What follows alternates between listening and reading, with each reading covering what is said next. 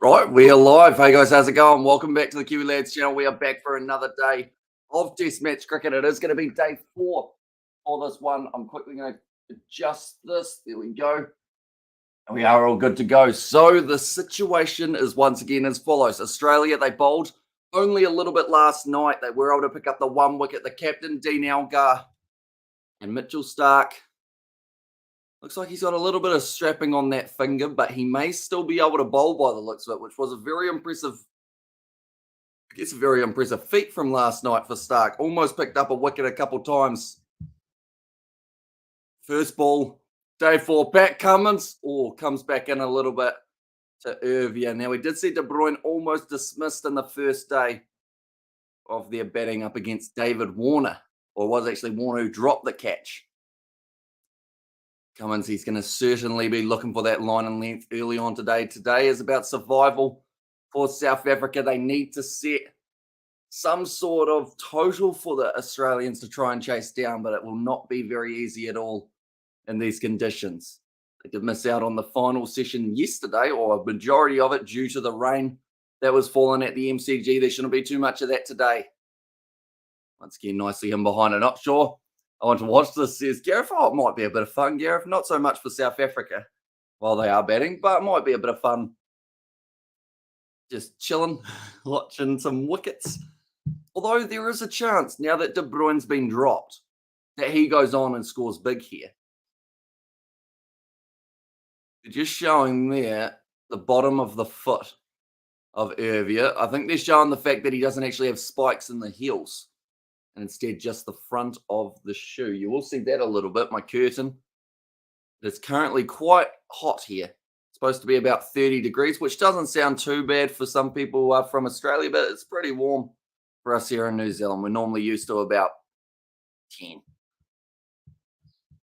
Irvia, 7 of 24. De Bruyne, 6 off 18. I should mention as well, the day has actually started 30 minutes earlier than it normally does. That is due to the rain that did fall.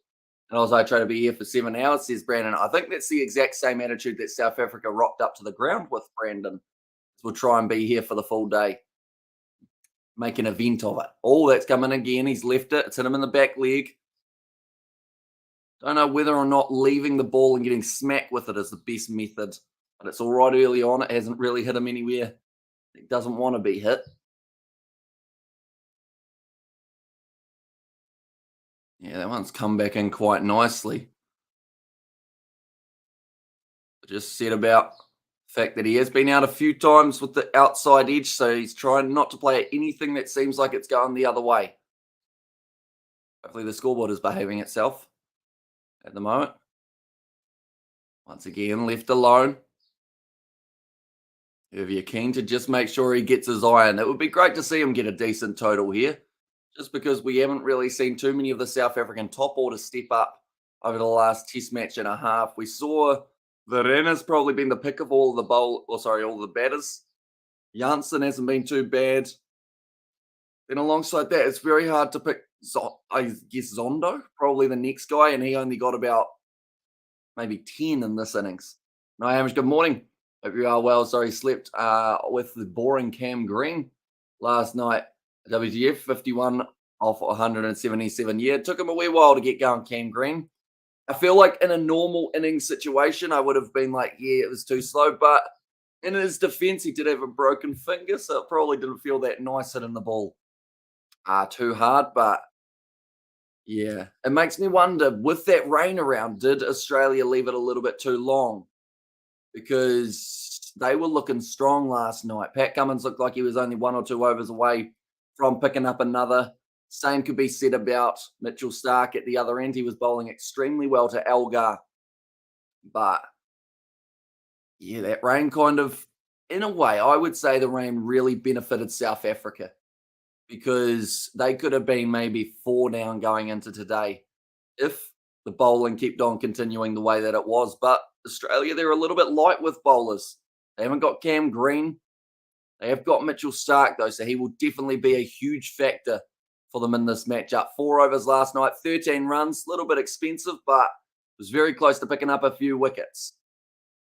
Here comes Mitchell Starc, 3 slips, the gully as well, the classic Australian slip Corden, beautiful in swing and delivery.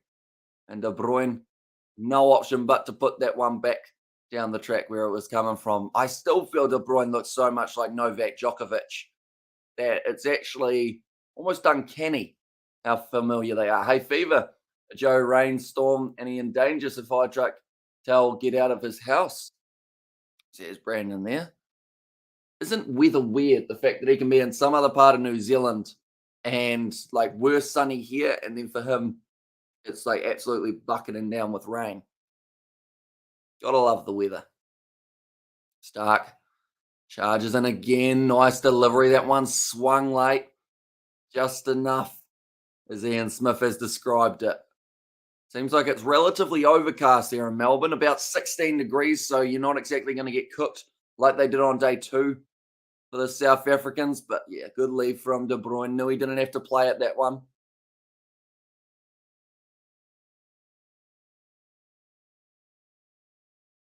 Like they've just said, they talked to Mitchell Stark, and I think the whole commentary team would agree with this statement. He actually, the way he released the ball was very good last night and almost the best that he has been. And he said that his pace was a lot better than he thought it would be with the finger scenario as well. Another good ball. Everything just coming back in. But solid from De Bruyne. Did go out cheaply in the first innings, playing the crossback shot outside of the stump, and then he just tried to hook it across. Didn't quite get onto it as it was actually a little bit more full than he anticipated, and Alex Carey was able to take the catch. The scoreboard not update, says Brandon there, isn't it? 8.3 overs. What are we up to at the moment? No, it's 8.3 overs, so it is updating. Hey, in the UK, says Brandon. Another good ball. That one stayed straight, went across, and Bolton much better than Stark, in my opinion, says John. So it's a bit of a shame that New Zealand have no longer got Trent Bolton there because, although I think the thing that separated the two of them, in a lot of people's opinion, was that little bit of extra pace that Stark was able to get. But now that Stark doesn't really bowl 150 anymore, I think a lot of people feel that they are a lot closer in terms of their skill. Because it's the thing that left-handed Yorker angle is just so beautiful to watch when it comes right back round. Oi, oi there, mate. He says, young boy Pete, welcome in, mate. Stark again. It's that one go right across. Just the subtle change of the seam. Does that mean we're going to get a ripper of an in-swinger here from Stark to close out the over? All I can hear on the commentary at the moment is Kerry O'Keefe going, so I'm not sure what he said earlier, but he can't stop laughing.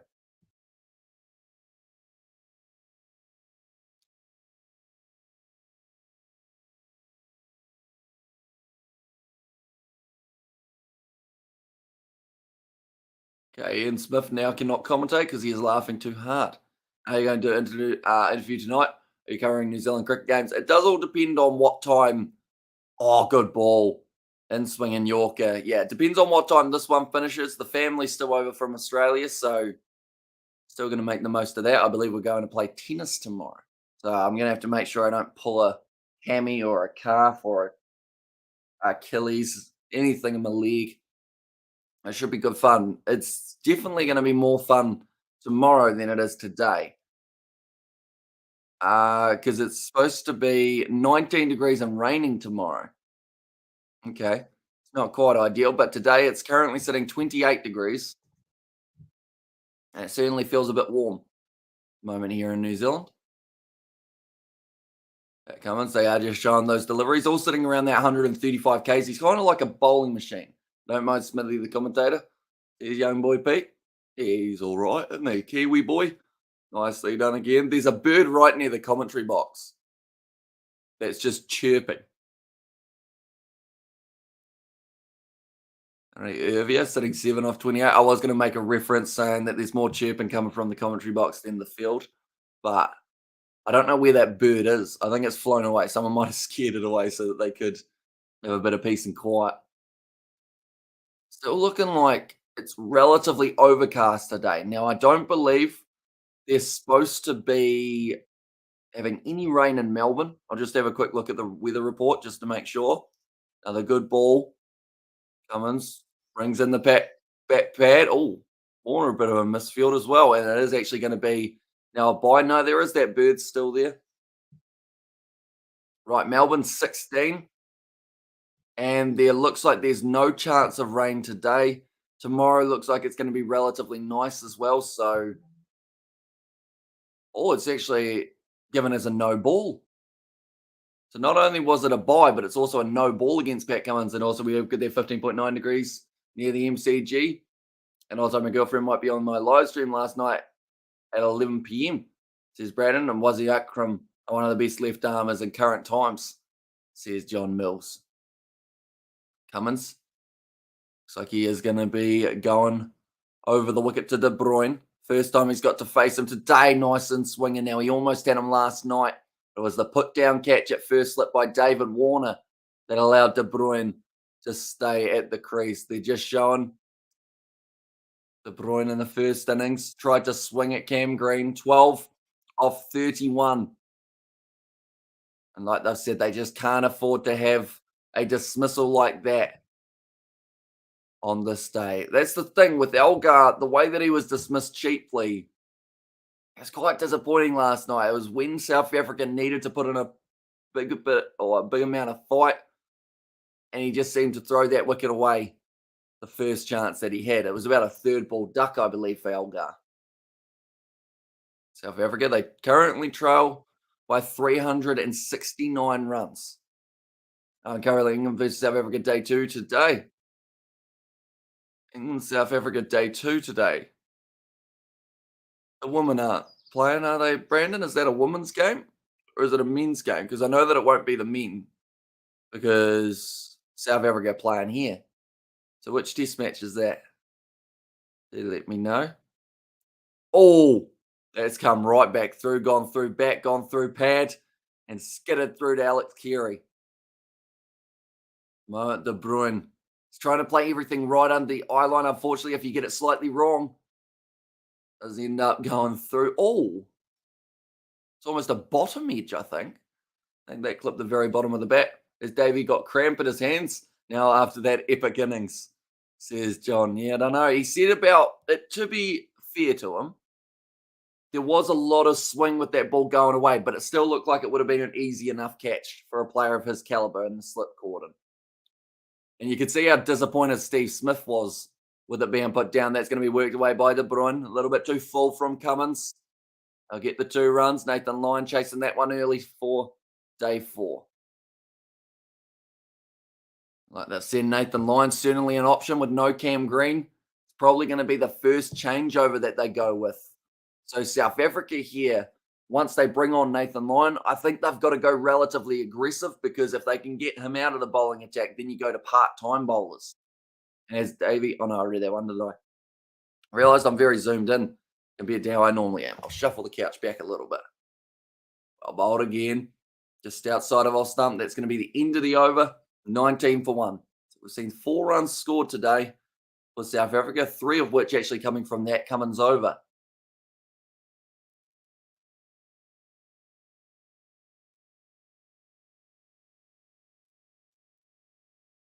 Yeah, so the one that he gave away a no ball, he just ended up overextending a little bit more than his other deliveries.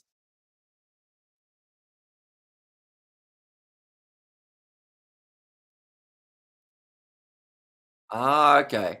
Michael Arcee's actually teaching me stuff. So pretty much for Pat Cummins, anytime it's going to be slightly shorter or that full or that kind of good length, he does release it from quite a lot further forward. Whereas when he tries to pitch it up for the Yorker, he actually bowls it probably about that much further back.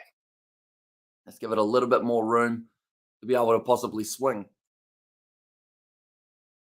Mitchell Stark to Irvia now. The first time we've seen this for day 4. Nicely done. He works away the single. Very nicely played by Irvia. And that is the last thing Stark would have wanted. He wanted to have quite a few balls at Irvia, try and get through his defence. De Bruyne back on strike. It's actually quite a nice breeze every time that opens up. Like I said, 28 degrees here in New Zealand today, or where I am anyway. It's a bit warm, but it's not too bad overall. I've got my My shorts on. I got the t-shirt. I think I've worn shorts and t-shirt every day of this test match, which is so different to what we had for only a test match maybe a month ago, which was wearing a jersey and pants. Stark. Oh, nice bit of movement there again. I'm wondering how many overs he's going to be able to bowl. It seems like he's going to be all right to just keep on going. Mitchell Stark. Only one wicket falling. 20 runs on the board. If South Africa can get through this session without losing, I would say another wicket would be great. But if they don't lose more than 2 more wickets in this session, so if they're less than 3 down, I'd say that we get to see a possible day 5 in this test match. But if they end up losing a few more wickets in quick succession, then maybe it's going to be over by the end of day 4. Women cricket game, 176 for 3 to England. South Africa not back yet. There's Brandon. Showing a bit of a crosswind. So that's actually behind Pat Cummins when he's bowling. Maybe get some 1 or 2 kilometres more steam on the ball. And then field, mid on, mid off, backward point. And then they've also got the man out on the leg side. Quite a stock standard field for the Australians early in the day. They're trying to buy that wicket, get him to edge it. It's a good ball, straight again from Mitchell Stark.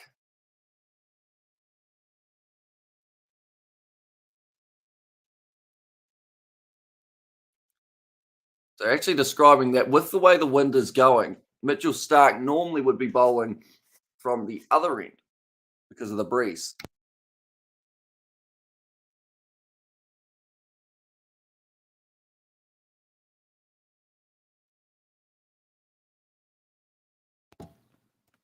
Stark, 2 more deliveries left of the over. De Bruyne, he's got himself relatively well set at the moment.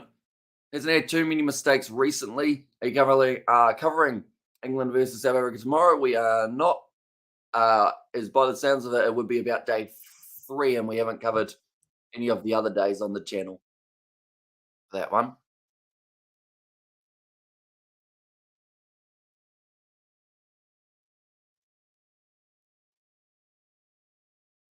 Kerry O'Keefe just saying that the reason South Africa are in second in the World Test Championship, they've got some fantastic bowlers, but their batting has been letting them down. Barbara or Kane is the best batsman in the world right now, Hamish. Definitely not Kane Williamson, because he has not found very good form in recent history. That's going to be whipped off the pads there. Nicely timed by De Bruyne. It looks like it might be racing away close to the boundary. They should get 3 for this one. But yeah, Kane Williamson, form-wise, has not been great in this last little 12-month period, so you'd have to go Barbara Azam out of those two if you're talking recent history. Under 32 needed from 15 overs to win my bet. Says recreative information channel. Under 32 needed from 15 overs. Okay. So you need them to not get 12 runs off their next 4 overs. That should be doable for you, hopefully. Although that 3 runs probably doesn't help it too much, as that will tick over to 23 now. So that actually means they need less than, that's 9 runs now. So under 32. So it can't be exactly 32, I would assume, for that one.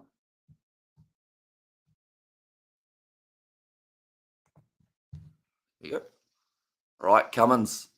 Shorter ball, nicely played. And behind it.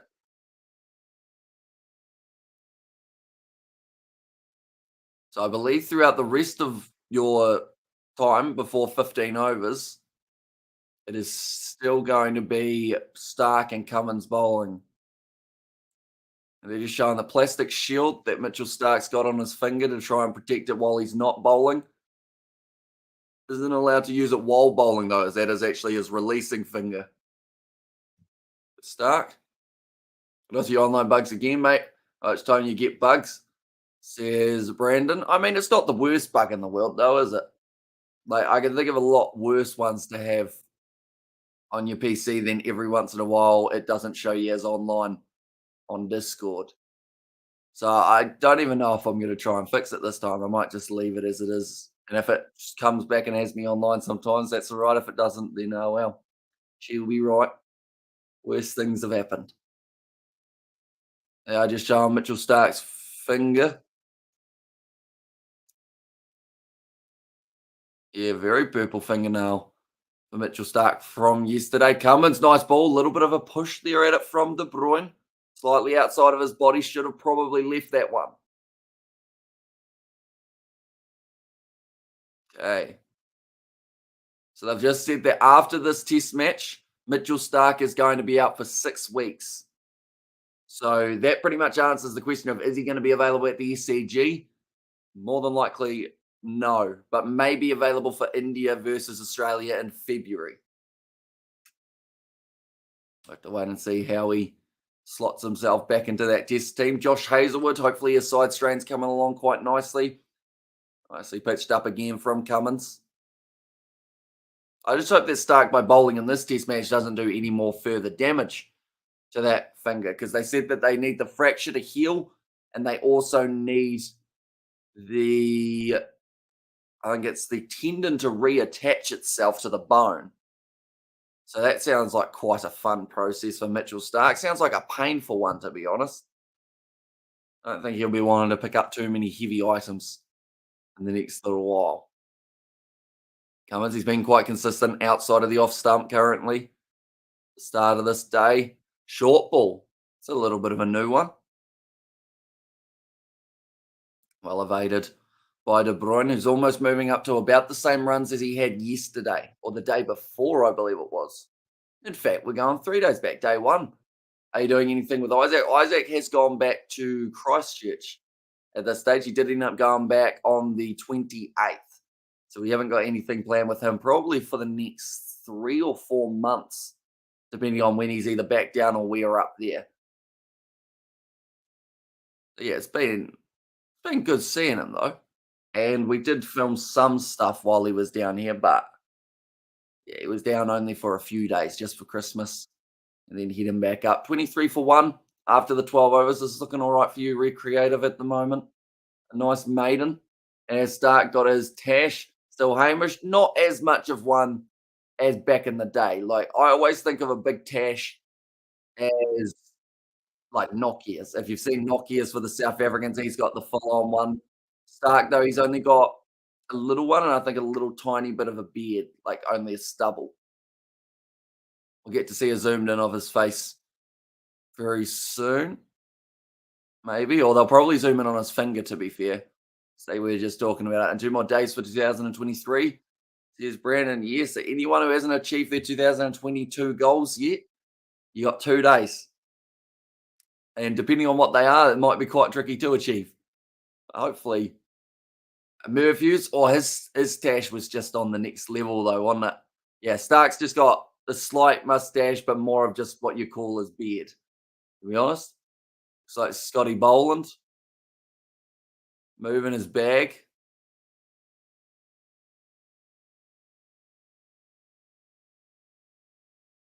Okay. Talking about Scotty Boland here. It's going to be a day 4 pitch, a softening ball.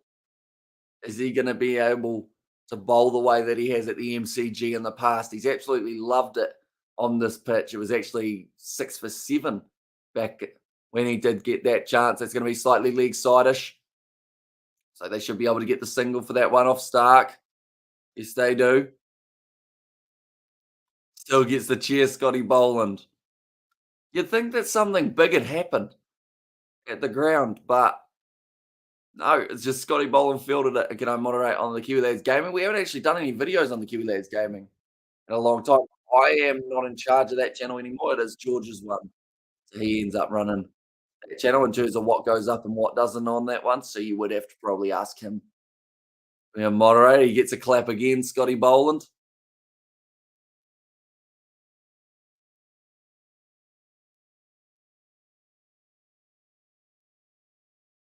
Stark, nice ball. Ian Smith just says Scotty Boland, You wonder if he goes out to the mailbox, get the paper, he gets a clap from the neighbours.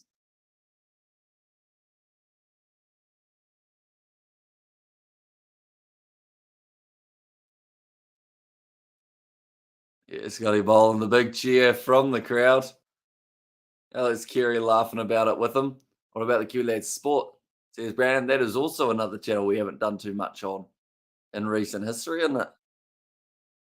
Travis Head dropping back halfway to the boundary at deep backward square leg. Bruyne now, does that mean he's getting a short ball? No, they pitch it up. A little bit of a double bluff there from Stark. He's sitting at 140 kilometres an hour. He's getting them through it, so it's not a terrible speed for Stark.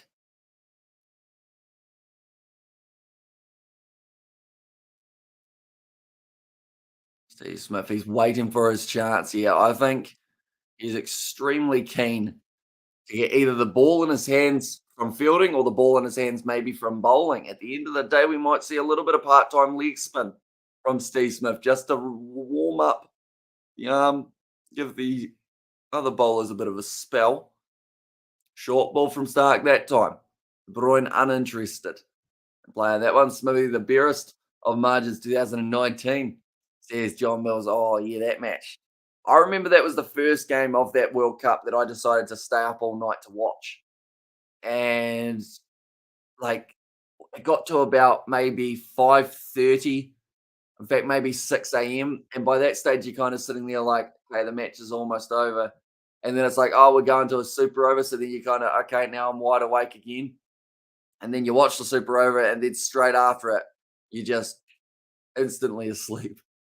I think I slept most of that day as well, which is good. Off the edge. Oh, Smith's dropped it. I said that he wanted to get the ball in his hands. I'm not sure if it was on the full, though, to Steve Smith. And does this mean Stark is okay? He's okay for this innings, but after this game, he's got to put his finger in a brace for 6 weeks, so he'll be unavailable during that time. Off the edge. Did it carry to Steve Smith? Oh, just bounced in front of him, Steve Smith. He kind of turned into a turtle that's been flipped on its head or flipped on its back there. Kind of all the limbs went up like that for Steve Smith, trying to get the momentum going over. But it's another half chance for the Aussies.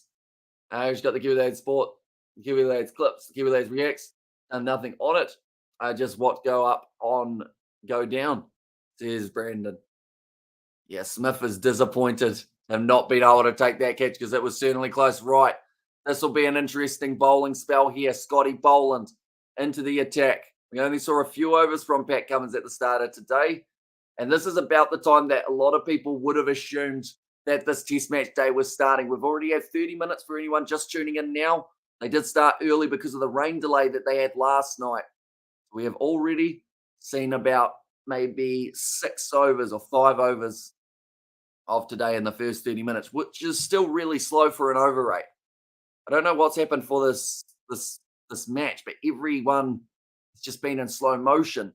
Right, here comes Scotty Boland round the wicket to Irvia, the fan favourite. The crowd at the MCG already erupting, and he hasn't bowled a ball. It's on the money, but it has been whipped to the left side, and they will get themselves 2 runs there. They're not what Scotty Boland would have been wanting for his very first delivery in this match. I think he actually had that in his last one as well. He ended up going for a couple runs the early stages. And what is the weather forecast for today? It looks pretty nice. Overcast, but sunny and about 16 degrees for Melbourne. So theoretically, they should get a full 90 overs in, if not maybe more, since they did start 30 minutes early. Scotty Boland once again charges in, a little bit shorter. No way of playing that one. And also the sun says Brandon. And so the 2 French polishers, they dropped both catches this morning, Hamish. So last night, Warner dropped his. Steve Smith, I feel like to an extent, yes, but also it was just short of him. So I don't think I count it as a catch.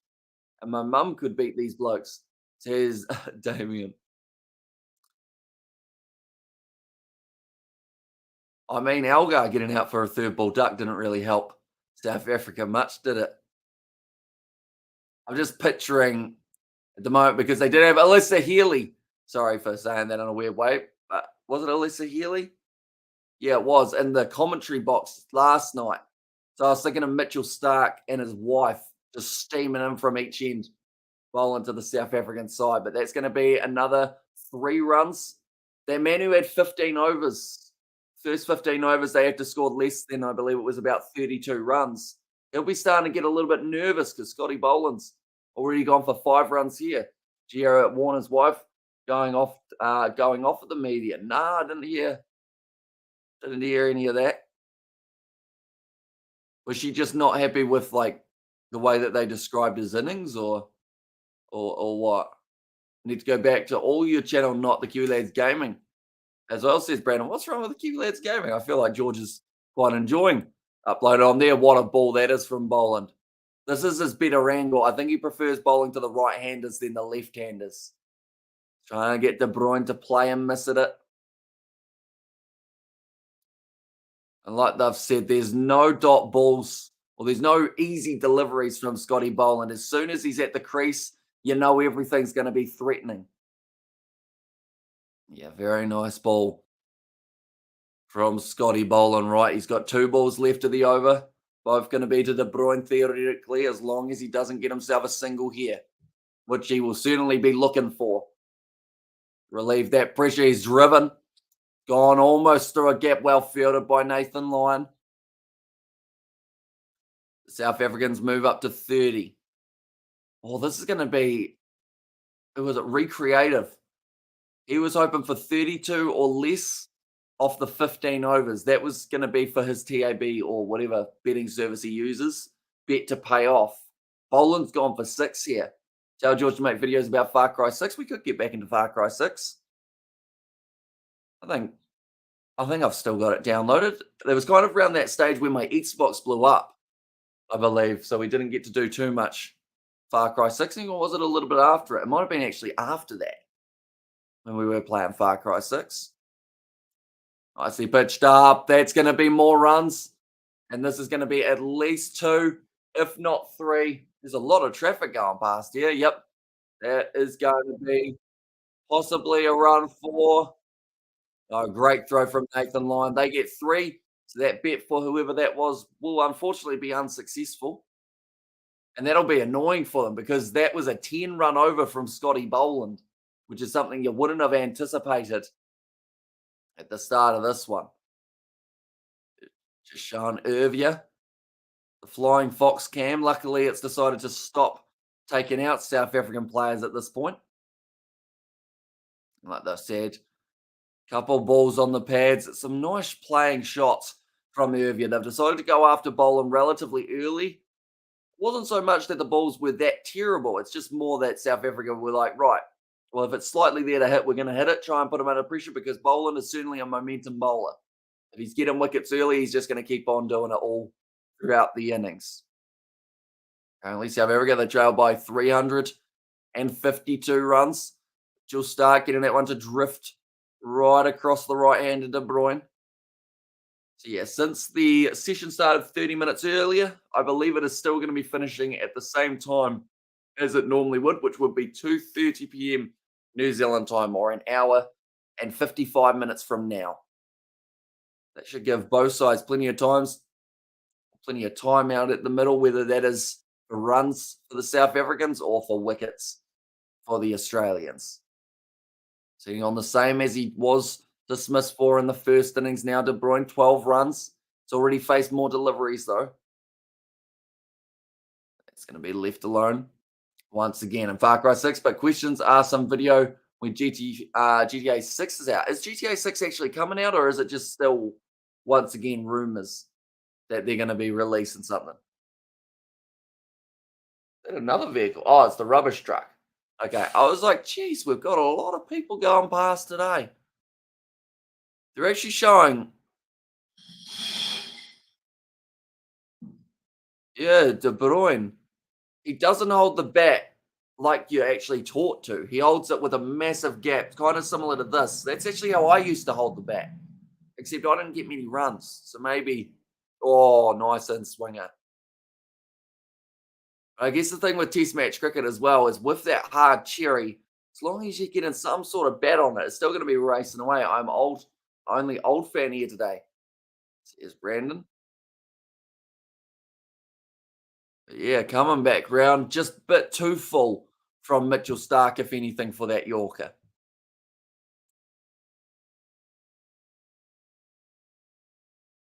I just said might get a new batsman out. Without deviation, it would have been a good stumps. And that is 3 stumps worth outside of the off stump. Shorter ball, nicely whipped out through cover. And they just take the one. Good work from Nathan Lyon again. South Africa look like they're up for the challenge today. At rubber and back. Shut up, says Brandon. Interesting. Have you sitting 17 off 36 deliveries currently? De Bruyne sitting on 13 off 50. So these two have actually got themselves a 35-run partnership, which was exactly what the South Africans were after at the point of that first wicket falling for Dean Elgar. So they can get down in this session, theoretically. They're not going to be scoring at a frantic rate, I wouldn't think. Just because, shot. I'll tell you what, I might have to eat my words because that is going to be 4 runs down the run for Irvia. Very nice shot. 21 off 37. Is this a day for batting? Maybe. Like that's their best shot of the morning. Just gets compact straight in behind the elbow high and drives it hard just to the side of the fielder who wasn't quite able to cut it off. And background make a lot of noise. Shut up, rubber, says Brandon there. Irvia reached the 20 mark. So this is what South Africa have needed for a long time, which is 2 men at the top of the order to stick around, score runs as well. That's the tricky part, knowing when to defend and attack. A little bit of a chess match for the South Africans because when you are losing wickets, it seems like, it's very hard to then say, right, I'm going to be the guy to attack a little bit more, try and keep the runs ticking over because currently today, we've actually seen 24 runs scored by South Africa in only about 10 overs, which don't get me wrong, that's not a huge run rate, 2.4, but when you consider that they've scored about 15 off the last 2 overs, maybe they're just starting to get their confidence now. They are just showing the one for Steve Smith. Wasn't able to take it. It was just short. But David Warner's one, it did carry, and it may end up being a critical drop for the Australians throughout this one. I don't think it will cost them the test match, but it may cost them a little bit more time in the field. That one does bounce into the hands of Marnus Labuschagne in about third slip. Hey, brother, South Africa bowled too many short balls, says Leary. And also, to an extent, they bowled too many short balls that they didn't have the right field set for, I would say as well. Like, if you're going to bowl short, you've got to make sure you've got your field set that you can defend, or you have guys in positions that if they hit the short ball, you can actually get that wicket. But South Africa's field seemed like it was just spread anywhere they wanted it to be, unfortunately. Scotty Boland again, straight back at him. And nicely fielded. That was weird there. Hey, brother, South Africa bowled. Oh, no, I read that one. And the South Africans need Isaac around Hamish for a 200-run partnership. Says Leary there. Yeah, we'll have to get him back. See whether or not he's keen to make a... The thing is, though, he lives 3 hours away. So that would be quite a long trip for him to head down here. But what's the time now? 12:40. Theoretically, if he headed down, he'd be able to get here by about 30 minutes into the second session. Shot again. De Bruyne's striking the ball well out in the middle of the bat. Is that another rubbish truck? Yeah, it is. Although it's going down the other side of the road now. And here, challenge, don't also, or yeesh, says Brandon. Yeah, a couple nice drives to Scotty Boland. It looks like he's being relatively attacking. And that can only be a good thing for the Australians, I would say, because then if you get it in the wrong place, or if you get it in the right place, I should say, it might cause a few troubles. That's going to be once again another single. South Africa moving up to 41 runs now. Or in fact, just 40, sorry. And the thing is, once Stark's finger starts getting sorer, you would think that that takes away one option for the Australians. Then you've just got Cummins, Boland, and Nathan Lyon. You've got a few part-timers such as Travis Head, Steve Smith, Marnus Labuschagne. I actually said last night, I think Labuschagne may bowl some medium pace today if he has to, if they didn't have Stark. Just have another pace bowling option, but currently seems like South Africa handling pace pretty well. In fact, we're seeing a lot of shots coming out of the middle of the bat at the moment for the Proteas. Have you? Still playing the ball very late, under the eyes at the contact point. And I feel like that tracker shows perfectly where you should be hitting that ball to generate the most power. Yeah, punching down the ground, beautiful shot. Maybe the pressure is on Scotty to perform now because the Aussies are light on the bowlers, as you say, Hamish, says John. And like they said on the commentary, he hasn't really been tested like this before. Normally, left alone. Normally, he's given a few, I guess you could say, very good spells at good times in the match where wickets start falling. Other times, he's created the chances for himself, but not too often. It is on day 4, and you're trying to get 9 wickets with a slightly under par bowling attack, you'd have to say, in terms of health wise. Don't get me wrong, Stark, Cummins, and Lyon as your bowling attack, with Boland in there still extremely strong.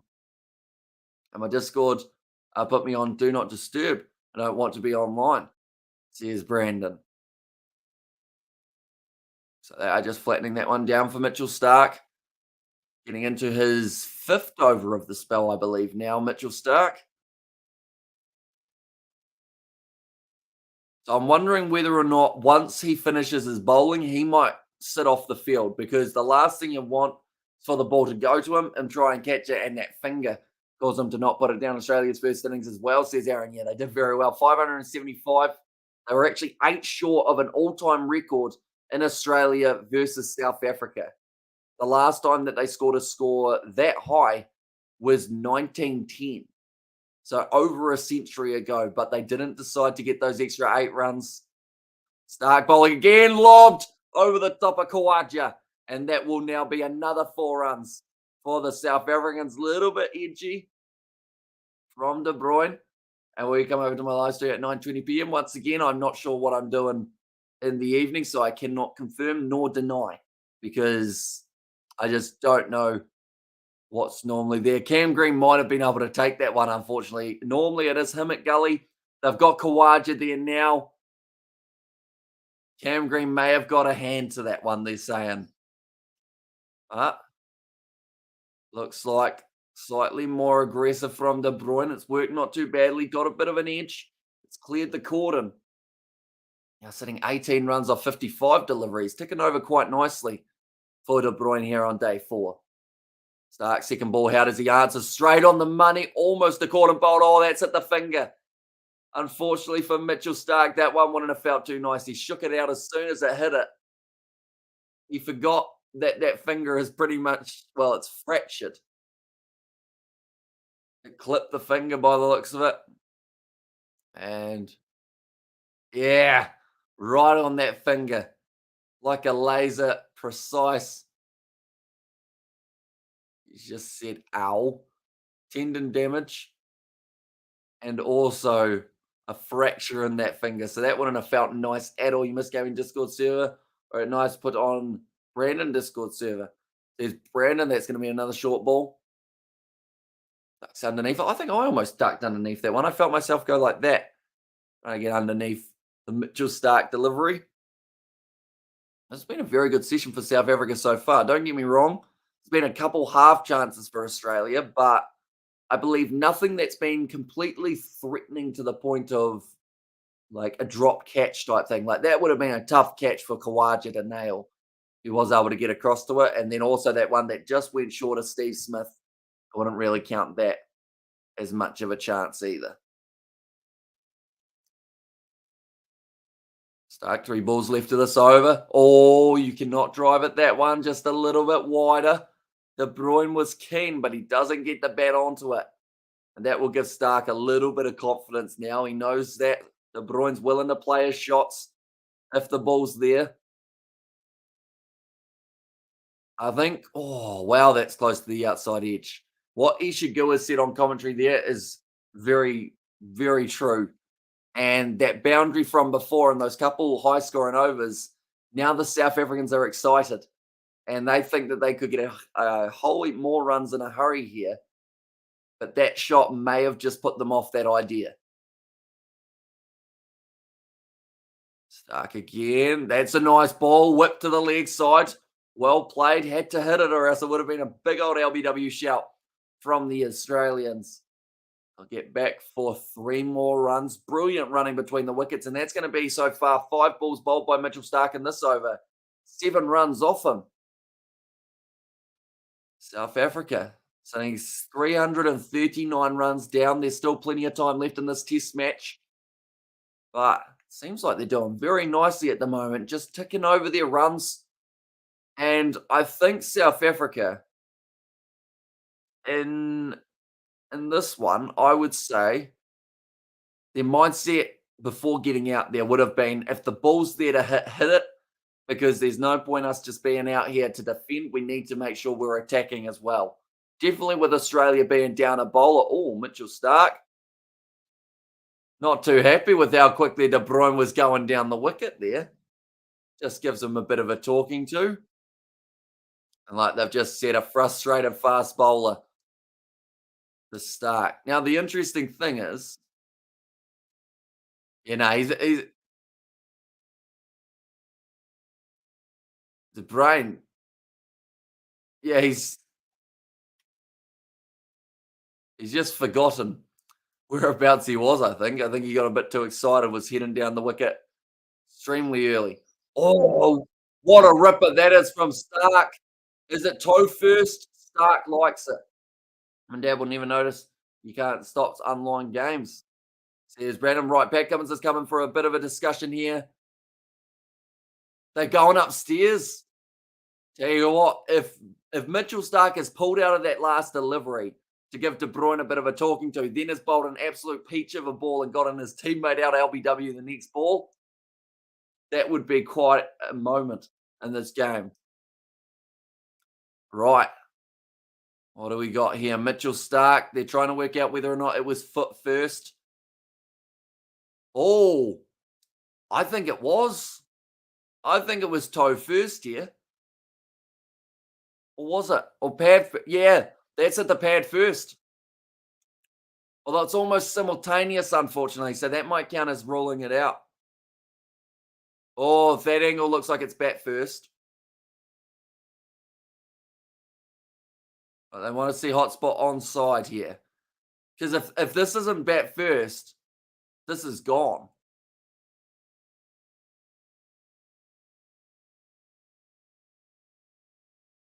I think it's going to be... Oh! No, sorry, that was just the ball. Actually, there's a little mark on the shoe there. There's a little mark on the shoe. Does that confirm? Yeah. Toe first. Looks like toe first, IQ lad. How was your Christmas? It was pretty good, Ryan. Hopefully yours was good also. Yeah, see, this is going to be possibly ruled as simultaneously. Go back to hotspot again. This is going to be a tough decision for the man in the commentary box or the DRS box. Because if this has hit the toe first, like it looks like it has, there, on the way up, it hits the toe. And then it hits the bat. We've got a mark on the toe, so it's toe first. This is going to be probably Irvia out, to be honest, because I don't see this ball missing the stumps from there. Impact in line, hit him with the reds, and Irvia is going to be dismissed. It's unfortunate for him. He was doing very nicely, but that is the wicket of Irvia after Mitchell Stark pulled out of that delivery to give De Bruyne a bit of a talking to. Lisa Healy giving it a clap. There as well. Do Isaac got bushfired down when he lifted because bushfired down when Isaac lifted on news? Says Brandon in Christchurch. Brandon, I think he did mention about bushfires at one point. And I was a DRS box. Says Brandon. So yeah, as soon as they said that it did hit the toe first, I know it was plum because you can't really get around that Yorker. But Mitchell Stark fired up beyond belief there, and it's actually led to the wicket of Irvia, who had a good innings, 21 off 41 deliveries, got himself that start, but once again, it's trying to get yourself to that next milestone that the Proteas has struggled with in their batting lineup. But that is probably almost the last ball of Mitchell Stark's over, almost, I'd say. So sledging seems to have worked then, Amish, says John Mills. Yeah, it seems like maybe it was just that little bit of an extra bit that Mitchell Stark needed to fire him up. And then he bowled an absolute peach of a delivery right onto the toe. Yeah, see, the umpire, like they've said, you can understand why they didn't give it out. There was a chance that it was a bat first. It was very close, but it just edged onto the foot pretty much, or the foot got the ball first, and then it was the bat. Super smash in New Zealand, says Pawana. Yeah, it is come back. Just absolutely awesome to see that it has been taking place here in New Zealand. I love that competition. And there is plenty of it happening. I believe there's almost a game live now, is there, or does it start at 2 p.m. New Zealand time? Tell you what, I hope it's not nearby because it is currently very hot here where I am. But Temba Bavuma, 53 matches, average of 34 almost, to go out cheaply in the first innings. Only faced about 7 balls, I believe it was. And also, never go, give you up, never let you down, I board. Says Brandon there. Scotty Bowler whipped away over the slip cordon by De Bruyne. That's an extremely risky shot to be playing when your teammate's just gone out at the other end, but he's decided to slice it straight over the top of the gully. I believe the third slip might have been where that one went. Marnus Lavishane trying to jump up to that one. How close was it to him?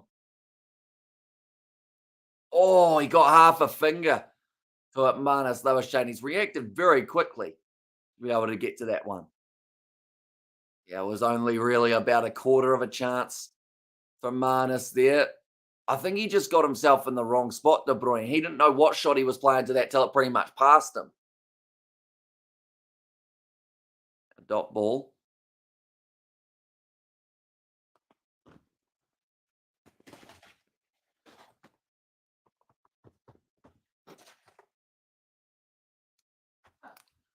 Oh, so close, says Brandon. Very close indeed.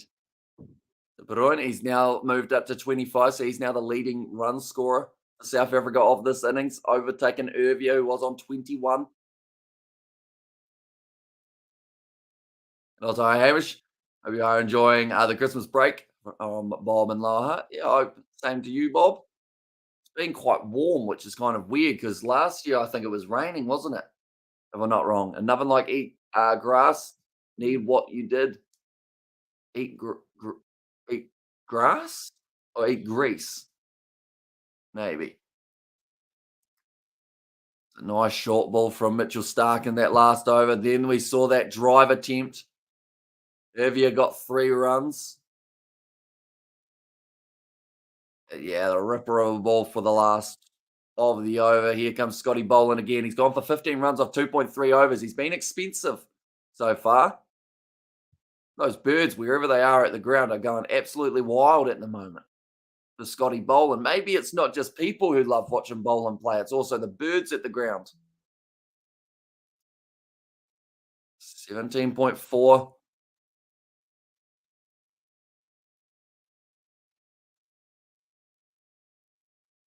Like they've said for Stark, to be able to stop while steaming in as a quick bowler, like, it's actually quite impressive. Also, we have got there. Do they lecture sledging at the Aussie Cricket Academy in Adelaide, Amish? Says John. Not too sure. I mean, back in my day when I was playing a little bit more cricket, there used to be some terrible sledges around. Like, not terrible as in like offensive, just terrible as in like they're never going to actually intimidate the opposition at all. Like there was bring the bales or bring those bales back to Wales. Wow. Like they've literally just picked one word that rhymes with bales and gone, yep, that'll do. Lisa Healy was given that one out as soon as Mitchell Stark bowled it at LBW, but bowling now. Nice ball again. Good close out to the over. A nice one from De Bruyne to get the boundary away. What else were the old sledges that we had? There were some really, really like bad ones that like it literally was just because it rhymed. Uh I mean, I quite enjoyed the swinging like a donut, all edges, no middle one. Like that was probably one that was not too bad. Give him a Yorker, he's a walker. Yeah, all right. It's not terrible either.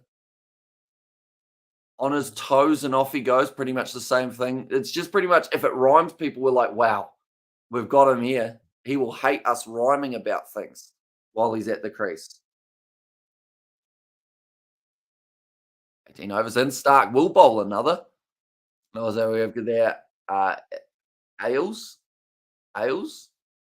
Oh, send those bales where they make ales. The thing is, someone's probably used that on the cricket pitch. Not even lying. They would have gone, that rhymes, that'll do. How do you get rain delay more? I never see rain delay when I play cricket 22. There's Brandon. It might be in your settings. Maybe you've got it set to fine weather with no chance of rain. Possibly. It's going to be a nice one outside of off stump. Bavuma just able to leave that one and let it go through. It's just doing a bit of pitch maintenance, making sure it's all flat. Now, he was dismissed in the first innings by Mitchell Stark, and it was actually the one that swung back round. Over dismissed 1 of 8 deliveries. This time here, Mitchell Stark, be trying to get relatively close to that exact same ball that he was able to bowl just the 3 days ago. Oh, so it's red and it's round. Now go fetch after you've just hit the boundary. Says John Mills. Nice delivery. That one was very straight from Mitchell Stark and pitched up. Because I remember, like, I feel like because we were in like, how old were we? Probably like 10 or 11 or 12 or something. So our sledges probably weren't quite the same as the ones that they have now in terms of for adult cricket.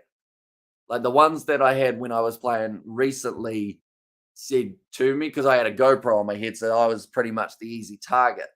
Gave them plenty of ammunition. And that's actually in the cricketing vlog that will be coming up relatively soon. You can hear them pretty much just talking constantly. And too many cold ales might end up in jails. Then you're looked upon as fails. Get no balls or no bails, says Nazi Williams. Yeah. Got a ring off the tongue, doesn't it, Nazi? Just showing there again, I think De Bruyne.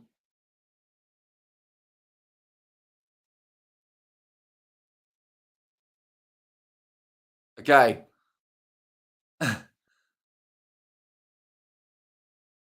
Mitchell Stark was just saying to De Bruyne, stay in your crease. There's a line there for a reason. The thing is, everything he said there was actually just logical for Mitchell Stark. He's just having a chat with him still, De Bruyne. I think he's playing mind games a little bit. Novak Djokovic isn't biting.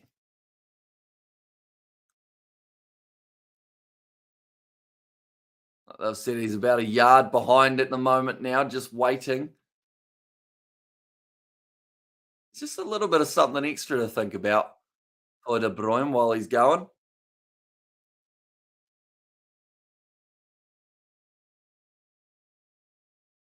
Oh, good ball. Just outside of off stump, pitched up on that Yorker length almost. Thought about the drive, Bavuma. 146k Stark now really steaming them in. Oh, Howard Stark bowling when he's injured. Yes, very impressive. The fact that he's not only bowling, but he's bowling actually extremely well.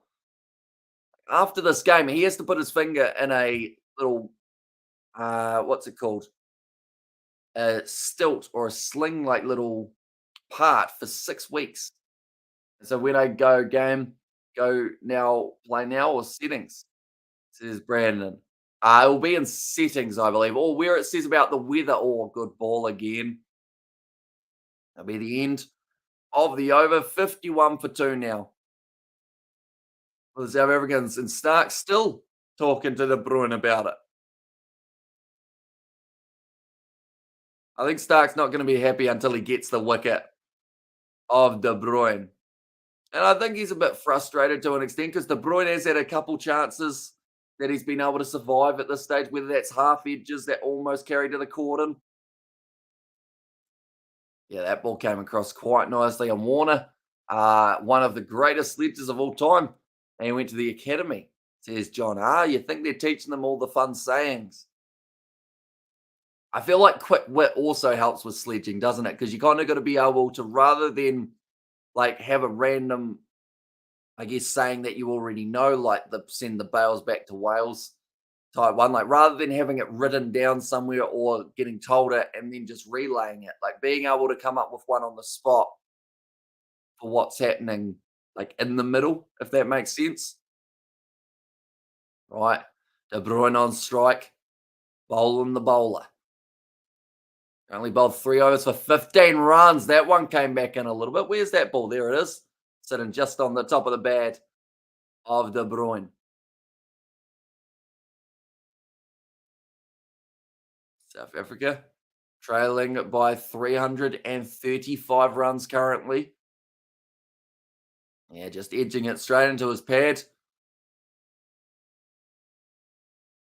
Boland still on that attacking line of just on top of off stump, if not maybe a little bit shorter by half a smidgen. That was full. Gonna be worked away to the leg side though. De Bruyne getting at least the 2 runs, making Stark run for it.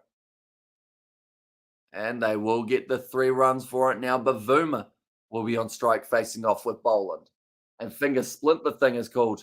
He's got to wear, yeah. So he's going to have that on for 6 weeks. Might be back in time for India versus Australia if he's lucky. That's going to be in February, but it's going to be optimistic, I would think. And that's what freestyling raps been all about off the top of the dome. There's no Williams. I'll be honest, I think from doing these live streams, my brain, in terms of thinking quickly, has gotten better. There's a lot that, like, in terms of when you see certain comments in the chat and you think about saying a comeback and you're like, actually, no, I don't want to hurt their feelings. So you just catch yourself. But yeah, it helps out a little bit. You just got to make sure you don't become too much of a smart ass because then people get annoyed. That stayed low, that one. Scotty Boland, he's enjoyed that. And also, we have got there Warren John and not Warner, says Robert. In the Warren, not Warner. Sorry, yeah. Added an R on the end, didn't I? Boland off the outside edge, through the slip cordon again. It looks like Smith and Labuschagne having a foot race. Who's going to take it on? It's Smith, actually. There you go. Smith's gone, anything you can do, Labuschagne, I can do better. Decided to chase that one pretty hard. 2 threes already off this over of Scotty Boland. He's been expensive in this spell. Why do you think South Africa so bad at cricket at the moment? I would say, in 2 words, top order.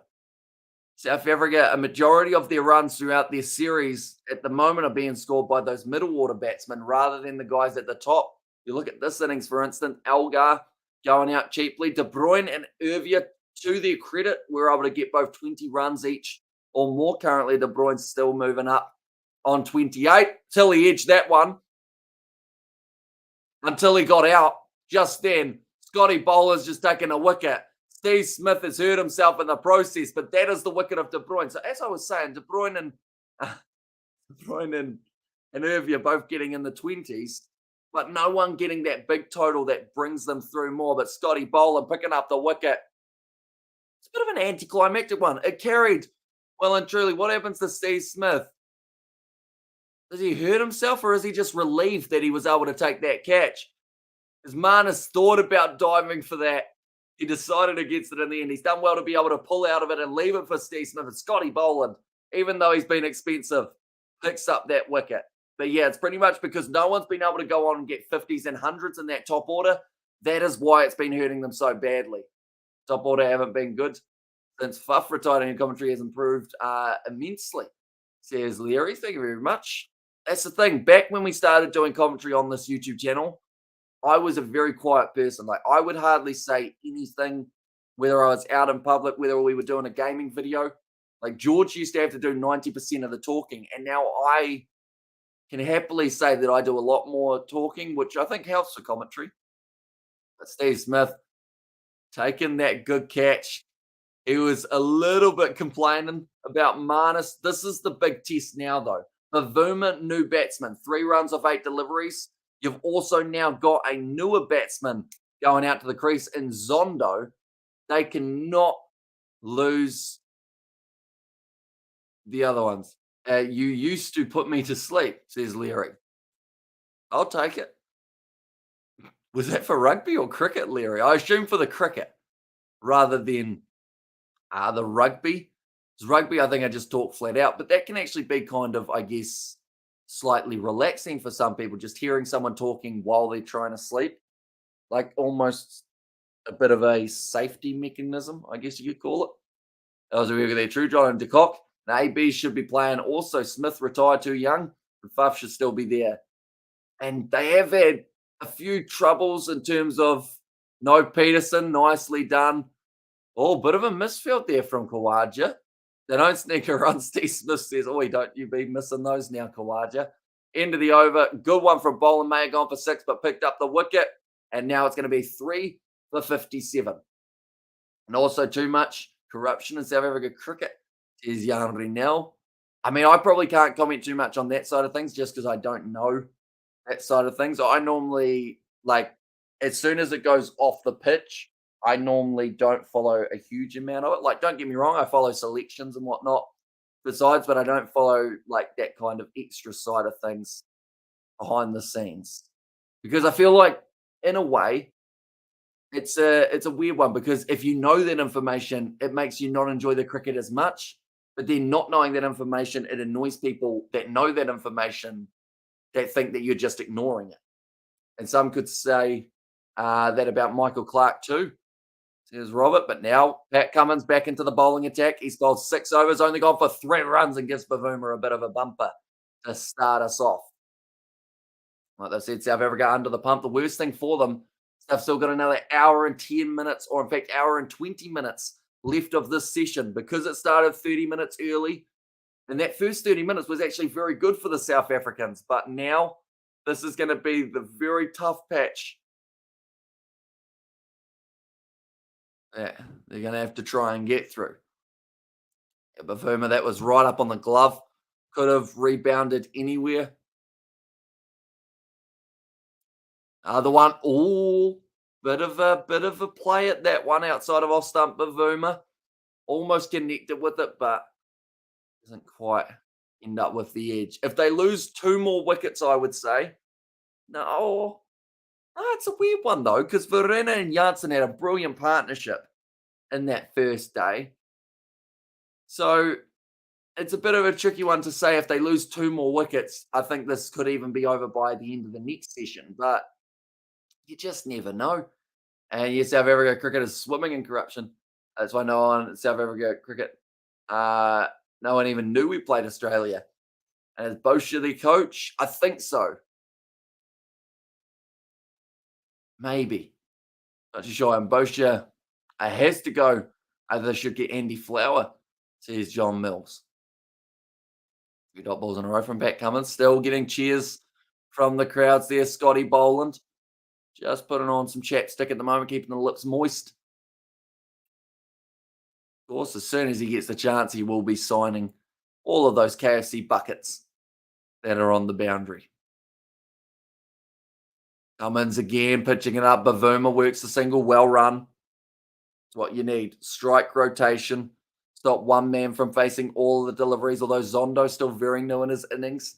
Might not be too keen to have to face off with Pat Cummins here. And like they've said, Bavuma needs to go big for the South Africans. I say everybody in South Africa gave up on South Africa cricket a long time ago, says Jan now. You'd have to hope that Bavuma's got very good gloves because, like they've just said, he's been hit multiple times in them throughout this test series outside of our stumps. Zondo leaves, good leave there from the youngster, not willing to get lured in early.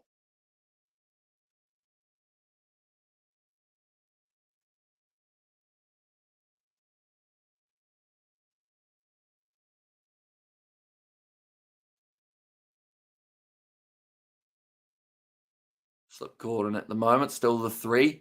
They've actually got 2 gullies here by the looks of it. Oh no, that was just Nathan Lyon going over having a chat. Now he's gone back to backward point. Zondo on strike. Cummins now. Going to be the end of the over.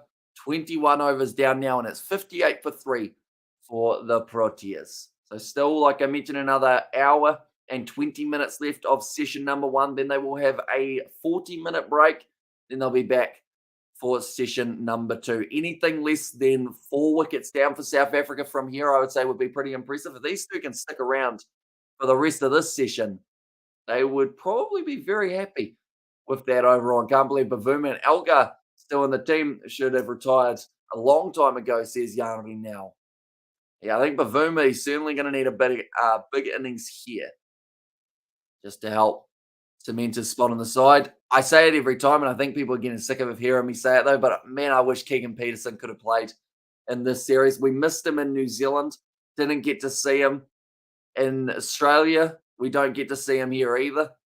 Nice ball from Boland. They're talking about the fact that now at the moment for the weather-wise, a little bit of sun poking through, which is very nice to see, seeing as they did have the rain last night. Elgar needs to be stripped of the captaincy and give it to Peterson. Although the only problem with that is Peterson hasn't played nearly anywhere near enough test matches recently. He keeps on getting injured. So it's like, do you have a below par captain who is in the team, or do you give it to a guy who will be there every 2 out of 6 matches? But then also, if his vice captain's Elgar, then Elgar will be captain anyway while he's away. So it's a bit of a tricky one for South Africa. Other than those two, though, who else would you give the captaincy to? You give it to Verena? Probably don't want to put extra pressure on the guy, seeing as he's already started. He's going pretty well at the moment, and South Africa has no chance in this match, says Leary. Yeah, the chances are even more slim now that they've lost those 2 wickets than they already were for them. I believe even with those 2 wickets in hand, they were still only 0.5% likely to win this match. And the only reason it was 0.5 is that is as low as the odds go for them, because they don't put a team down to 0%. That's going to be just outside of our stump. Well bowled by Boland again, just getting it right up there in the hard to hit region.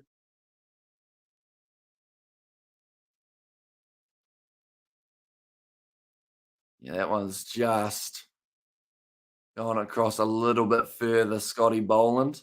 Seam presentation on point once again, making it tricky because then that adds the natural variation of, is it going to come into you or is it going to go away from you? And this win will be more devastating than the first, says Leary there. Nicely punched off the back foot. And also, if I was South Africa, I would call off the series and take about a year or 3 away from cricket and sort out the corruption and player choices, says Yarny now. Yeah, but they're not going to do that, are they? Because if you were to do that, then there's many problems that would come from that, even though there are already problems there for them. Sides probably wouldn't want to play in series because they'd be worried you're going to pull out in the future. Alongside that, you're going to lose a huge amount of revenue. It's a great straight drive. Misses back, come inside. I believe that should race to the boundary. And it does. Nice shot from Bavuma there.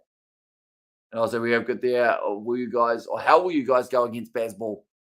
Says Robert. And also, hi, says Amelia. Welcome in. Hope you are doing well today. Enjoying the slightly colder weather at the moment for you guys rather than the 30 plus that you had for the day before last. Cummins just fallen almost on his face there. Didn't quite dive across and get that one. Now Bavuma moving up to 8 runs off 17 already, getting a lot more runs than he had in his first innings. Another good ball from Boland. Plays it late. That will be the end of the over, and it is also Drinks 62 for 3. 2 quick wickets falling. Irvia and also it was De Bruyne. 2 set batsmen. I'm wearing a jumper right now and I'm loving it, says Amelia. Gee, it's crazy how quickly the weather can change in terms of temperature wise. Like I think yesterday we were 13 degrees. Now we're sitting closer to 30. Although there's quite a nice breeze coming in here at the moment. So it's not as bad as it could have been if there was no breeze. An hour and 15 or so left, or an hour and 10 it will be once this drinks break is over, before we get to the end of session number 1. And we do have a poll running at the moment, ladies and gentlemen. So if you haven't already, be sure to vote in that poll. Which session of the day do you think the test match will be ending? Now, we have also got the last option on that poll, which is day 5. If you feel it's not going to end today, be sure to put that you would rather, or rather you think that it will end in day 5. And at the moment, day 5 is actually the most popular choice by the looks of the poll. 35% of people have said day 5 when this test will be ending. 28% have said it will be session number 3, and 22% saying session number 1, with just 15% saying it will be this session. But I would assume a lot of those session number 1s may have come in before the day had started. And also we have got the Asim Amla is still playing for Surrey and Pommyland and scoring runs, says John. Oh, you're thinking maybe bring back a veteran of the South African setup.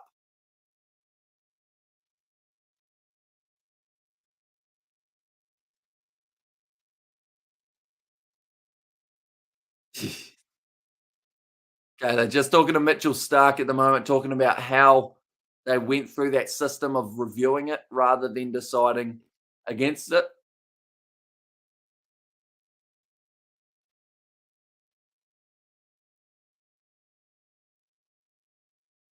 Okay, Mitchell Stark saying he's taking painkillers at the moment because doesn't want to put an injection into that finger.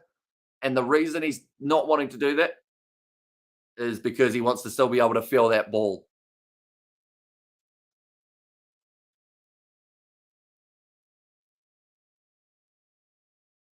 Okay, Mitchell Stark, he's just commented on that situation with him and De Bruyne, pretty much saying if Mitchell Stark has to keep his foot behind the line, thinks the batsman should also have to do the same thing. I voted for session 3, although thinking about it, I think it'll be going to day 5, says 317.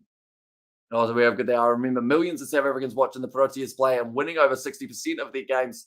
Now, I don't think even 50 people are watching them. Are still supporting them, says Yanri now.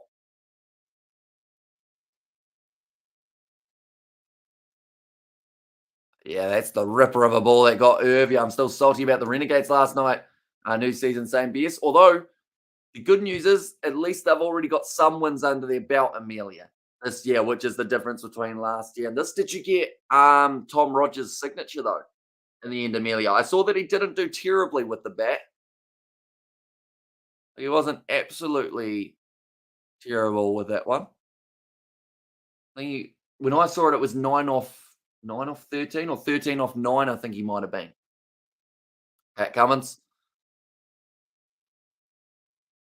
Just about to get back underway. It's Zondo on strike for the South Africans. Yet to get himself a run. Bavuma at the other end, sitting on 8 off 18. 3 slips in the gully still for the South Africans. I was at home watching the game, says Amelia. Oh, when are you going to get Tom Rogers' signature? Is that in an upcoming game, Amelia? Oh, so did you see that Starks? Oh, yeah, because wasn't it a home game for the Sydney Sixers now that I think about it? Did you see that Sharks team that is going to play the Bulls, says Yanri now? Not quite, but we are going to be covering that game on the channel, I believe. And Bulls going to lose another game, says Yanri. And if we put another performance up like that, they wonder why fans don't turn up to home games, says Amelia. Alzondo. Once again, outside of off stump, left alone. I'm going to the Marvel game on Sunday. against the Scorchers, says Amelia, who plays the night in the BBL. I believe there's actually two matches. The Thunder play the Stars in the first one, and then the Scorchers play someone in the second, I think. I'll just quickly check and confirm that. I know the Thunder are at least in the first game, though. But second game, okay, sorry, it's actually Brisbane Heat playing Sydney Thunder as the first match at 8:10, and then the game at 11:15 is Perth Scorchers versus the Melbourne Stars. That could be a good game after last time when they played. That is going to be worked to the leg side by Zondo. You get bet on that, or was it a leg buy? Did you watch the new Avatar movie? No, I haven't actually really watched the old Avatar movie, to be honest. So don't think I watched the new one until I've seen the older version first. Yeah, one leg buy. So Zondo yet to get himself off the mark. I think Pat Cummins just asking whether or not that shot was actually a shot, really, or was it just him letting it hit the pad and running? Yeah, it's a shot.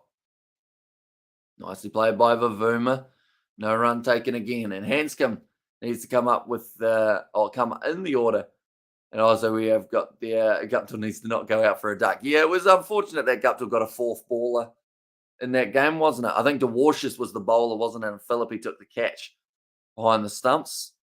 Yeah, not the start to his BBL that he would have been after for Martin Guptill. Finch and Meadow need to learn that this isn't Test cricket, says Amelia.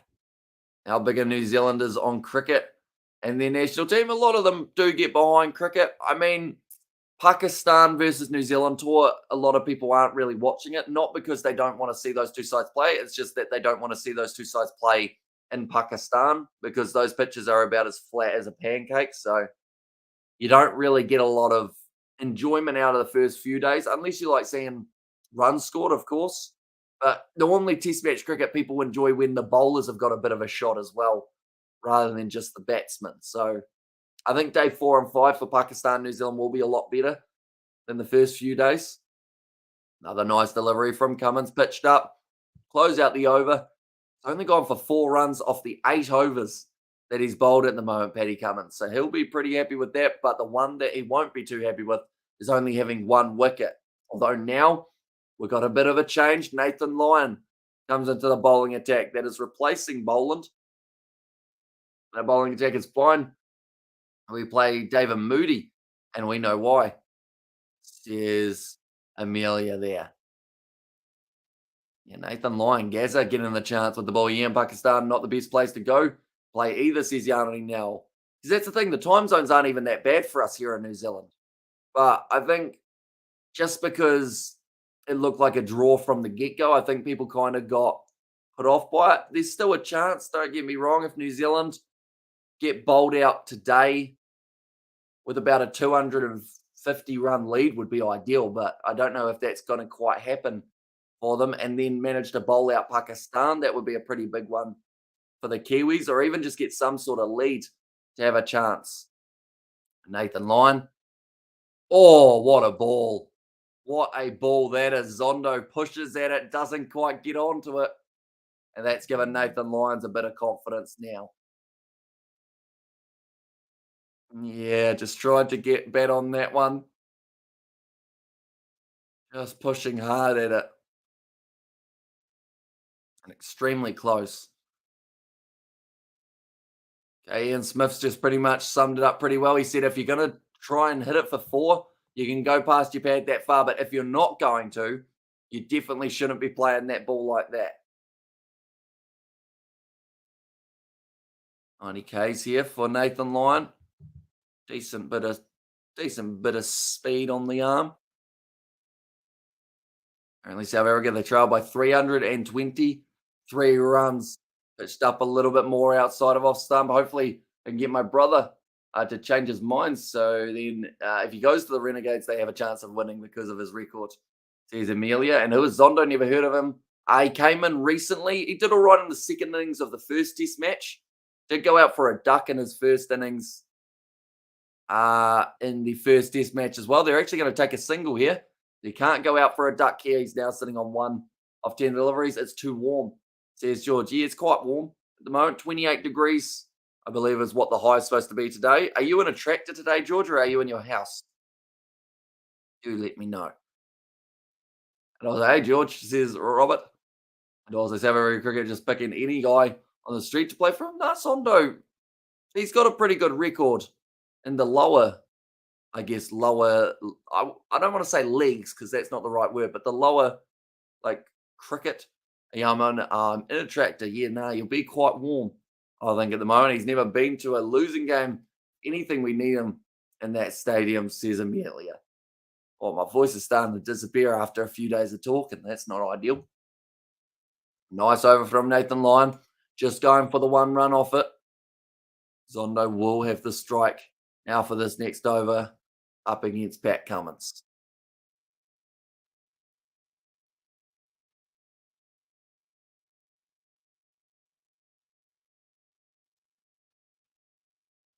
Showing that the pitch is very well held together, which means that maybe spin isn't really going to get a huge amount of success later on in this test match, I would say. But I think Nathan Lyon probably still has got enough skill to be able to get that one. There it is, outside of off stump, a little bit of rough. That's what Nathan Lyon will be aiming for. 28 is nice where the South Africa, the summer get 38 to 40 plus degrees, says Yanri. And it's now nicely done again.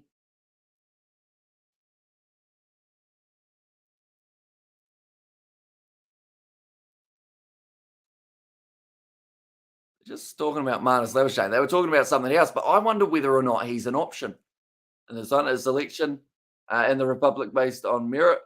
Well, Calavage says, John, I once again don't have those stats for you, really. And I feel like it's one of those ones that the more you deep dive into it, I'm sure no matter what you look at, like there'll be different information sources, some being right, some being wrong. So I always look at the team as the team rather than why the players are in there. I think. And does New Zealand have massive water parks? Nah. I think we got like one water slide in the whole of the South Island. And then maybe a couple in the North Island, but nothing compared to what Australia have. We've got Rainbow's End, I think, is the only real water park in the country. So not really. Like the best water park you can have in New Zealand is just go into your backyard and get sprayed with your garden hose. Pat Cummins, nice ball again, right in behind it, Zondo, for defensive.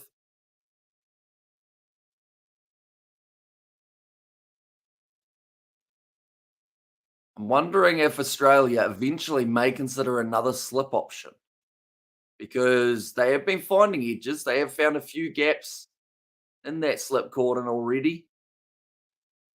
Maybe with Cummins here, where would you move a guy? I guess you'd have to move him from mid on, but you can't really afford to take him away. So no, they probably haven't got enough players on the field to go with another slip at this stage. Shorter ball, nicely played by Zondo. Travis here moving back to deep backwards square leg. So maybe a short ball could be coming soon from Paddy Cummins. And no disrespect, but I spotted a clip of massive flooding in South Africa earlier today. Says Nuzzy Williams in there as well. Spotted a clip of massive flooding. Interesting. Oh, is that in? No, it's not in Cape Town, is it? Whereabouts is the flooding that they've got at the moment?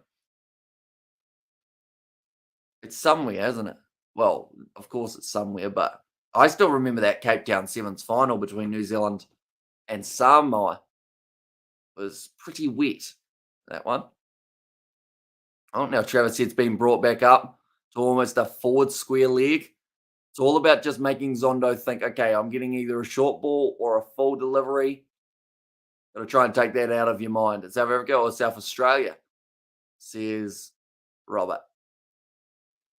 Cummins, 5 dot balls in a row, shorter one, left alone, and that will be the end of the over. 64 for 3. So Cummins, he's bowled 9 overs and only gone for 4 runs. Extremely economical at the moment here. And same with Nathan Lyon. He's just gone for the 1 run of his first 6 balls. Just showing there Zondo trying to step across to the offside a little bit just to cut away that chance of it going through Pal or something. South Africa is drier than the Australian outback, says Yanni now, and Pearl something, says Robert, and SA, I believe. And line, second over. Oh, big sweep shot attempt. Lions on one knee. Now he's thinking here because there's going to be a steep bounce. Okay, Nathan Lyon may consider this one. No, he says no. Maybe hit outside the line, I think is what Mark Howard said there. I think it's also possibly going on. Oh, yeah. Outside of the line, I'd say. Like they said, umpires call it best. So decided not to go upstairs, but certainly something to think about now for Bavuma after trying a sweep shot. Isn't quite the best one to go for it on. And Nathan Lyon knows how to bring that length back a little bit further. There it is, and back outside the line. So it would have been a not out decision. More pitched up. Work down the ground just for the single there. Casually taken by Bavuma. Now Zondo back on strike. I think Zondo's definitely going to be the one out of the two who struggle more up against Nathan Lyon. Just being new in the crease. Lyon normally with that veteran mindset of just working out how to break down this man's innings slowly. Looking to rotate in the strike. That's going to be an important factor for South Africa here. Oh, he beats them on the outside edge. It's close. Like I said, the perfect line from Nathan Lyon. It stays a little bit lower. Maybe sliding on a bit too. Yep. Just outside of the off stump. Lyon, very, very well bowled. Stepping across a little bit, Zondo. So similar to what he did in the first innings. He takes a nice big shuffle to the offside. Try and take away that option of LBW. I think the flooding in South Africa, maybe in KwaZulu, Natal is very susceptible to flooding. I think South Africa is a first or third world country. Once again, I don't know enough about them, so I'm not going to say anything that might offend people. So, yeah, I wouldn't know. I've never been to South Africa. I haven't really read into the history or current economical status of South Africa either, so couldn't really tell you. Plus, I don't actually know what qualifies a country as a first or a third world country anyway. South Africa currently trailing by 321 runs. Pat Cummins looks like he is going to continue the bowling. So as long as he's not using up too much energy here, this is actually a very good move from the captain. They aren't going for a huge amount of runs. A tough little patch. Noza Hamish says Xavier. Be left alone outside of the off stump. They are first and third world. They are both, says Yanri. 50-50. Okay. Fair enough. Once again, would have no idea whether or not that's like right or not. Boom is now sitting on 9 of 27.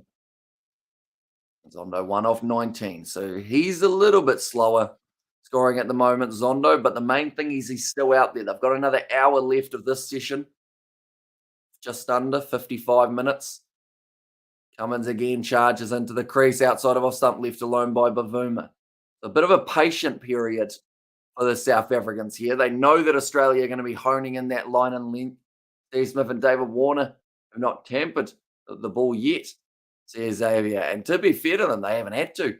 Australia, they were able to clean up South Africa at first innings for just that 189. Now we're going to go against the Thunder tonight at the Gabba, says Robert. Yeah, it'll be an interesting match. Brisbane Heat versus the Sydney Thunder tonight. Burma now 9 of 28. Cummins. Oh, he's just getting close to that off stump, and he hasn't hit it yet. But I think he's getting a little bit more likely to hit it relatively soon, just outside. And they have the best economy and also the poorest economy in the world That is what first and third world country is, says Yanri now. So how do we get onto that topic when there's a game of cricket going on, Yanri? Probably my bigger question. Showing there Cummins. He's straight his length back a little bit shorter than he normally would today. That one's closer to the money. Nice inside edge from Bavuma. And like New Zealand is the first world country, says Yanri now. I think we might pull off a win if we get at least 25 in the power play, says Xavier, for their game tonight in the BBL. And yeah, it's a double header in the BBL tonight. Brisbane Heat versus Sydney Thunder. And then Perth Scorchers, Melbourne Stars will be the second game that takes place. That's at 11:15 p.m. New Zealand time. That will run right through to about 2:30 or so for New Zealand. If it's this hot, maybe it will be worth having a watch. Another nice ball, but well played by Vavuma, slightly pushing at it. Cummins. I would be curious to know how many balls he has bowled recently in terms of how many balls since he last had a run scored off him. I would say it's probably been at least 25 or so. Boland strikes again. Oi, oi, oi. Says young boy Pete. Yeah, he's been bowling very well, Scotty Boland. Pat Cummins to Bavuma. One more time for this over. Been honing in on that off stump. Does he try the straight one or does he go slightly wider? It's in behind. They're looking for the run out. Yeah, this is going to be out by half a pitch. What was that? From South Africa. Travis said the birthday boy. They were just talking about it. That is some poor work there from Bavuma. Was it him who called it or was it Zondo? But Zondo didn't look interested. And Cummins has got him, says Xavier. Although the wicket falling for Travis said that will be Bavuma calling for a single when there's only half of one there. And Zondo, like, look at this. That's not a single at all. Travis said hits the stumps. Zondo out by about 4 meters. Good morning again from Thailand, says Luke. Hope you're doing well, mate. What temperature you sitting at today? Do let me know. Hamish, do you think it will be done by the end of today? With that run out, I would say yes, because that looked like, to be honest, South Africa are already almost given up anyway. Because Bavuma, there was no single there. He hit it straight to the fielder and said yes, sold Zondo up the river. And because Zondo's got that little bit more or a little bit less experience, he's just gone, well, I can't say no at this stage. I've got to run through. Got to feel bad for him. Because, there you go. He just took off. Zondo's run full steam ahead the whole time and wasn't even close. Oh, so we have got there. That is what I'm talking about. Cleve's player being picked to play for South Africa. But it wasn't his fault, Yanri. You're talking about, at this stage, Bavuma as the player rather than Zondo. Yes, you can say you haven't heard of him before for Zondo, but that wasn't his fault at all. It was actually the more experienced player, Bavuma. Also, we have got there. Pretty cool this morning. Up to 32 this Arvo. Says Luke. And hello, says Mustafa. And hello in there as well. Welcome in. Hope you are doing very well. But yeah, see, Bavuma turns around.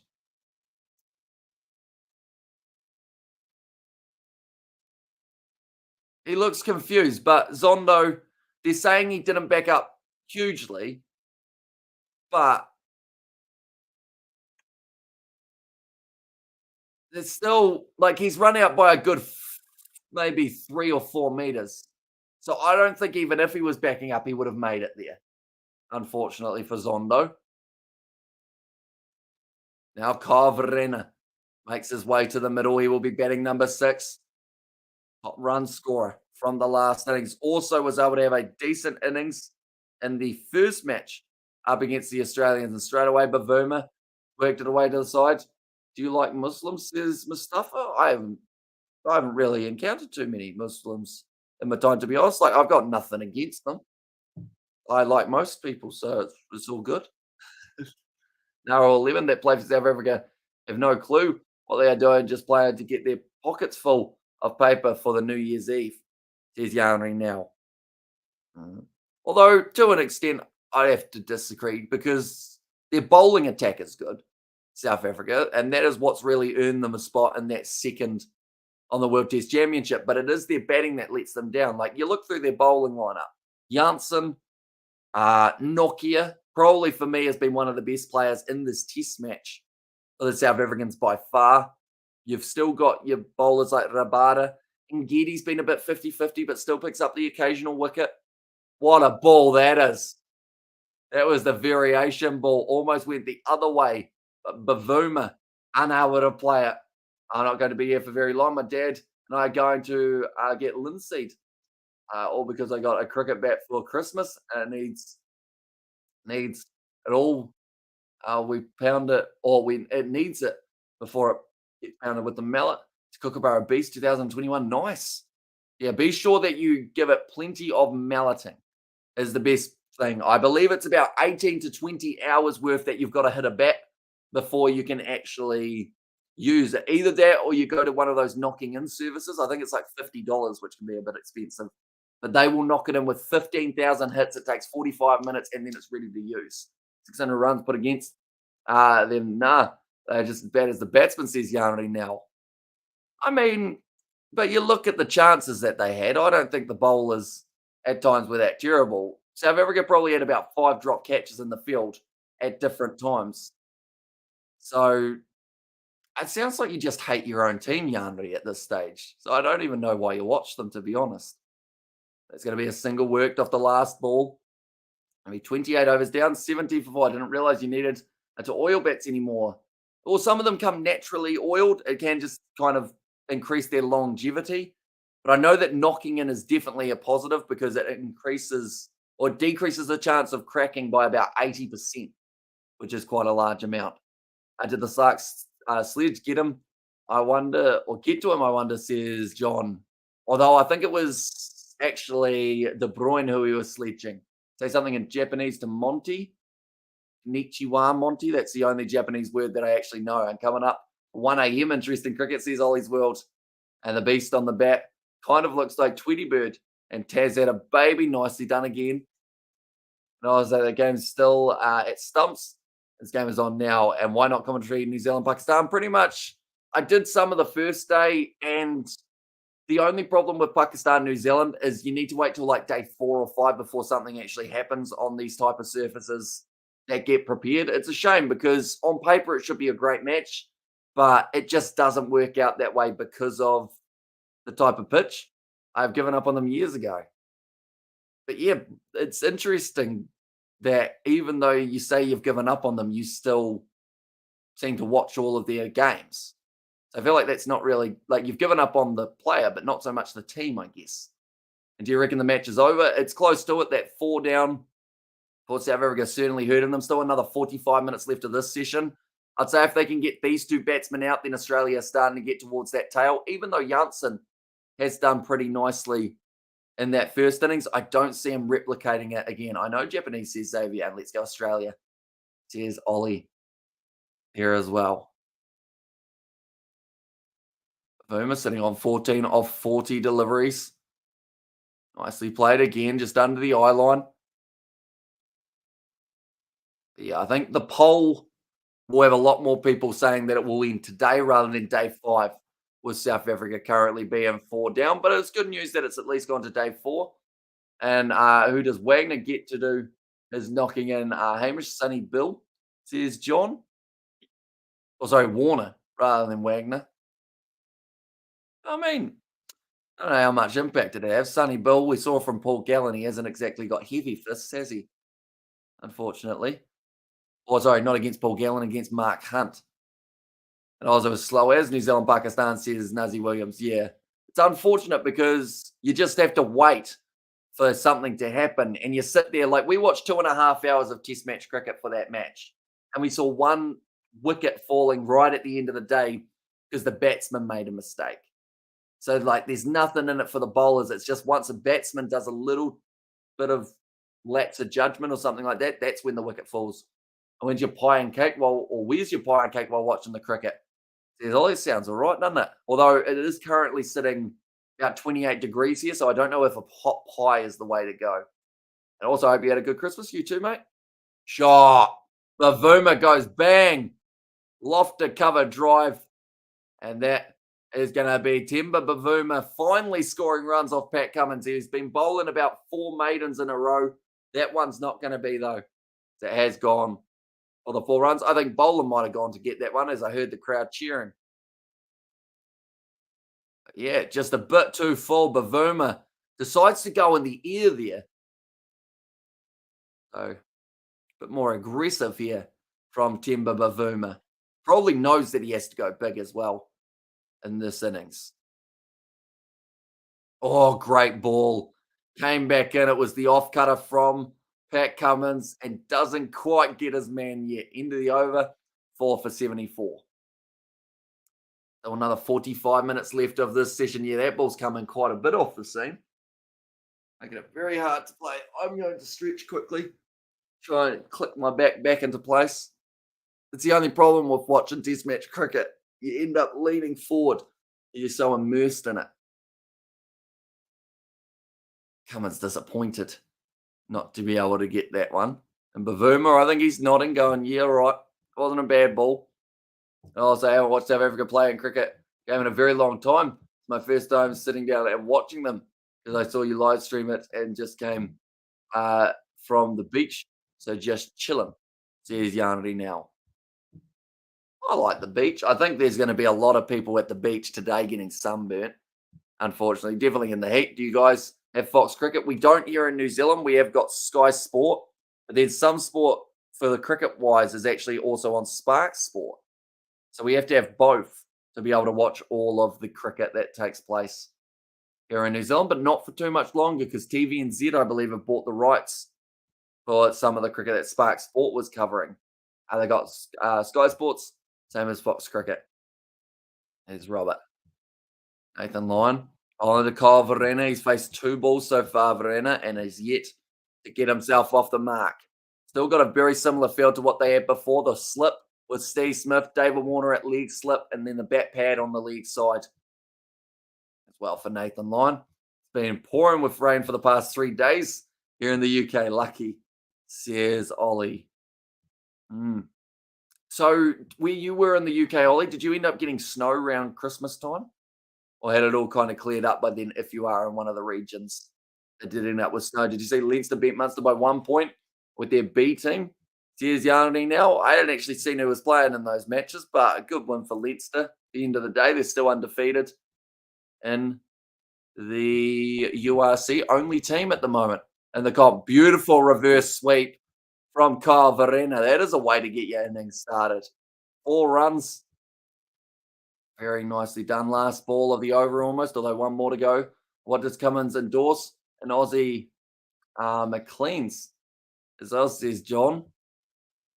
I know he's a New Balance ambassador. I'd love to have a bat sponsor. I think about it all the time. Like the fact that you can snap a bat and then they just go, here's another bat, or here's another 4 bats.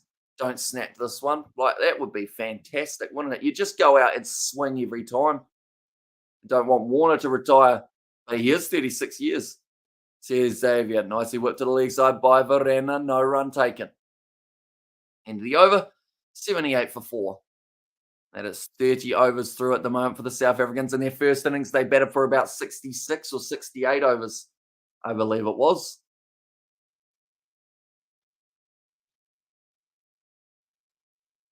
Just showing that first dismissal, Kyle Verena, when they were at the Gabba on the green surface. London got near to 10 centimetres. It was minus 10 degrees colder than Finland at the time. But where I am, we got loads of ice and frost, but no snow. There's Ollie. I think I seen you in a stream on Sunday. Santa Tracker one. There's Robert. All right. Scotty Boland back into the attack. Currently has bowled 5 overs, 25 runs off him. So he's been quite expensive, Scotty Boland, but he's also been able to get that wicket. If he can pick up another one here, it would be quite handy.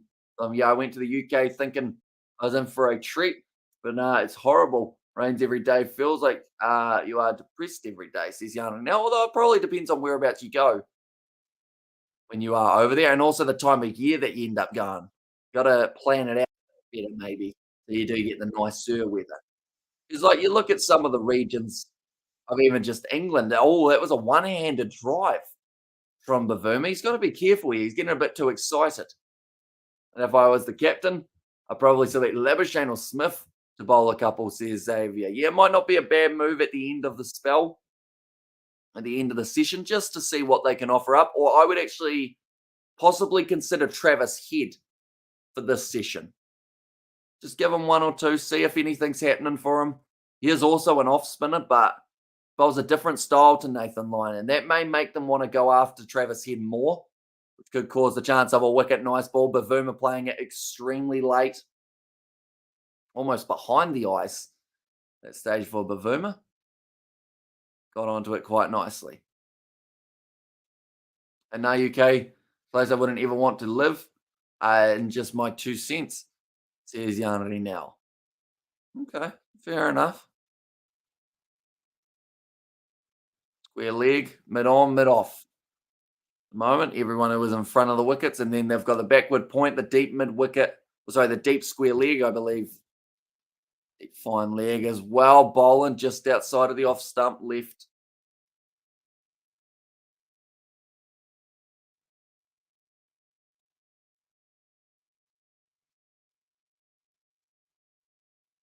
Yeah, bowling. He's been smacked around a little bit. Loser's not making more than 200. Hello, Vernon. How you doing today? Hope you're doing better than yesterday overall. How's it been? Please out. I respect your opinion. Says Ollie's. And there, yeah, I guess it just depends on the person. Like some people like warm weather, some people like cold weather, some people like rain. Like, believe it or not, some people enjoy like when it's raining most of the time. Some people just find it therapeutic. And the match will end today, says Vernon. And of course, I see Joe Burns coming back. Also, I can see Ben Cutting making the squad, says Xavier. Oh, question for you, Xavier. I know we discussed it yesterday, but once again, we've had a little bit more time to think about it. Who are you having to replace Cam Green at the SCG? But the UK, in my opinion, is a very safe country, as well as New Zealand and Australia, says Ollie. And there's Tossin. Or there, Tossin is name up too, says Robert. And yeah, the UK has a lot of history, unlike South Africa, that has 0% history. Is Yanri. That is going to be a little bit of a hesitant run, or hesitant two, I guess you call it, for South Africa off that ball. Yeah, he just had a little hesitation. And they're saying Bavuma, he's quite a hard man to run between the wickets with. He gets too excited, I think. But he completely stopped running. So if he had done that and turned around, he would have sold his other batsman up the river. And he would have run out a second man in this innings. Bavuma is currently sitting on 20 off 48. Straight ball from Boland. 135 Ks into the over. That'll be 4 for 80. Michael Nissa. There says Robert. Yeah, Michael Nissa. Would you put him as one of your middle order batsmen in it? Or would you possibly promote everyone up the order? So Alex Carey moves to 6. And then you've got, I guess you'd have Nissa, Hazelwood if he's match fit. And you've also got Lyon, Cummins, Boland. And then you need one more, I think. Like they said, Bavuma didn't even call for that one. He just kind of just runs. I was like, anyways, the cricket. Says Ollie's there, and yeah, the UK, New Zealand, and Australia is the more safer than South Africa, says Yanni now. Nathan Lyon about to be bowling again here. Now, he hasn't got a wicket yet. Well, 4 overs, he's been extremely close to picking up Bavuma multiple times. Currently, Verena on strike. 4 off 6.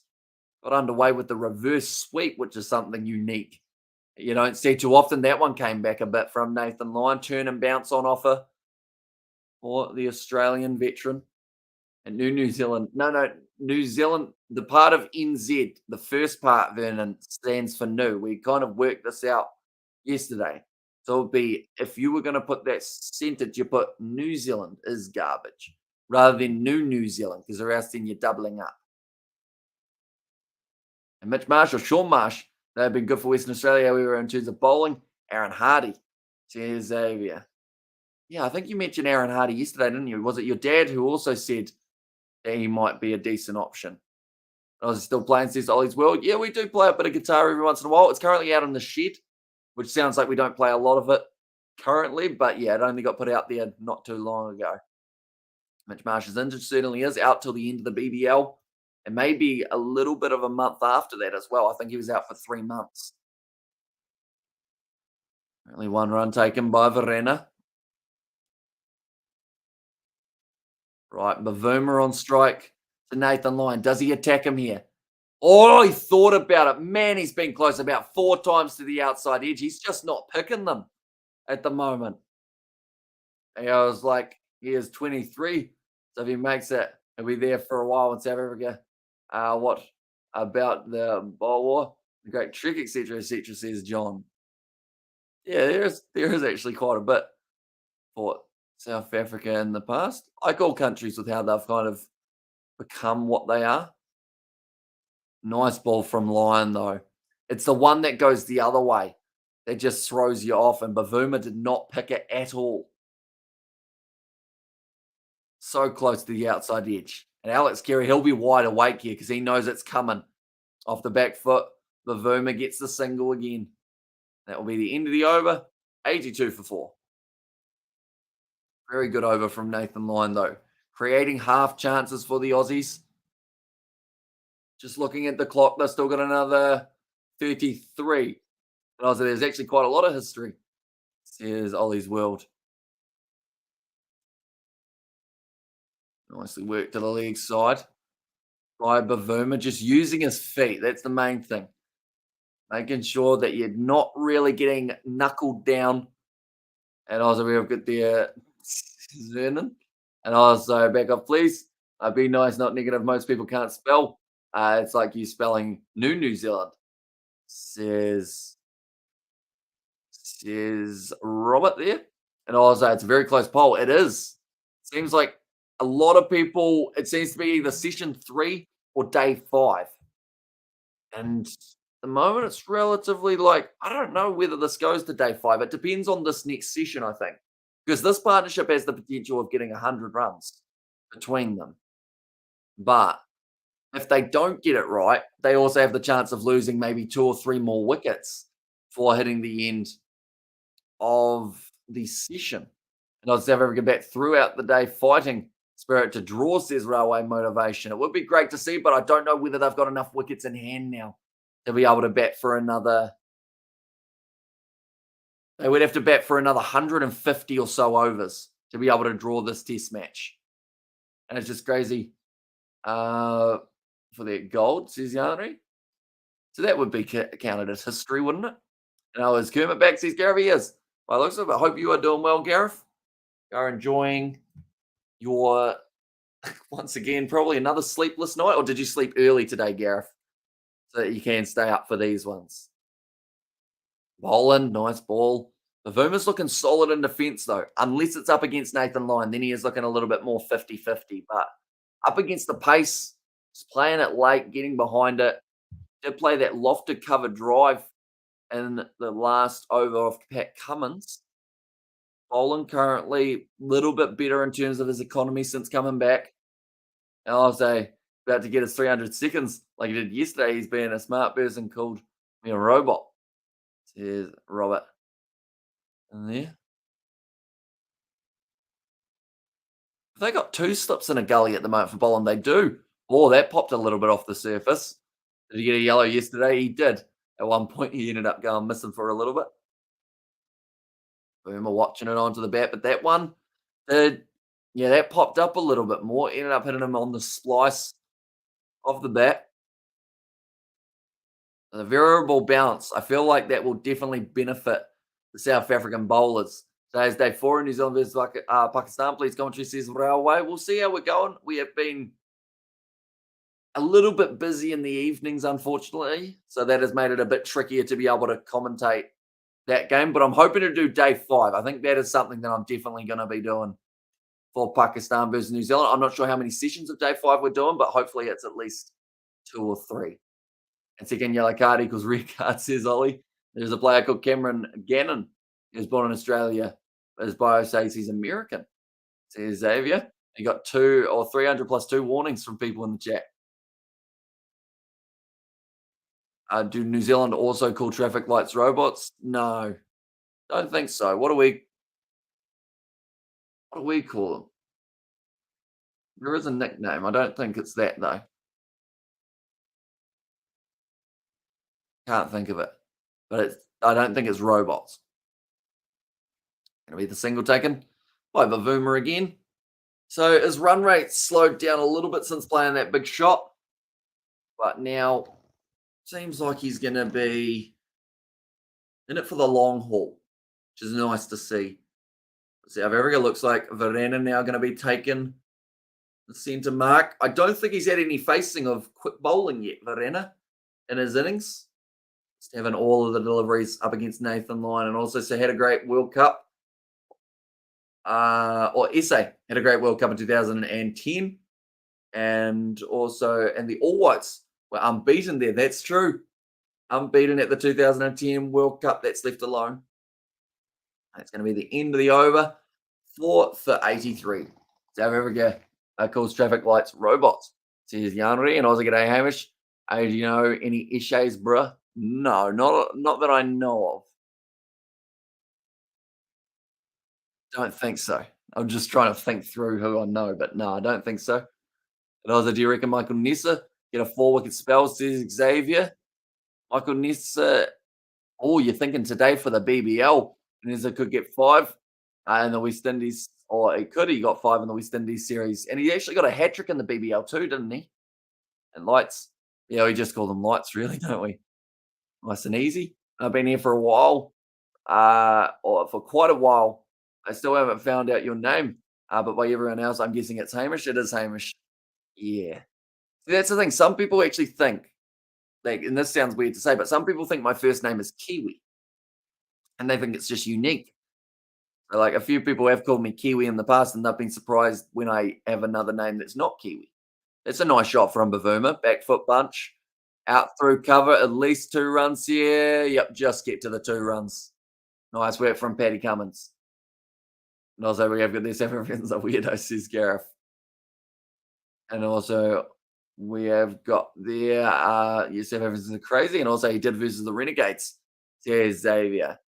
Yeah, it's pretty awesome to see that he's in great form. And South Africa, sorry, not South Africa, Australia, they'll be happy enough to bring him back in if they need to, I would think. I see done again. Just to double check, says Ollie's World.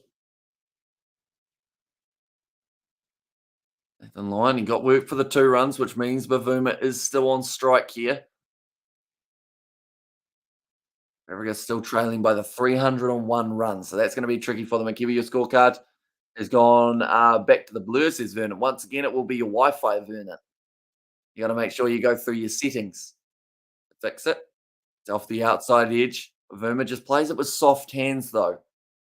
Does work away, no real threat. Peter on the bottom of the ladder, but I think we might pull off and come back. And also, you're back after your second yellow, says Ollie. That's how Africans call a trunk from a car a boot. No, we call it a boot too. What else do we call things? I'm looking around for items that other people don't call the same thing, but I think most of the items around are the same. Oh, run out chance. Oh, almost hits Nathan Lyon with the ball there. Marcus Harris. Nice one from Verena. So I had to take on the single. In fact, it was Travis Head. Yeah, he was already running. Nathan Lyon almost got hit with that one. And also, what do you call running shoes? Running shoes? We would call them running shoes. Or sneakers. We call some sneakers. But that's not really running shoes. They are just normally shoes. And also, we have got the Thunderwood playing Xavier. And also, I personally think Perth Scorchers will have it by 6 wickets. Or sorry, 8 wickets for the game up against the Melbourne Stars. Your Stars have been struggling a little bit. Just shows how well Glenn Maxwell normally holds that side together, because he took them far in the comp last year. And with them missing, just hasn't really had that same effect, unfortunately. They're just showing that full scorecard. Janssen and Verena, the 2 top scorers from the first innings for the South Africans. And they actually got more than half the runs just between those two. Ever say trainers? Not really, I don't think. Trainers. No, I don't think we call them trainers, or at least I don't anyway. And aren't Aussie strange people? Hamish says, John, I think everyone's a bit strange, aren't they? And also, I mean, Perth is Melbourne Stars, says Xavier. And also, we have there fixed the bloody scorecard Kiwi. It's on your end, Vernon. Fix your bloody Wi Fi, I think is the better way of putting it. Although I think that might take a bit of effort because you'd have to work out how to do it. And with an IQ of 12, it might be quite challenging. What about a jumper? No, we call it a jersey or a hoodie for over here when it comes to, yeah, jersey or a hoodie. Those are my two anyway that I use. And Vernon, where are you from? We've been wondering that, Gareth, but it seems like he doesn't know, unfortunately for him. Just showing Scotty Boland versus right-handers. Likes to get you playing on the front foot if you're right-handed. And that's a nice ball played late by Verena. And also, aren't trainers also like tikis? Not sure. I feel like a couple other South Africans might have to help with that one. And sometimes I call it hoodie, says Ollie's World. Mm. A hoodie, jersey. I don't think anyone calls it a jumper over here, though. What do you call your long things you wear on your legs, clothing wise? The reason I haven't said what I call them is because I'm curious what you call them. So, like shorts, except long. Shot. Arena whips it away. It looks like it's going to be another 4 runs. Bowling's been expensive throughout this day so far. And sometimes I call it hoodie. Says Ollie. You whipped away nicely. Verena sitting on 10 off 14. Trousers? Yeah, trousers or pants. One of those two. It was a weird way of describing it, wasn't it? Shorts but long. So it seems to actually, to be honest, the only thing that seems to be consistently different is like clothing items, what they get called. And don't say pants. Oh, yeah, no, pants for you guys are like boxers, aren't they? Or like briefs or underwear or undies or jocks or whatever you want to call them. Also, Brooks. Here's Gareth there. Rena sitting on 12 runs off 15 deliveries, progressing quite nicely throughout his innings here. In South Africa, they're currently trailing by 293 in trackies and jeans. See Xavier there? Yep. Two other names for them. Looking at the clock again, still 20 minutes left. South Africa can get out of this session without losing another wicket. Don't get me wrong, there's still a very long way to go, but it would be a little bit better than if they lost another one here. That's what we saw on day one. I said shades of Johnny Bairstow for Verena. I said it's about the way that he plays, but I think it's also because for one, he's a keeper, and also for two, he's got ginger hair. He kind of looks a bit like him. Is that someone arriving here or leaving?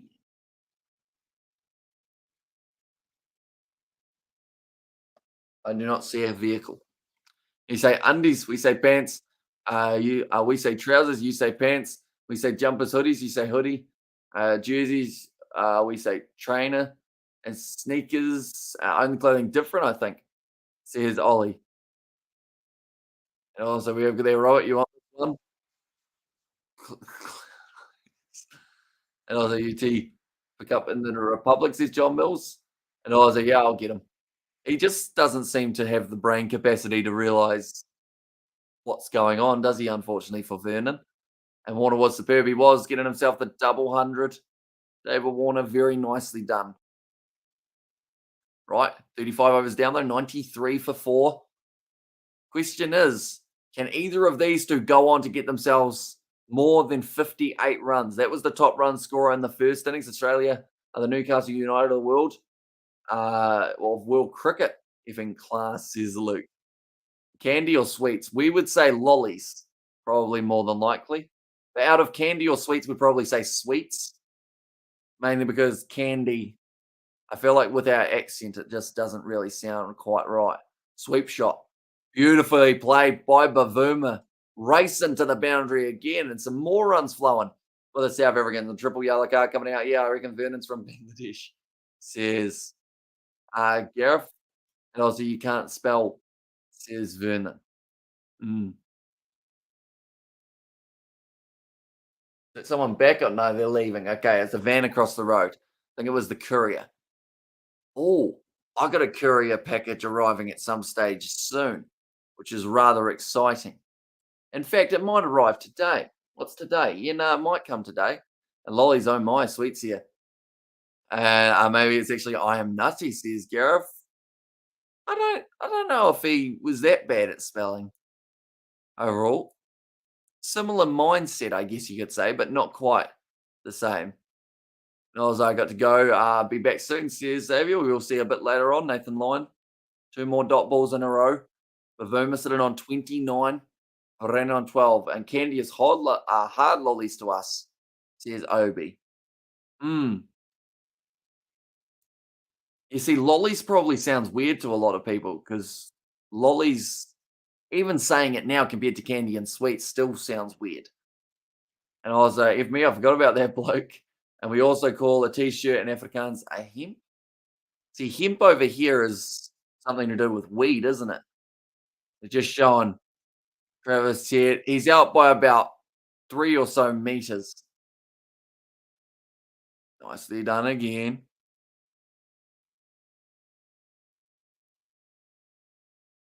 Like Smith said, he's 3 meters out. So,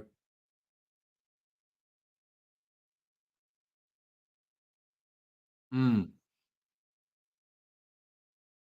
Yes.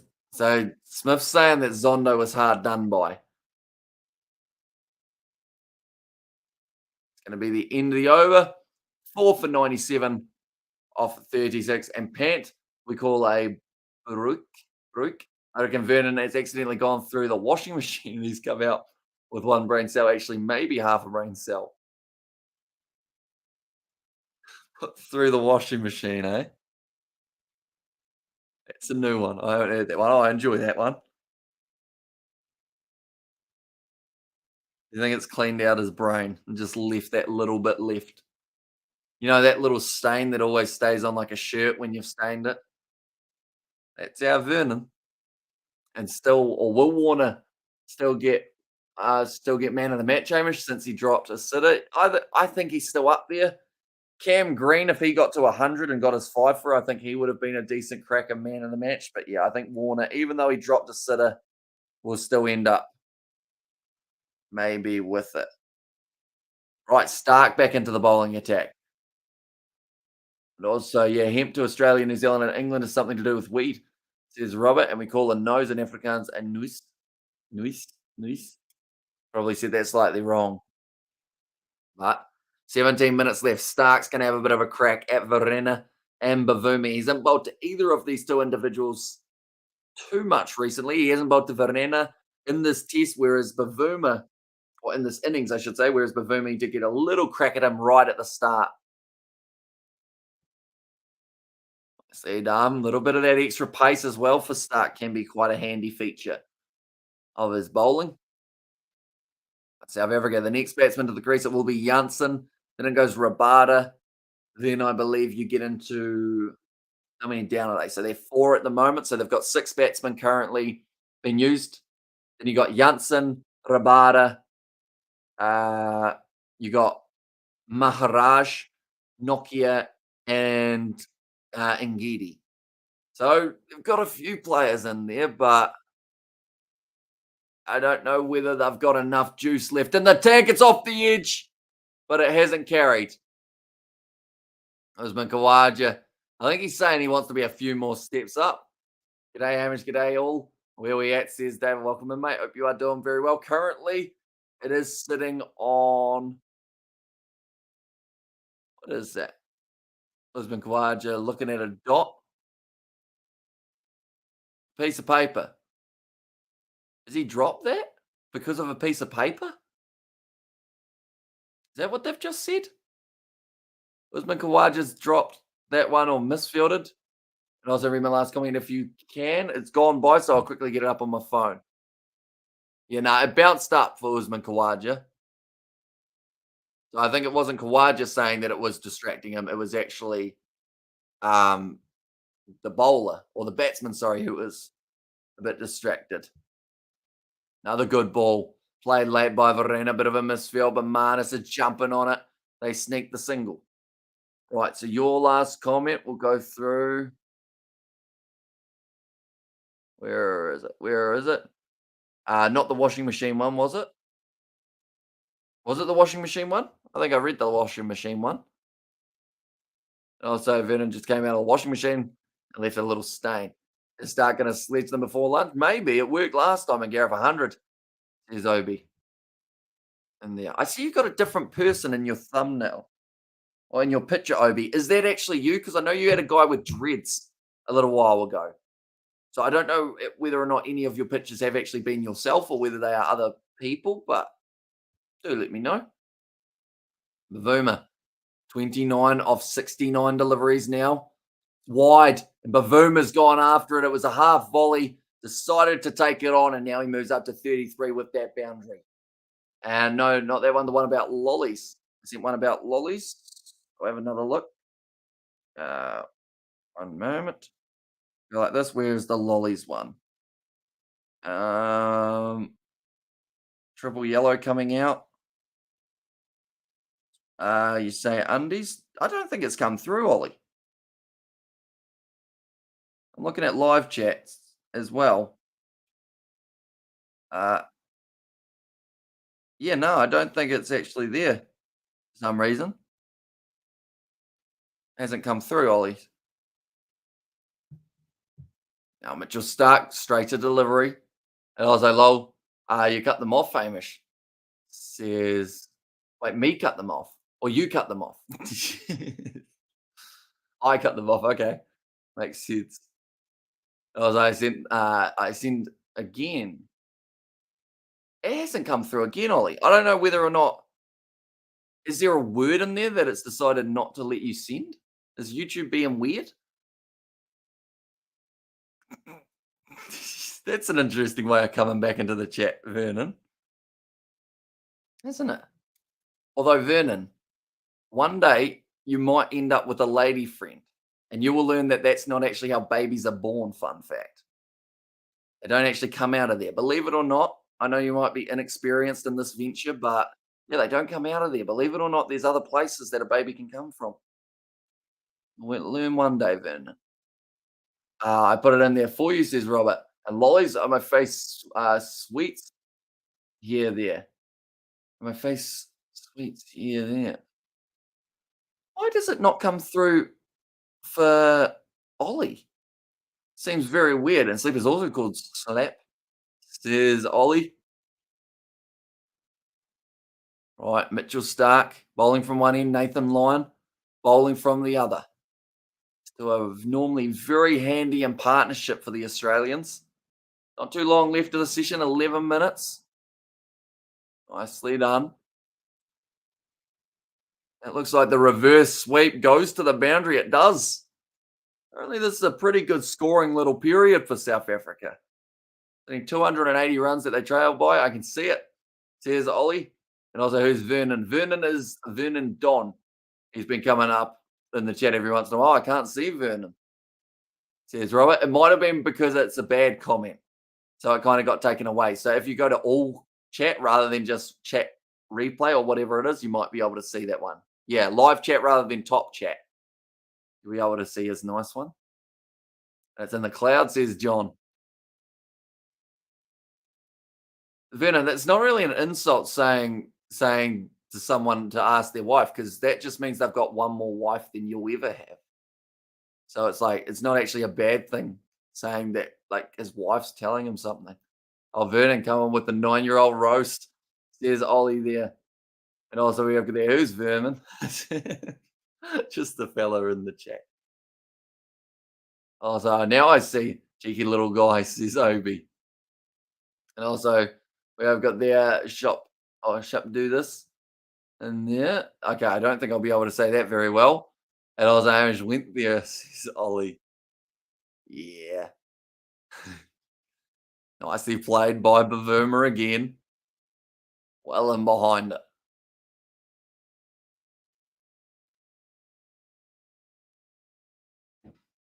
His strike rate's not terrible compared to the other man, though. And Lollies. Oh, my face sweets here, the Kiwi lads. That's one from Lollies. Or about Lollies. Yeah, weird that didn't come through, though, isn't it? Because there's no bad words in it. Robert, it wasn't that, says Ollie. Okay, well, maybe that's why it hasn't come through. Maybe there was a keyword in there that YouTube were like, not being said, or something like that. And Vernon, are you okay? Like, do you need a hug or something? Says Vernon. Or sorry, says David to Vernon. I think he does. Oh, sorry, that was actually Gareth who said that one. Marnus has been hit with the ball in the hip, in the back of the butt. That's going to be the end of the over. 108 for 4. It might be suck. Jeez.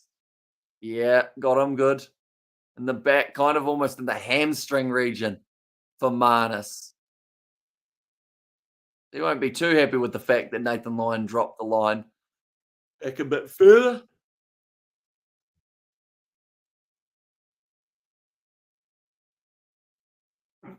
So we're just stretching. Oh, so we have got there something about New Zealand. You got 600 by me in 2 days, David. He's calling me a robot. And also we have got there, don't be doing minded, hey, says Ollie. And it wasn't that bad. Yeah, so it's weird. Oh, right. Pulled out extremely late. Bavuma's been put off by something. What's he looking for? What was it? The camera crew. Someone moved above the sight screen.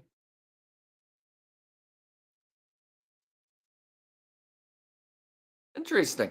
Bavuma seems to have a very, very wide vision when he's looking at it, but that normally fires up Mitchell Stark a little bit more. So I would say that Bavuma needs to be careful here for this over. Stark short ball right into the grill almost, but just got his hands up in time.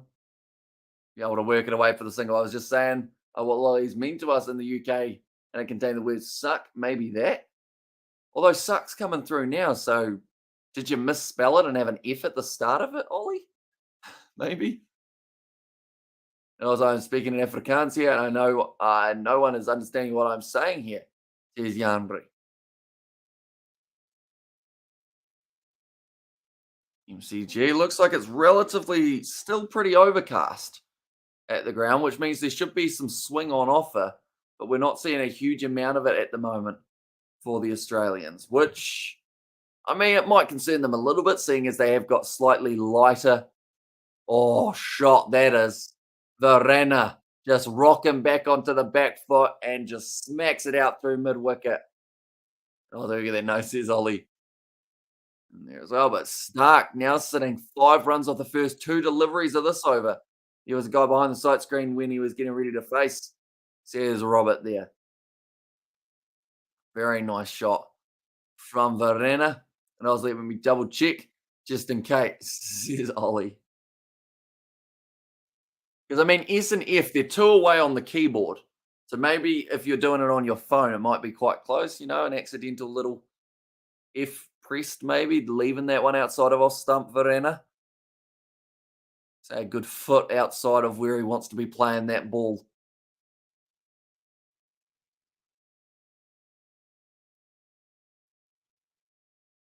I think he's talking to Bavuma here as well, perhaps. Looking like a nice day, though. The stands are emptier than I would like them to be for a day 4 of a test match. At the end of the day, South Africa, maybe people felt that it was going to be over sooner rather than later, and they were worried they weren't going to get their money's worth. Now Stark, big pitched up delivery, drove by Verena. Should be 2 runs here. Travis here chasing hard. Does cut it off. Keeps it to the 2. It is now going to be the 50-run partnership for South Africa. Very nicely done between Bavuma and Verena. No, I didn't. It had the sentence, when you suck, it gets smaller. Maybe that, who knows? Although it's very weird. that it just decided that it was going to get taken away rather than like anything else that's in the chat. Like Vernon's message came through when he said that someone was born out of their mother's butt, but in a more offensive way. That came through. But apparently, you're not allowed to talk about lollies or else you get in trouble. It's a bit weird, isn't it? Mitchell Stark, nice ball. Arena plays it late. And do you think they'll have a team meeting at lunch to discuss reverse swing, Amish says John? I mean, they're currently 39 overs through. I don't know whether that's another reference to the sandpaper scenario, but they should be overall, like, they should go back to Cummins, I think. Then you've also got Boland as an option after maybe the 40 minutes. All 3 innings, they've said Varena's been the man to be able to turn it around for South Africa so far. Shot. Straight to Marnus, though. Very well fielded. That could have been 4 if it hadn't gone straight to him. That will be the end of the over. Mitchell Stark, a little bit expensive there. 7 runs off it. 115 for 4 now for the South Africans. So they still trail by 271. That's slowly ticking down, though. Like I mentioned with these two, right at the start of the partnership, I said, is there a chance that we could end up seeing a 100-run partnership between these two? And I said that they're probably the most likely out of the South African side to be able to get that partnership. They still are only halfway towards it, though. And just speak Afrikaans. Now I'll respond in the now. So now South Africans in the chat at the moment. Says Yanri. And also we don't know, it looks similar. Does that mean, is there any South Africans in the chat? Yeah, you've done pretty well there. Overall, Ollie, in terms of being able to work out what it says. Oh, no, yeah, Afrikaans chat. Yeah, you've done well. 50 runs off 72 balls at the moment. Nathan Lyon now back into the bowling attack. Still getting to continue on with the spell. Another 2 minutes left, so I would say that this will be the last over of the session. Last thing that South Africa want here is to lose another wicket. That would be worst case scenario at this point, but only being 4 down. Heading into the next session, it will be about 2 hours. Also, we have got there Vernon. Do something nice. Take your age, not your shoe size, says Robert there. And Gareth is a South African, speaks Afrikaans. Says Yanri. Is that another rubbish truck? How many rubbish trucks we got? How many things are getting collected today? That might be the recycling, actually.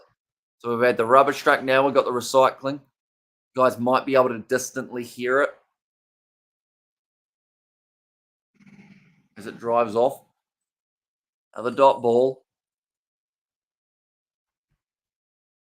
Also, we have got there Vernon's last brain cell left his soul, I think that is. So he played again. Looks like Bavuma is certainly happy enough just to play this one straight. Close out this session with only the 4 wickets down. Actually, now that they've just talked about it, it's just gone over to 29. So there is a chance we'll see one last over because Bavuma's not exactly playing this one quickly. And Vernon's last brain cell left his side, or he left his soul. Says it was there from Ollie. Right. Was that the whistling? Probably. It may have sounded like a whistle. Nicely hit through the offside. Take a bit of time. Scotty Boland able to cut it off. That'll be 2 runs. Have we got time for one more over? Is it lunch? Is he going to say one more? He's walking over. Stark's giving him his hat. Yeah, he's taking it. They will have one last over. Marnus thought he was going to be bowling, I think that was. 10 seconds. Is this an Afrikaans chat, Hamish? If it is, I would be really out of place. Oh, so Vernon sending Ollie chocolate ice cream. How nice.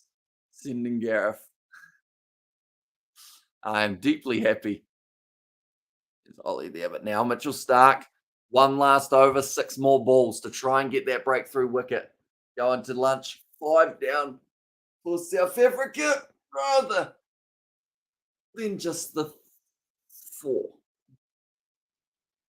What will be happening, ladies and gentlemen, as well, I should mention, once it is the break, we are going to have about a 40-minute period where we are away. We will have the live stream still running, still have the scoreboard up, but we won't be here till after the lunch break, getting ready for session number 2. We'll take a bit of a spell, probably sit out in the sun for a bit. It is a beautiful day here in New Zealand.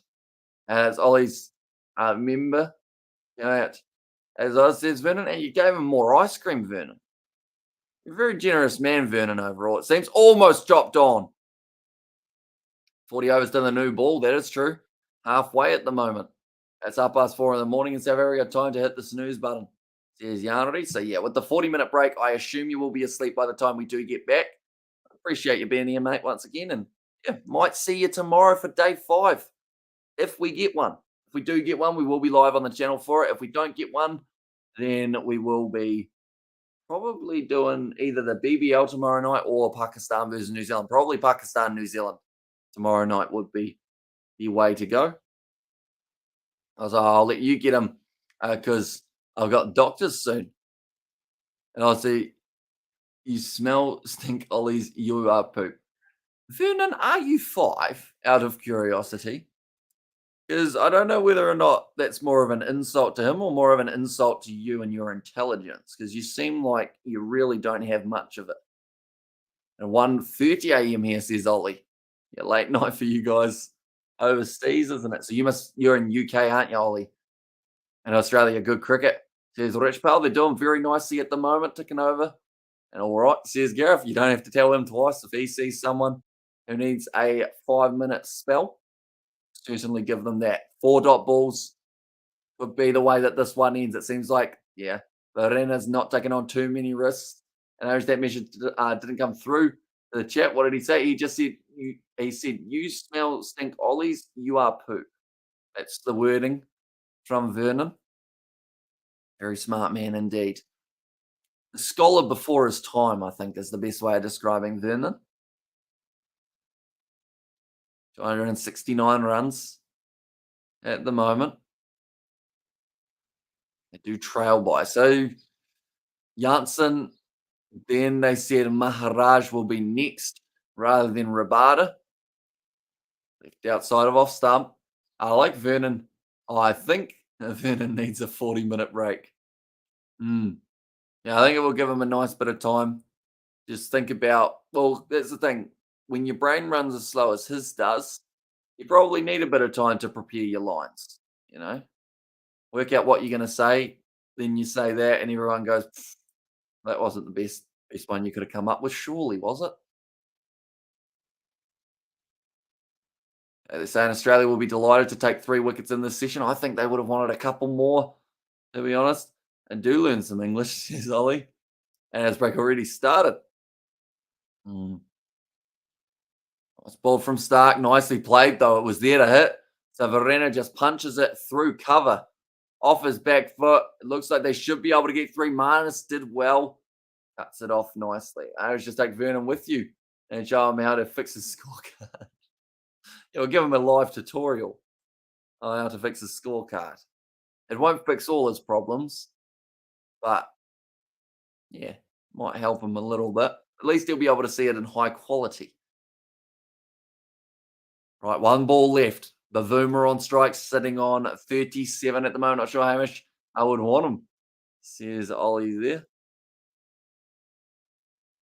Oh, Stark actually going for a different, slight variation here. Going round the wicket for the final ball. Dismissed just before lunch in the first innings. Last ball before lunch of the second session. This over's actually taken 5 minutes to get through as well.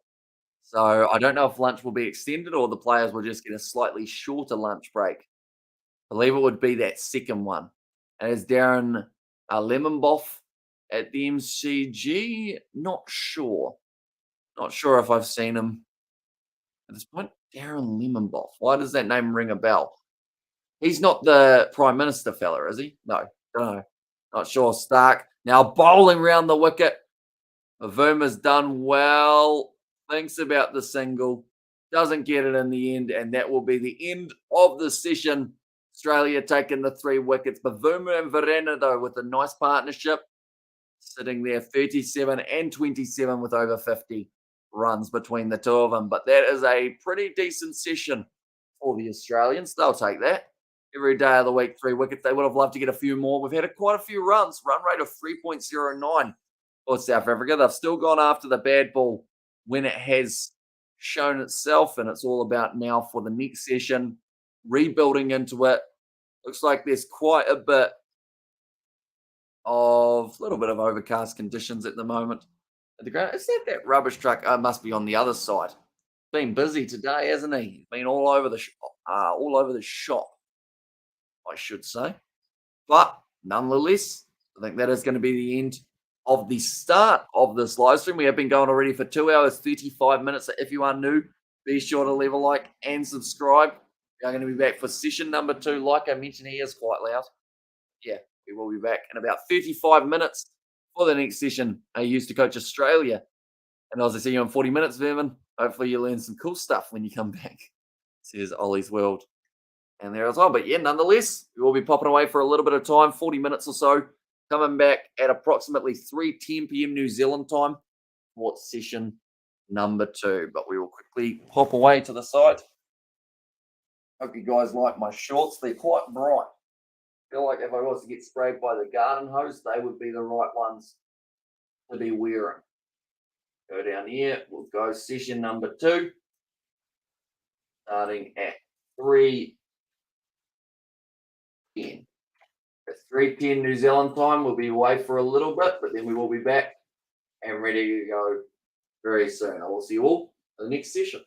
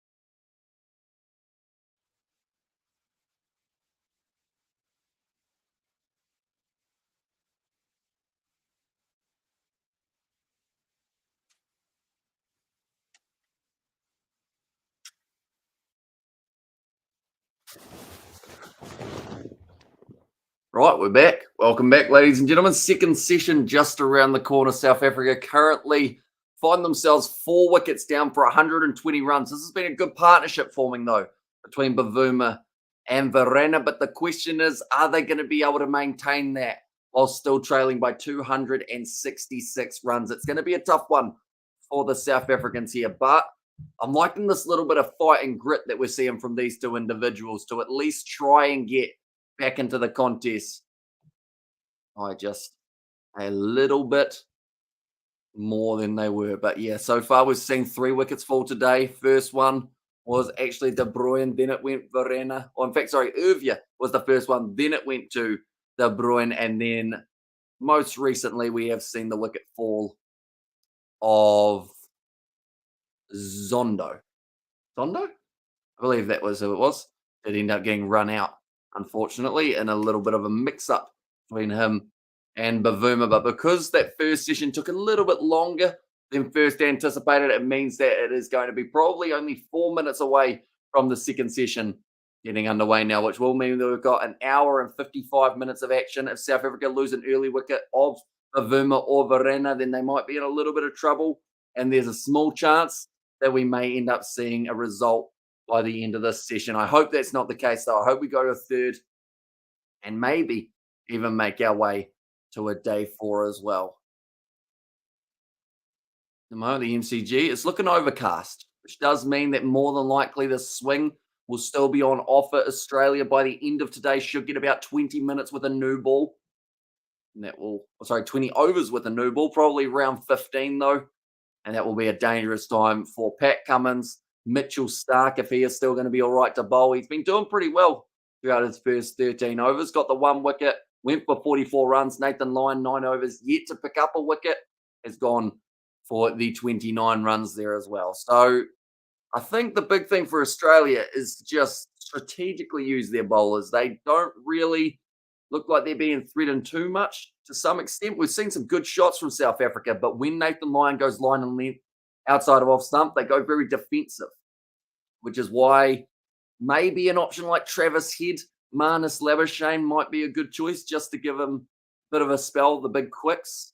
I think Pat Cummins won't be too far off putting himself back in the bowling attack, though, when we do get into this next session. But do let me know, ladies and gentlemen, will this be the session that the game is over? We have got the poll running at the moment. It does seem relatively popular that it will be going to a day 5. And with the way that these two have batted, I would have to agree that it does look like there is a pretty decent chance. They can play a maximum from here of 4 hours, 30 minutes. I believe they could even extend it to 5 hours if they do need that little bit of extra time. And that's where this last stage of this session could be quite intriguing. If South Africa are 8 down, they may look to extend it by 30 minutes, or they may take the tea break, 20 minutes off, and then the Australians will go back out there and try and bowl. But the wickets is the key word for Australia.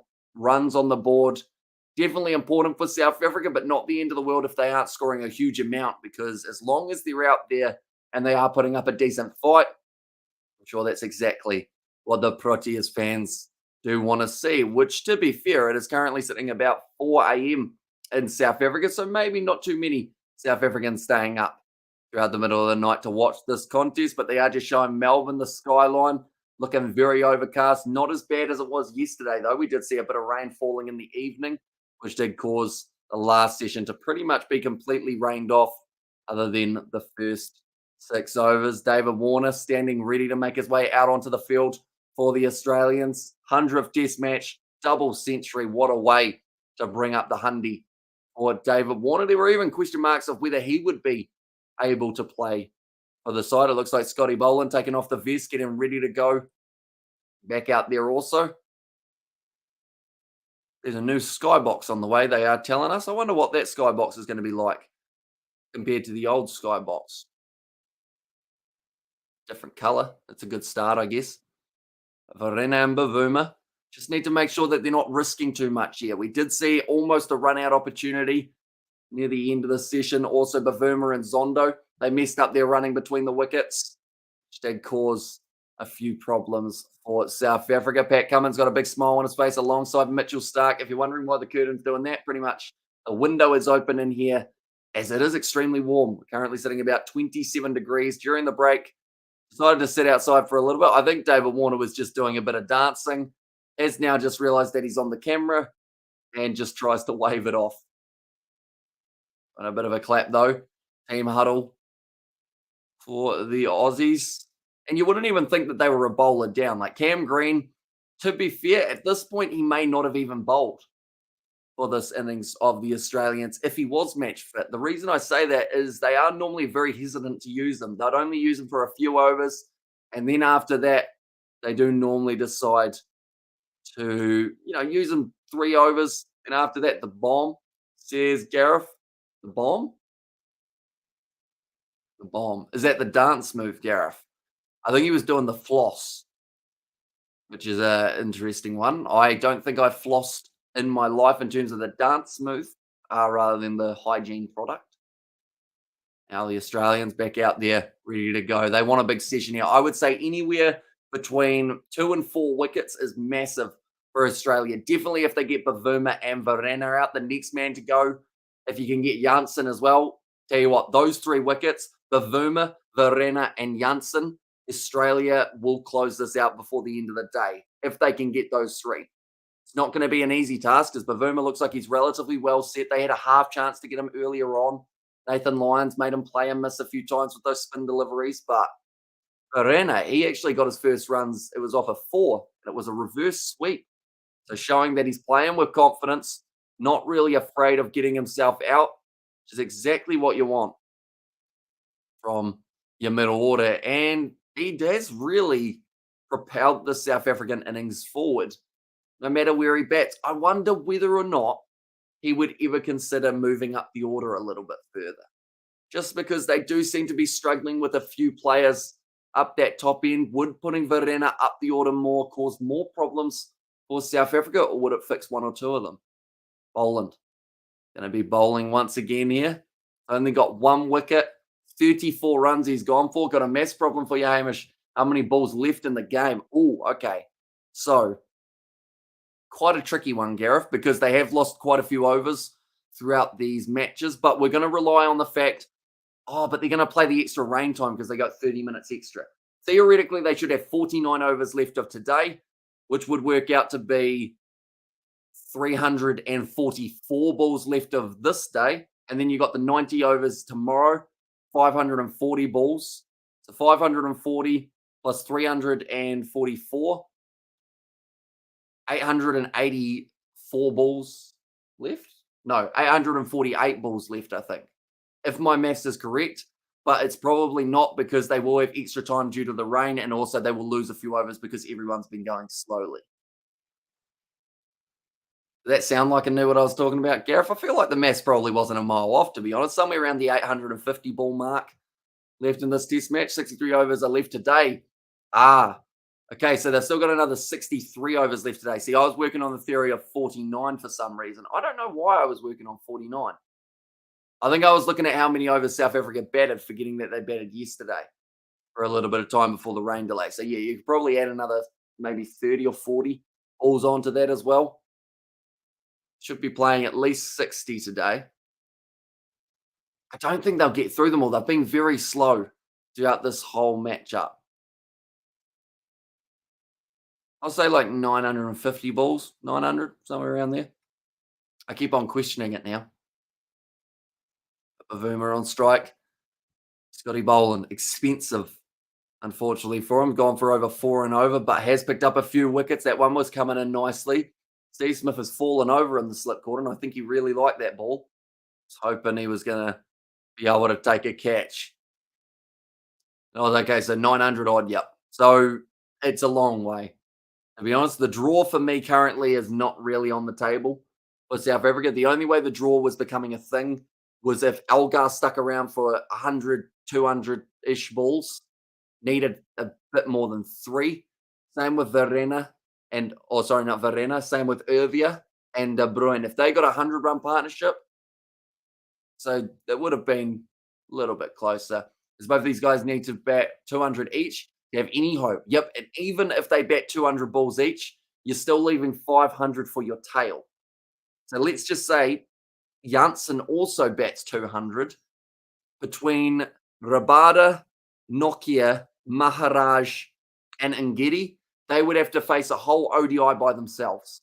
How's the weather? Optimistic, Gareth. I like it. It's overcast, so maybe at some stage there might be a bit of a water problem from the sky. But yeah, it's looking pretty good. Unfortunately, at the moment, for South Africa bowling now again outside of our stump, left alone by Bavumu. Moves up to 87 deliveries face, so he's slowly getting there. I was saying, Hamish, I give you a bat or I give you a bot, says Brandon. You're giving me a bot. How does one do that? I have a little robot that I haven't actually set up, but it apparently dances when it hears music. Or I don't think it's that fancy. It might just dance to its own song. My sister gave it to me because she was going to get it for someone in a secret Santa, but then found a better gift. So she was like, hey, Hamish, she's a robot. Good luck. And it's still in the box. So I might have to get that little fella doing a bit of a boogie at some stage. Bowling wider. Verena chases, or in fact, it was Bavuma that time. So they'll be able to get the 2 runs for it. Chasing hard. Travis said they might even consider 3. Oh, he slipped over. Is that Travis Head or Marcus Harris? It's Marcus Harris. He looks terrible in the field. No offense to Marcus Harris here, but he looks like he's extremely slow in the outfield and looks like he hasn't got a lot of grip in the feet as well.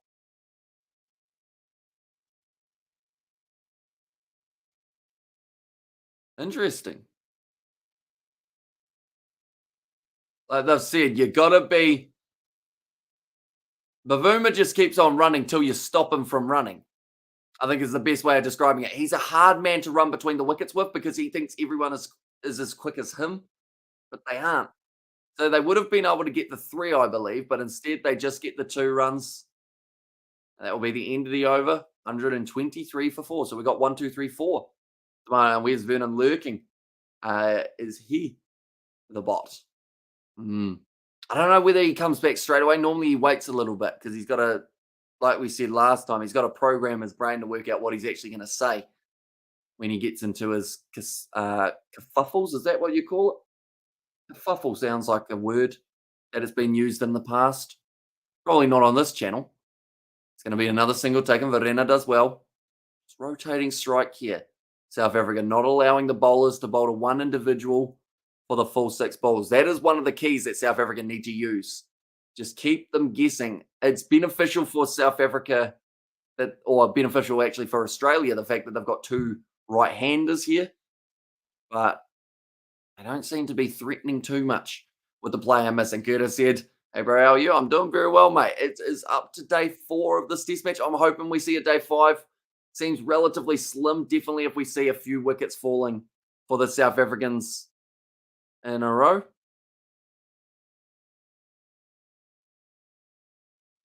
Oh, that one came back in a little bit. For Cummins.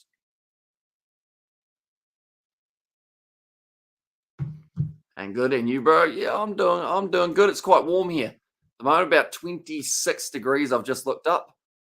So it's feeling heated at the moment, which is nice. I've got the windows all open. So we've got 2 windows open over there. I've got 2 windows open here, which is why every once in a while you see this weird, like, curtain, that one there, coming out to say hello. Vuma actually slowly creeping to. Oh, it's off the edge, but he played it so softly. Very soft shot from Bavuma. Edges it downwards, bounces up to Warner. That's the first sign of an edge that we've seen from Bavuma in a little while. He was dismissed in the first innings due to an edge. Whether he had 31 hot, bro, says Kurt in there. It's well done from David Warner to be able to get his hands to that one with it bouncing awkwardly.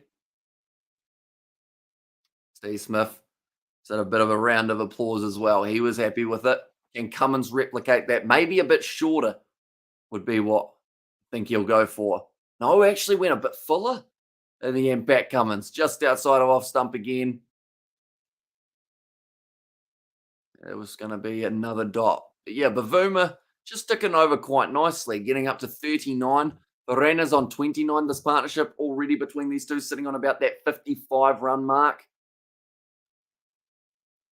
Bavuma tucked the bat in behind his pad there just to make sure didn't end up making connection with the ball. Oh, they're talking about stats and how many maidens South Africa bowled in their innings. I don't think it was a huge amount. 8. 8 maidens, which is about what Pat Cummins has almost bowled just by himself here for Australia already. 124 for 4. They're starting to get set, but that's the thing. Last time they started getting set and then they lost their wickets all within 10 runs. Hey, man, I think this game will go to day 5, says Jack. I hope it does.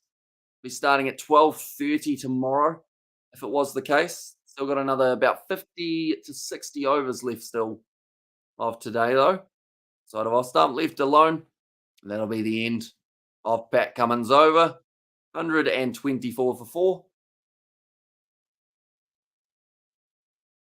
Verena and Bavuma, two very important aspects in the South African partnership. I think we're at that stage of the test now that we've either got a big partnership coming here or a wicket's going to fall within the next 5 overs. As I don't hope. Says Jack and Test cricket as a session or serious issue. If matches continue or like this continues, says Easy Ollie, I should say. Something else that I'm a bit concerned about for Test cricket is the run rate or the over rate, sorry, for this match. They lost 10 overs or so on day 1. They lost another 7 or so on day 2.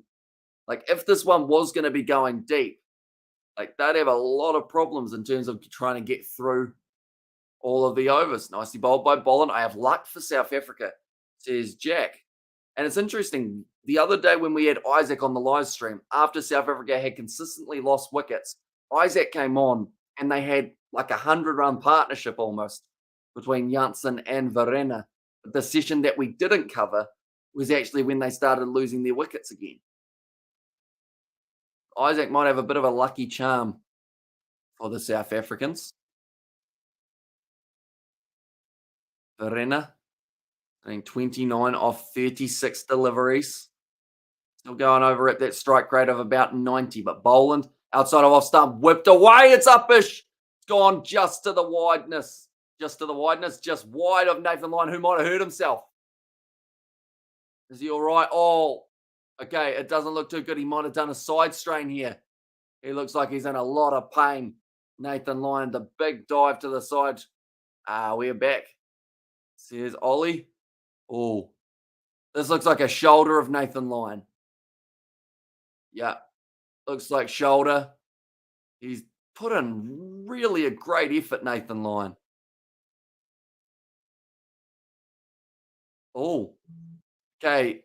Healy's trying to say that maybe the shoulder's out here. Oh, just stretched out. Really landed awkwardly, though. And Jack and Isaac, as the South Africans happy. See, mate, Lyon's injury.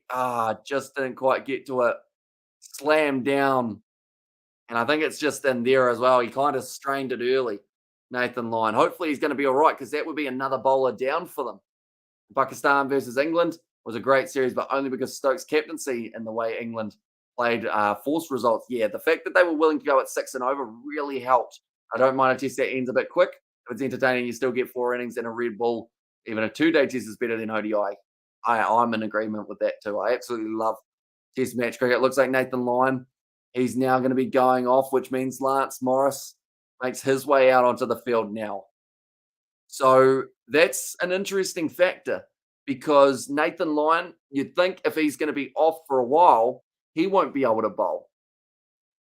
And South Africa going to have batsmen averaging 30, says Easy Ollie, and also 2:30 a.m. here, heading to bed, says Ollie. So we will see you later on. We've got a lot of Ollies today, don't we? Right, Lance Morris making his way out there. He will be fielding at square leg by the looks of it. Yep. On the ring. Was a half chance.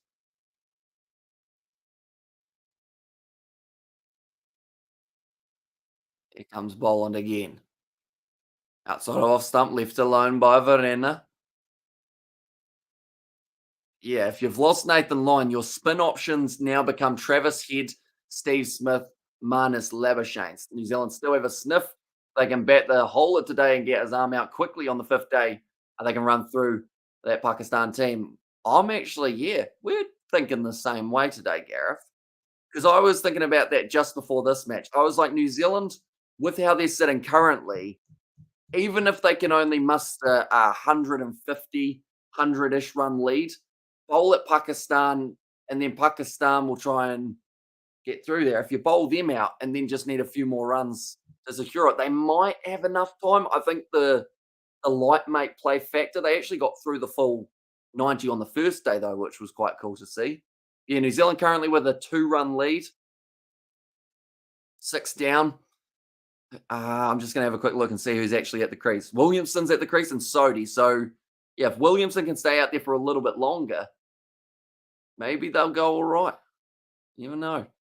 I think we are covering day 5 of that test, though. I don't think we'll get much of day 4, but day 5, I do want to cover. That's close for Boland. Brilliant delivery, giving us out. And Verena, he's going to have to go upstairs for this, because this is a massive wicket that may have fallen. Scotty Boland got it to swing back in. Verena disappointed. He's going upstairs. He doesn't look happy. That's what I mean. The Sevens are useless. This is just uncompetitive drivel in there. There's easy, Ollie, right. My first initial reaction was pretty plumb. Might be umpire's call in terms of height, because it actually hits the seam close to the inside edge of the bat. It's pretty straight, though, from Boland. And this might be the wicket that South Africa definitely didn't want to lose at this point. They've only been out there for 20 minutes of the session. Right, I'm not seeing any evidence of a bat connecting with the ball there. So they will go to RTS, or in fact, sorry, Snicko first, then to RTS.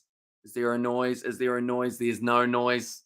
Unfortunately for him, and out says Kurt, it's looking pretty good, isn't it? And yeah, this isn't entertaining. Says Gareth, well bowled by Boland. 3 reds, and that's going to be the 5th wicket down now for the South Africans. And Verena, he's been a man who's played so well in the last little while. It's going to be him out, 33 of 40 deliveries. And yes, says Kurt. And it was only about 10 balls ago that I made a statement. And my statement was, I have a feeling this is either going to be a very big partnership, or we're going to see a wicket within, I actually said the next 5 overs. I may have underestimated how quickly Scotty Boland was going to be able to get that swinging ball inwards. But yeah, seemed like there was something that was about to budge, and it was either going to be some runs for the South Africans or the wicket for the Australians. Scotty Boland gets them, though, and that is going to be now 5 for 128. Bavuma is the main man now. He's going to have Janssen with him, who actually top scored in the first innings, getting 58 runs. So these two can still bat well for the South Africans. But Boland just pitched that ball up a little bit more than a few of the other deliveries. Picks up his 2nd now of his bowling spell. Gets his head massaged by Mitchell Starc. Have you ever noticed how weird people getting massaged looks in slow motion? I think we just experienced that for Scotty Boland with Mitchell Starc rubbing his head.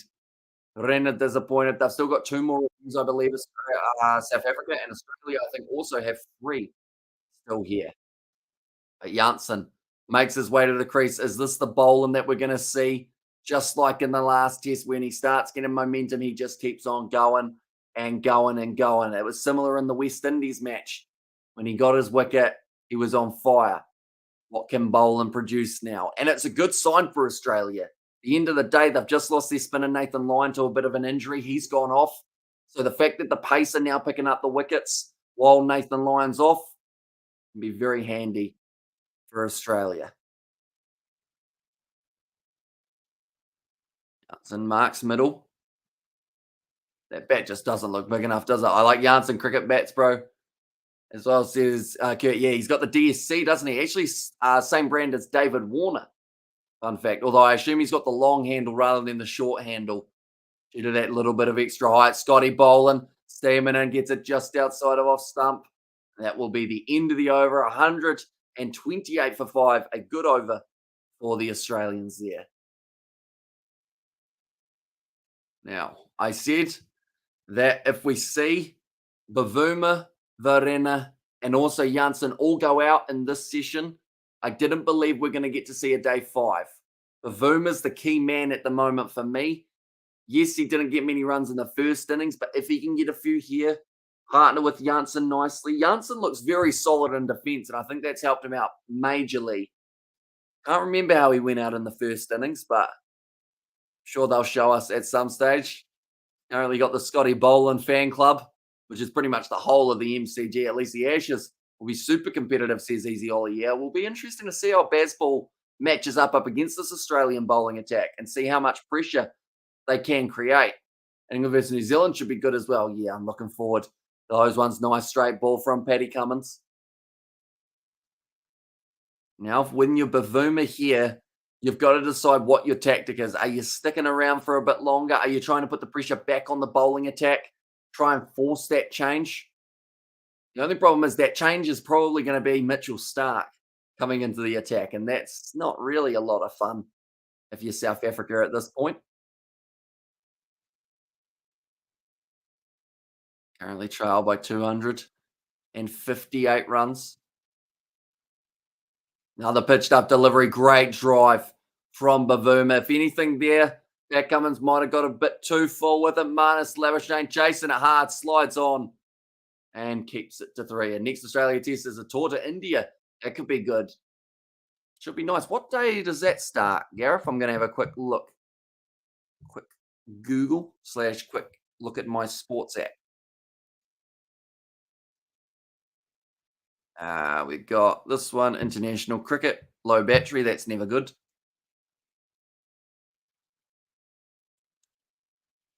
About to load, hopefully. Says apologies. We could not load fixtures for international men's cricket. Please try again. That's also not what you want to see. Oh, no, it's loaded. Right, 2023. So January, we've got India versus Sri Lanka as a series that's taken place. Pakistan, New Zealand. And then Australia, South Africa, the ODI series was cancelled. New Zealand play India in ODIs and T20s. And then it's actually going to be England versus New Zealand in February. Around the time that Super Rugby starts is when New Zealand will be taking on the English in Test match cricket. Then in March, New Zealand play Sri Lanka. And then it sounded like a hard shot. Didn't quite get all of it. Then we play New Zealand or Pakistan in April. Is it in May? When do Australia play? Yeah, Gareth, I forgot about that. That's going to be great. Says Easy Ollie. Is it after May that they end up playing, Gareth? Like near the end of the year? Or not sure. We've got a lot of series in Pakistan, New Zealand this year. And I'm not completely against the idea. It's just as long as they're short format and don't have terrible results. Shorter format seems to suit Pakistan pitches a bit more. Because if it's flat, you can just smack the ball around and you get some decent totals on the surface. Just the 3 runs so far off this Cummins over. Couple dots in a row. Just showing the Nathan Lyon. Yeah, it was actually the very next ball after Nathan Lyon got taken off the field. Let me check, saw it on the World Test Championship fixtures. There's Gareth there. But yeah, there's some good series coming up. And I hope they're going to be at decent hours that don't overlap with everything. That's the worst thing ever. When you're ready to watch some nice cricket and whatnot, and then you realize that Super Rugby or a rugby game is also taking place. Right, Nathan Lyon? Looks like he's making his way back out onto the field. The crowd were trying to get a high five from him, but that shoulder, I don't think he's going to be able to pick it up. Yeah, it looks like it's down by the side. February 9th? Oh, okay. So not actually too far away. India versus Australia.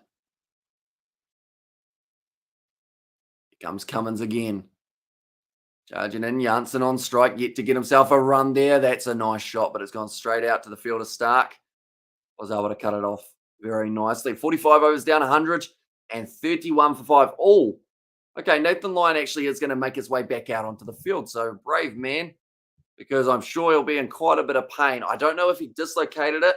He's still going like this with his hand just to try and keep that circulation going. I would say more than likely he's just really badly jarred it. Looks like he does want to continue.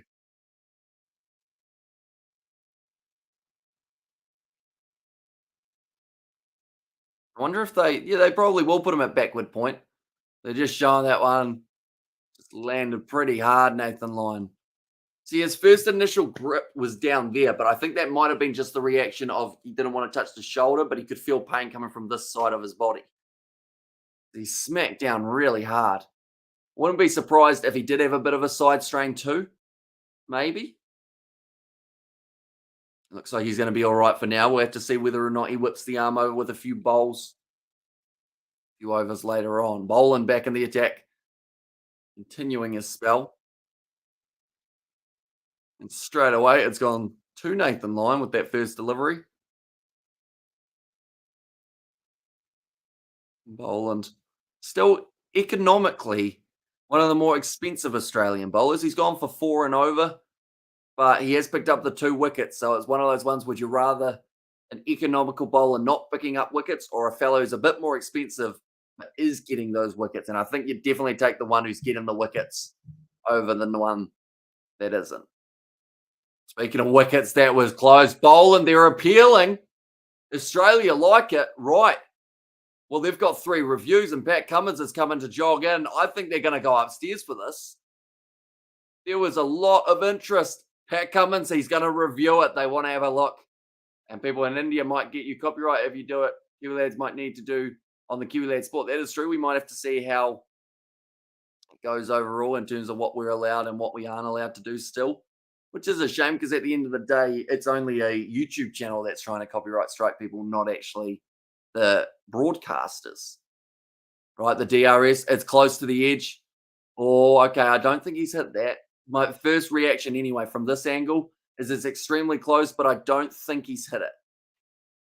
And they all thought there was a noise, the Australians, which makes me think maybe Snicko might be the one that tells us what we need to know. It's rolling through, flat line all the way past. It's going to be not out. For Bavuma, yeah, it's fine. Will be the first one that Australia have used up. We have a few more up their sleeve, though. Still another 2 that they can use. Was definitely close enough to have a crack, though. So a lot of the Australians thought that there was a chance for that one. And like your bot Amish on Discord, and fun fact, this is the last tour Australia will play until Pakistan a year from now. Is it? What about the India tour, by the sounds of it, that's just coming? Last tour, oh, sorry, in Australia. Okay, that makes sense. 317, I was slightly confused for a second. But yeah, it's actually a long time. So that will be the Boxing Day test is up against Pakistan, I would assume. Oh, it's gone through the legs of Khawaja. Nathan Lyon was onto it, though. Realised that there was a chance that could have gone through him. I don't know if that was strategic from Khawaja to let it roll through him. See if they could sneak a single with Nathan Lyon lurking. I don't think that would have been the plan. Holland just on the outside edge of the bat. Yeah, just went through it, stayed very low. I'm pretty sure Australia are playing the Windies at home for that as well, says Easy Ollie. Are they? Because I know that Australia played the West Indies this year at home. So I'd assume next tour surely goes to the West Indies just for one. Hazelwood or Morris for the last test. Ooh. So Hazelwood, if fit, I would put him in. But if Hazelwood isn't fit, I think Lance Morris is worth a crack. Cameron Green, he won't be there. Mitchell Stark won't be there. So I would also probably bring in Ashton Agar. It's another spin option at the SCG. You want to look your bot after live stream. Tell me how you like. There's Brandon. But also South Africa playing West Indies at the home next. There's Gareth. And that will be a good tour. Because I think both sides, this is going to sound like a bad statement, but I don't mean it to be a bad statement. Both sides lost to Australia or are losing to Australia quite badly. You know, some of the games were relatively, there were some good performances from the West Indies. Same can be said about South Africa at times. But both of them struggling up against Australia. I'd love to see them go head-to-head just to see where they are sitting when they find themselves up against each other. It's after Pakistan. There's 317. So when is the South Africa West Indies tour, Gareth? Is that also in February?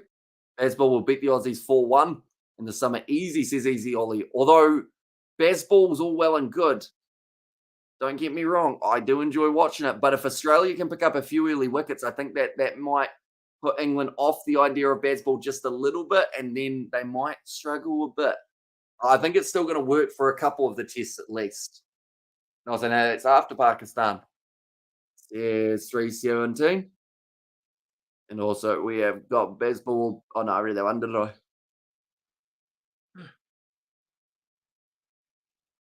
They are just showing the wickets. That was Sander Bruin. It was nicely taken by Steve Smith. That was the first wicket of Scotty Boland. Then there was the run out.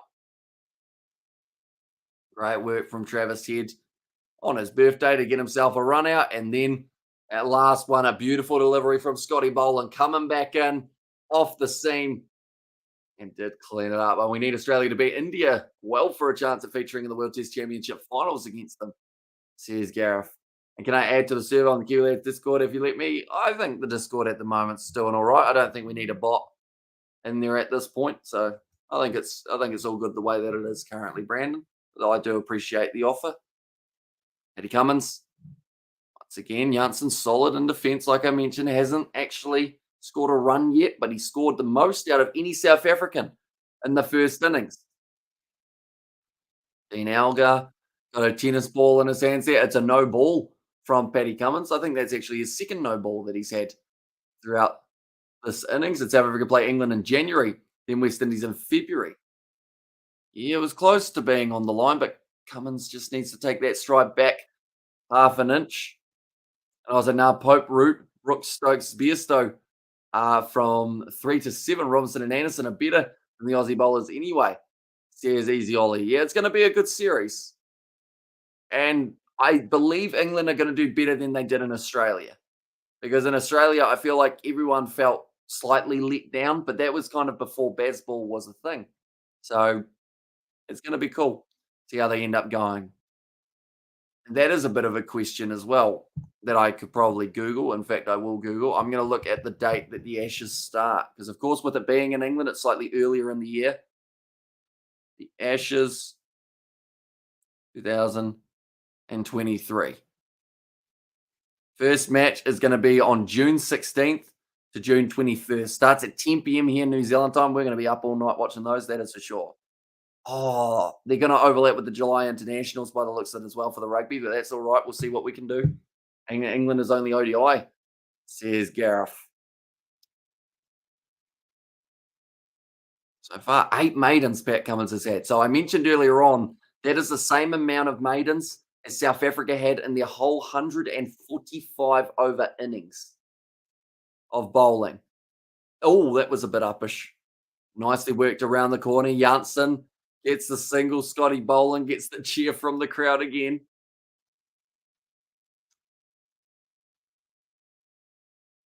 Yeah, imagine if the way that they were reacting to Scotty Boland fielding, sorry, was the way that they reacted to the whole side. I feel like that would be one of the best environments to be at the ground. Like, of course, the crowd normally get behind a side, but they certainly are getting a little bit more behind Scotty Boland at the moment, as they should. He's got 2 wickets here for the Australians.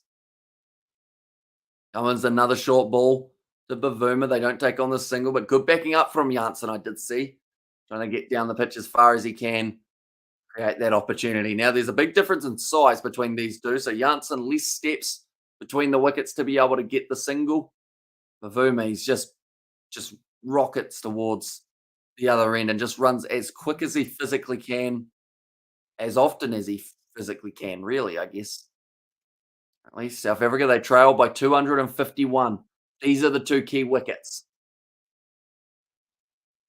Cummins, outside of off stump again. That's it straight into Marnus Labuschagne, who's fielding at cover point.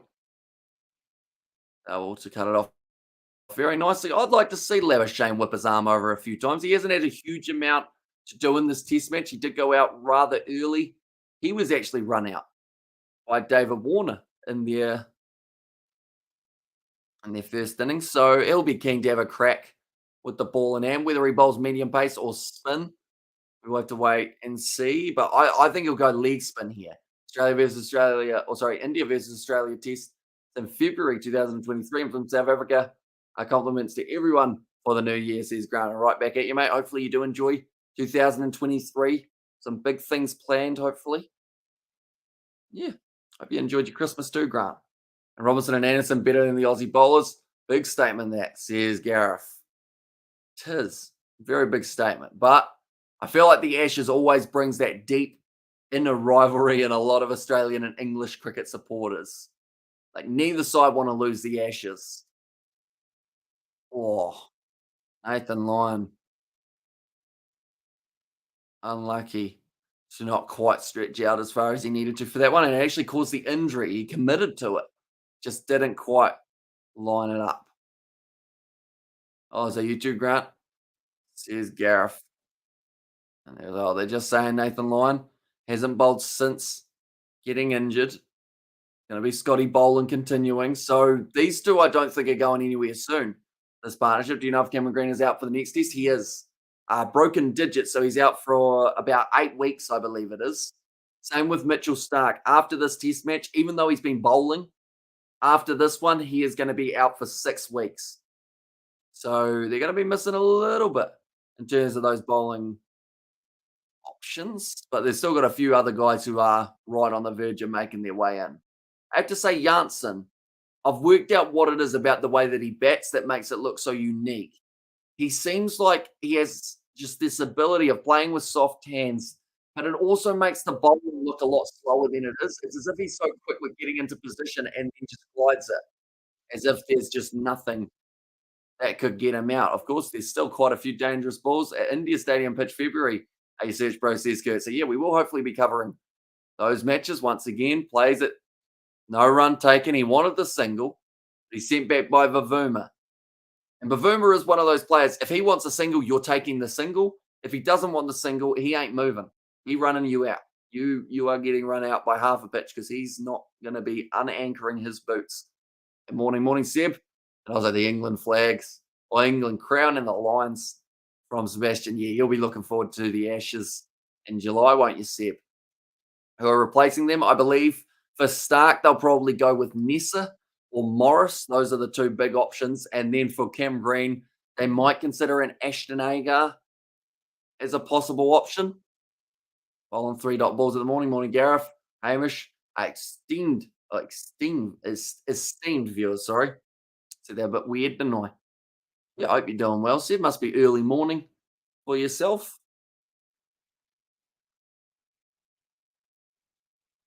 250 runs they do trail by. Okay, here's Nissan. So yeah, they've got a few options who could come in for those guys. They may even make another couple changes just for that last Sydney test, just to test out their squad depth. A little bit of advancing down the wicket from Janssen there, and also whips it to the leg side. Going to get 2 runs for it. Yeah, trying to take the LBW out of the equation. I'm a bit earlier, but he hasn't come back, says Gareth. Yeah, it was Vernon, our friend from wherever he's from. He never told us where he was from. I don't think he could understand the question, unfortunately. Still looking overcast in Melbourne, so they've got another 33 overs until they can take that new ball. And I was that, is it Vernon Don? Rob Warmio, and yep, that's the one. And I just wake up almost 5 a.m. I don't like 5 day because they block too much. You see, you never wait for the correct ball. You make it the correct ball as well, says Grant.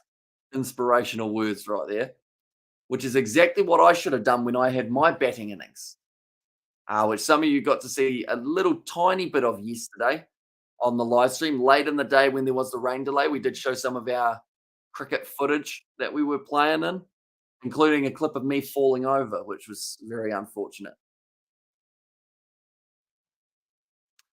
But I've learned from my mistakes, and now I know not to try and jump from my knees to my toes while being like kneeling on the ground.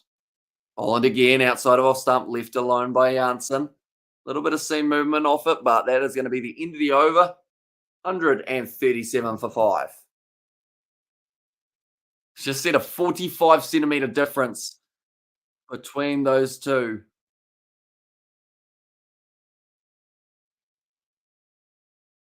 Janssen, like they're saying, advancing a little bit down the ground just to take a little bit of LBW out of the equation and also just to keep that momentum going forward for when he decides to have a drive.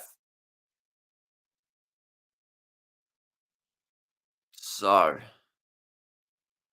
I am wondering how long do Cummins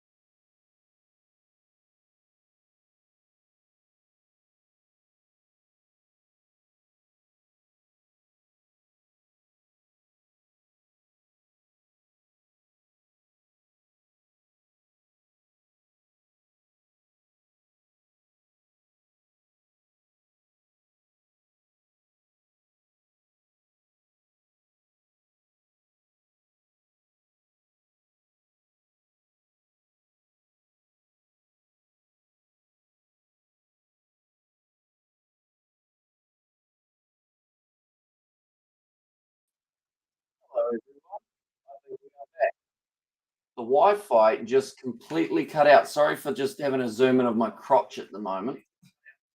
There we go. We are back. We're ready to go, ladies and gentlemen. The Wi-Fi, you gotta love it. That's a great ball from Paddy Cummins. I think the Wi-Fi was just like, nah, it's a bit warm. Why aren't you outside? Boom. But now we're back. Sorted. Gotta love a Wi-Fi issue every once in a while. That's actually the first of the tests, though, that it's cut out. So I'm pretty happy with that overall. Yeah, thank you guys for sticking around. I just realized that's Cape Town Stadium. I realized it on about day 2 and forgot to change it. So it was slightly unfortunate, really. Yeah, hopefully you guys can see and hear me all right currently. 49 overs down, 138 for 5 for the South Africans now. Bavuma, 7 away from his half century. He's dug in deep. 56 overs remain in the day. And currently, they're almost 1 hour through this session. So my dad predicted 3 wickets falling in this session for the South Africans. That would take them through to 7 down at the end of this next hour. But Bavuma and Janssen, the type of 2 guys who can stick around for quite some time when they need to. They always show that partnership when they are next to each other with the height and the not so much. And also we have there more please, says Nuzzy Williams. Tell you what, I've worn the right shorts for it. They're extremely short. I think they're 5-inch or something like that compared to like the 7 or so that I'd normally have on. I see that the Wi-Fi might cut in and out a little bit here, ladies and gentlemen. Do bear with us if we do have Wi-Fi issues. It is not on purpose, I guess, is the best way of putting it for cutting in and out. Bavuma sitting on 43. Still 248 runs down for the South Africans here. And I was like, says Nuzzy Williams. I'd like to think it won't cut out again. The Wi-Fi, we reset the modem. It was actually, I have to say, fair play to not just myself, but also my mother. I don't know why I'm clapping at the moment. She won't be able to hear it, but we were jumping on it in a flash. As soon as the Wi-Fi went out, we went, right, modem reset, send one in the chat on her phone so that they know that the Wi-Fi is out, and then straight back in, boom, boom, power. We're back within like 2 minutes. Live commentary, eh? You gotta be ready for it. Scotty Boland, though, he's been bowling well. His economy's slowly dropping. He was going for 4 and over, now down to about 3.8. Got those 2 runs. Or the 2 wickets, sorry. Now the next changeover, it's probably within the next 3 or 4 overs that we see the Stark come back into the bowling attack, maybe alongside Nathan Lyon, or they might consider one of the part-time spin options left alone outside of off stump by Bavuma. Not willing to play at that one. Smart move. Currently, the Australians, they're just going that line and length outside of off stump. And I think South Africa, they need to realise that as soon as they stop scoring runs in a consistent manner, that's when Australia are at their most dangerous. If the bad ball's there, you still got to go after it. I'm not saying that was a bad ball. It's just when it does arise, you got to make sure you're taking that opportunity. Currently trailing by 248. You definitely need some runs in there if you want any chance of winning or drawing this test. It looks like Scotty Boland and Pat Cummins just waiting for people to sit down. You move. What they've just said. They are sitting down on the ground again. Here comes Scotty Boland. You didn't quite get the angle right, did you?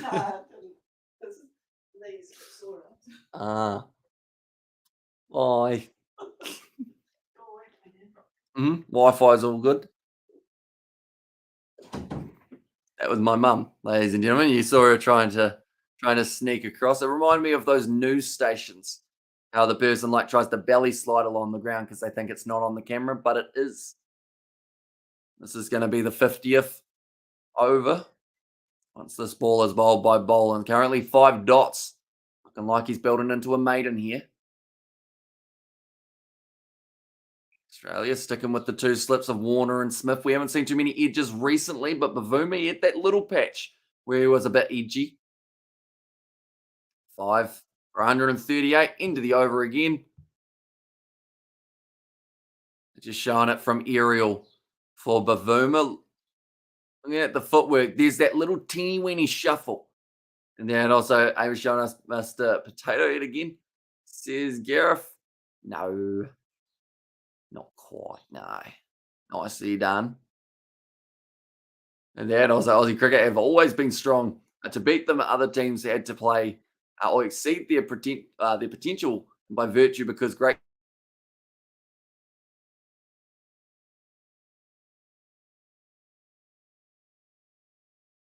No. Oh, I thought it was going out. I thought the Wi Fi was completely gone, but she's come back. That was half a split second it went out. I don't know what's happening with the Wi-Fi. I think maybe the cables are too hot or something.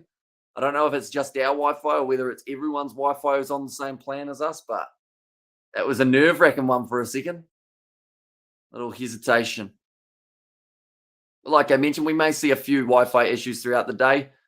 Do bear with us when they do cut in and out. Like if it goes out, we're probably going to be back within like 2 or 3 minutes after it has happened. But it's going to be Pat Cummins again into his 16th over. Short ball. Oh, Janssen just gets out of the way of it. Now remembering Janssen bowled a bouncer to Mitchell Stark and hit him in the side of the head in the first innings that Australia were batting. And the Aussies wouldn't have forgotten that. So Cummins might be putting in a few short ones just to say to Janssen, don't be bowling short to my bowlers or I'm going to bowl short to you.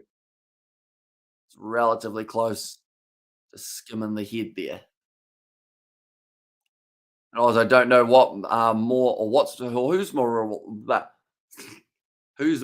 reliable, the Wi-Fi or the wife? Says Sebastian. Another nice one. Yeah, it was weird. Earlier on, Sebastian, Vernon tried to insult Gareth by saying that Gareth's wife would tell him something in terms of like as an insult. And I was confused because I was like, surely having a wife isn't much of an insult because you've actually got a wife. I don't have a wife at this stage. I don't think I will throughout 2023 either. If I end up coming on the stream one day and I'm like, I've been with a girl for a few weeks, this is an Aiden scenario, and she's going to be my wife, be sure to slap me through the screen just to knock some sense into the boy.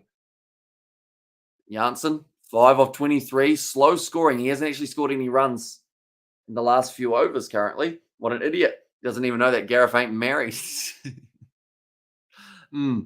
Yeah. Poor Vernon. I feel like Vernon, he almost looked like at times he would have insulted himself too, because he wouldn't have realized that it was a different person or it was the same person as him. If that makes sense. Like he was just pretty much trying to go at everyone in the chat. So I wouldn't have been surprised if he went Vernon, you're, and then put his little poo emoji that he was putting out there. Just out of confusion. 147 runs behind South Africa, slowly ticking over. This session's going to be a bit of a stalemate, I would say. It's like what I said at the start. I said that this one we're either going to see a wicket soon or a whole heap of partnership. I think this is the same case. We're either going to see a wicket before 55 overs or we're going to see a long partnership that takes them through to about 70. Here we go. Those are the two options. It can't be anything in between. So either a wicket before 55 or a partnership that takes them to 70. That is a classic drive from Bavuma. Didn't use a huge amount of foot movement, but still did quite nicely. Managed to get through for the 3. Moves up to 46 now. Yeah, not a lot of foot movement at all, but just using, there you go, using the rest of his body, perfect positioning. And because of it, it meant that it did work quite nicely. Got it for 3. At the end of the day, sometimes you're not always going to be able to hit the boundary. I think that's something that some young players don't realize is taking a 2 or a 3 is sometimes just as good as a boundary. Not so much for the runs, but just, you're still ticking over something. Can be relatively handy. Oh, short ball. Well bowled again by Cummins. That will be the end of the over. 142 for 5.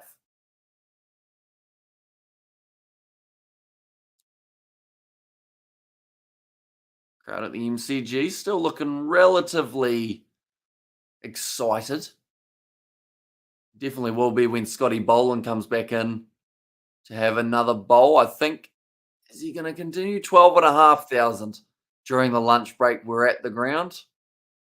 It's not a huge number for the MCG, but it's still a pretty decent amount of people watching on for this Boxing Day test match.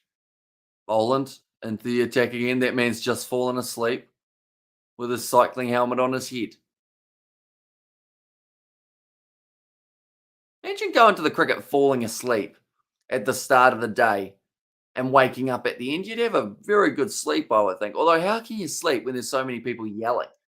That would be the tricky part, I would think. Vumas closing in on his half century, sitting on 46 for 112 deliveries. Still got another 54 overs remaining in the day. So for South Africa, they're, I guess, halfway through the amount of overs that they have to face to get through just day 4.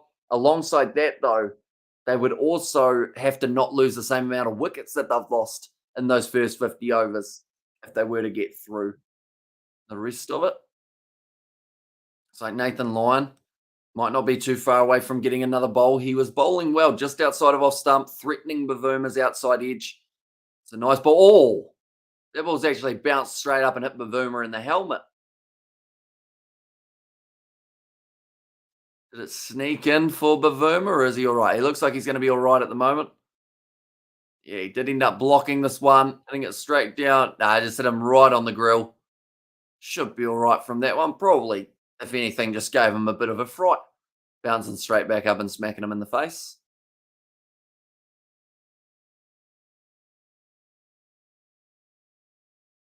They need to get Bavuma out, the Aussies. I feel like they will also feel he's hung around for a bit too long here. I want to get him out. It's probably his biggest score in quite some time as well for Bavuma.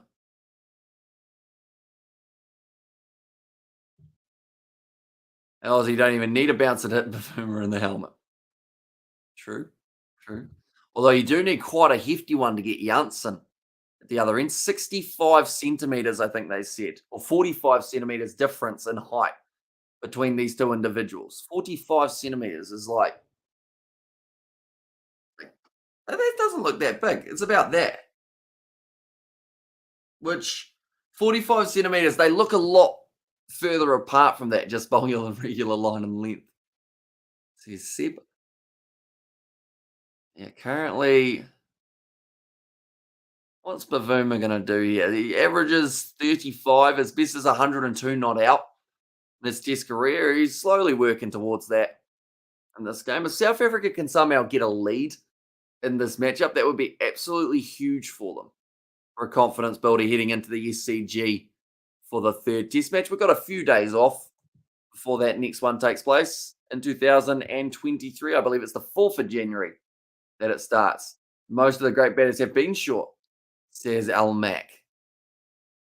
I guess thing that normally works well, that's a nice shot from Bavuma down to deep fine leg to Stark. Yeah, the thing that normally works well for shorter batsmen is they can play the short ball well, just because you get used to having to face those short deliveries type thing. Like, I remember when I was called up to play in a 4th grade game, I believe it was, when I was about 10, maybe even younger than that. And everything was about this high. So I think I scored 15 runs from just pull shot, cut shot, pull shot, cut shot. And as long as you can play that short ball well as a shorter individual, then like the bowlers always think, oh, I'll give him a short one.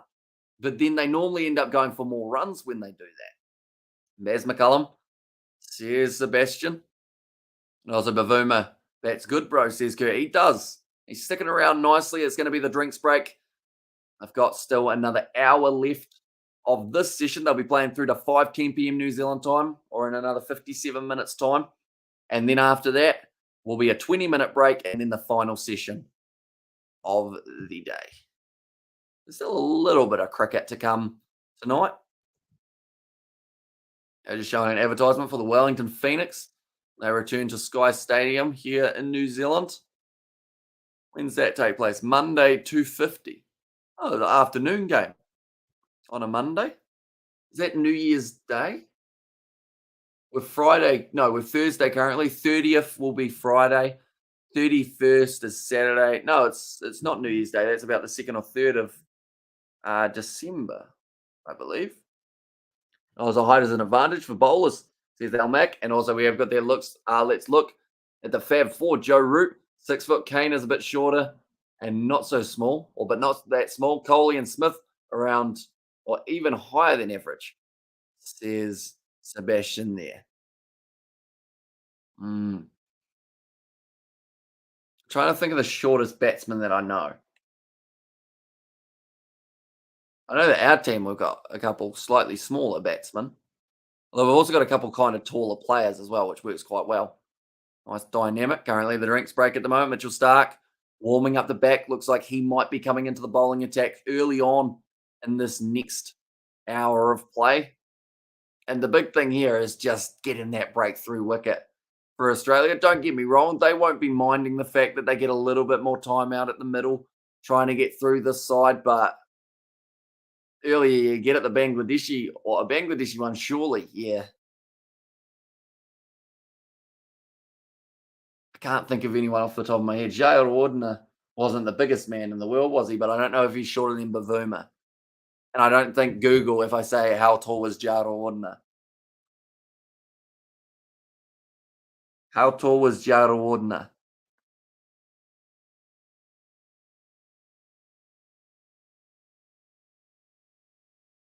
The Art of Resilience, Percy Thompson Gallery. I can buy a piece of art for $395.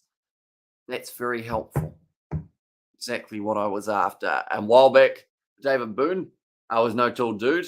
Tendulkar Lara, you indeed, or you like indoor cricket or outdoor cricket, bro? I enjoy outdoor cricket, but I do also enjoy playing indoor cricket when I get the chance. I haven't had too many chances in my life, though. Player and Bavuma must face more balls, Stonewall, and play for the draw, says James. Yeah, we worked out earlier on they have another 850 balls left to face to then draw this test match. So Bavuma would have to face about 5 times as many deliveries as he already has. And same would be said with Janssen, and they would still be about 300 balls short, which is a whole ODI extra that the rest of the tail would have to face. Oh, Sri Lankan. And also Brahman Tadalkalara, we're all short asses, says Al Mac. What I'll quickly do is I'm going to sneak through here. And I'm going to quickly put my phone on charge. There we go. Just able to reach it. Oh, and just throw the phone down while we're at it. Still works. It's all right. And Bavuma, well, no, I read that one, didn't I? But yeah, there's a long way to go. So, in my opinion, if you're going to face 800 balls, you might as well score some runs alongside it and then put the pressure back on Australia. We saw what happened at the end of that last test match, Australia losing those early wickets. Bavuma going to be on strike. Nathan Lyon back into the bowling attack. Seems like he's going to be all right. It is that left arm, I believe, that was injured. So, seems like he's going to be all right here to continue. I'd like to see Travis Head get a bowl at some stage throughout the day, I think. I'll bowl again by Lyon. Just on the stumps, 88.8 Ks. Bavuma looked a little bit threatened outside of the left-hand side, or it would actually be his outside edge, sorry. It wasn't Kumar Sangakkara, also smaller, says Al Mac. I don't think he was the tallest man ever as well. So it's just going to be the single. KP was the top batsman. Good luck calling that bloke short, says CP. Oh, sorry, I called you CP. Who's CP? That's Carl, isn't it? It says Sep. SG. That's a type of bat, isn't it? Is an SG a brand of cricket bat, Sebastian? Sorry for asking so many questions. I think it's close to one. SG or something along those lines. Janssen back on strike, yet to get a run in the last about 25 minutes or so. He's just willing to sit out there, face those balls nicely. Nathan Lyon now. A bit of fluff going past. I generally don't think it has anything to do with height. It's purely skill, says Sebastian. See, that's the thing as well with like wrists. Such a weird segue, isn't it? But I always think a player who's got good wrists is normally stronger than a player who doesn't use their wrists in their shot. Like you can drive and whatnot like that. But if you've got that that goes through as well. It just seems to be, oh, what a ball! They've gone up. They've thought about it. Right. Nathan Lyon was pretty keen. Pat Cummins goes up for it. Right. I thought this was pretty close. I almost appealed. I don't mind being called SG. And SG is an Indian cricket bat manufacturer. I thought it sounded familiar. Right. Original decision is not out. See, the thing that might get this here is either impact outside of the line and maybe height. Now, the impact actually has to be hitting, has to be a red light, or else it's just considered as not. This one stays low, though. Stays low. Oh, see, that angle looks good, but we can't see where he's hit from. And most of the Indians always been wrist batsmen, says Nazi Williams. And I think that's what's made them so strong in the past. It's just that little flick, something that I do not have in my batting, which I wish that I had. Because if you get those wrists, it's just so effective. That's why I can't play league side to save myself, I think. No snick on that one for Janssen. This is close for Nathan Lyon because it is actually in line. I thought it was a bit wider, but it looks like impact in line. So height is the only thing saving Marco Janssen here. Impact in line, hitting 3 reds, and Janssen's gone. Nathan Lyon picks up the wicket, and he hadn't scored a run in a long time. Janssen maybe went a bit too defensive. And now it is going to be either Maharaj or Bavuma, or sorry, not Bavuma, Rabada, who will be making his way out there. But a good review from Australia. Did look pretty good. Just straight across, beautifully bowled. When it's the back leg like that, I'm actually quite surprised that the umpire didn't give it out. Might have thought it was going over the top. And also, we have got the Pakistani people say that they are stronger than Indians because they eat more meat, says Al Mac there. Is that in terms of wrists or just in general? There's a siren going off here at the moment. Janssen, he has been dismissed. 5 runs of 29 deliveries. And now Maharaj has made his way back to the middle, probably a bit sooner than he would have been liking, because that is currently now 2 wickets down for South Africa in this session. My dad predicted 3. He might not be a mile off. My dad's a smart man, you know. He got the 3 right for the first session. He told me it was going to be 3. The FBI open up. Yeah, someone called the cops on me, unfortunately. Some people will think that I'm not joking, but I am joking, of course. I don't think I've ever broken a law even close to breaking one. I'm such a good boy, I guess. Trying to think of anything that I've done that's like I once at primary school. Here we go. Here's the gossip. At primary school, when I was at primary school, when I was younger, I should mention, but I took a button from a drawer of buttons that we were supposed to use for arts and crafts. I took it home with me. Bit dodgy, innit? But then I felt bad that night, and then I took it back and put it back the next day. But that's not the part of the story that you should listen to. It's the part where I decided that I wanted to take a button. South Africa has this in the bag, huh? Not quite, no. If Bavuma gets 100, maybe they've got a chance of not trailing by the end of it. And surely that's bollocks. I enjoy lollipops, but my girl is much better. No, it says Sebastian there. Wow. Bit of a swing from Bavuma. India good play soccer and cricket, bro. Says Kurt there. And I was like thieving a button, mate. That's bad. I know. I'm such a rebellious individual. I think the fact that I still remember that tells you everything you need to know as well about how I'm now never going to steal a button again. But returning it the next day seemed like a good idea at the time. And the thing is, I was making a project using some buttons, so I could have just stuck an extra one on and said it's part of the project, and we would have been all good. No, didn't think it through, the little bandit, and definitely not good at football, Kurt. Jesus, Sebastian.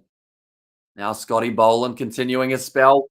Nice delivery. Bavuma, I think, wants to get his half century before the tail starts to tumble. And will China or India be the first to make the Football World Cup?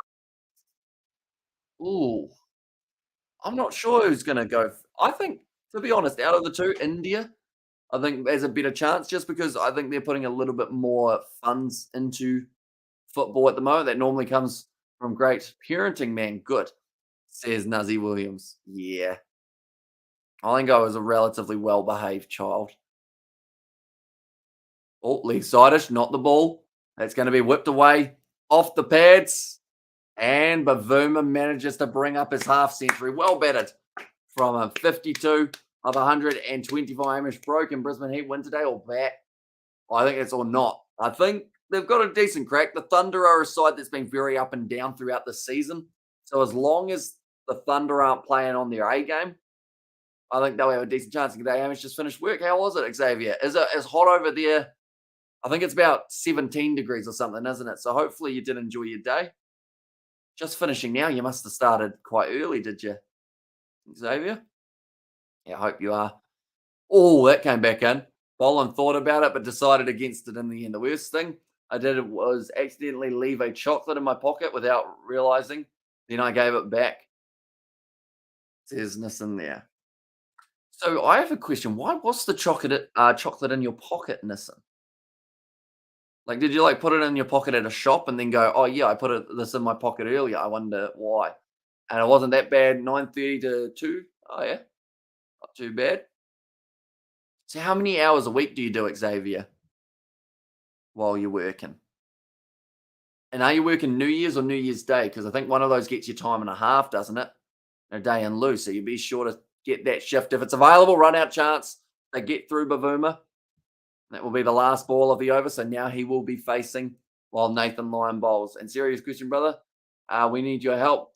Who is the shortest player in the Bangladesh squad? Says Sebastian. Yeah. Or even if it's not this squad, Ryan, all-time shortest Bangladesh player that you can think of. And Nissan has said yes in there as well. They are just showing Janssen.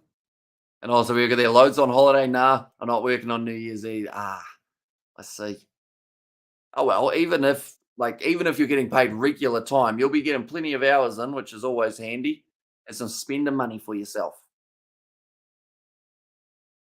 Oh, I was talking to Amelia yesterday, Xavier, or the day before, I think it was. And she was saying about how if I go to Melbourne, because I was saying I might consider getting over there at some stage. She said if I go to Melbourne, I should go to a Melbourne Rebels game. And I asked her whether or not there's a possibility of getting to sit with the stockade while I'm over there, or even just going to a game with you, Melbourne Rebels supporters would be pretty all right, I'd say, if I end up over there during Super Rugby. And in beach cricket, is hitting it in the ocean dismissal? Normally that counts as a six, doesn't it? When you smack it in the ocean. 'Cause that's normally considered kind of impressive. And then someone gets to go in and dive after it. Maharaj now. They got the single straight away. Big shot down the ground. Yes, 100%, says Xavier. So, yeah, I have to keep you updated if I do end up over there. So, I'd love to go to, I think the plan was going to be Sydney, Melbourne, and then maybe Brisbane or something. I'd like to do, if I'm going over there, I want to make it worthwhile and do like a relatively long trip. That's a great shot down the ground for Maharaj. And that's going to be 4 runs. I reckon you would get like 1K people come up to you if you went to a game at Eden Park for the AB's game. You think 1,000 people? I don't know.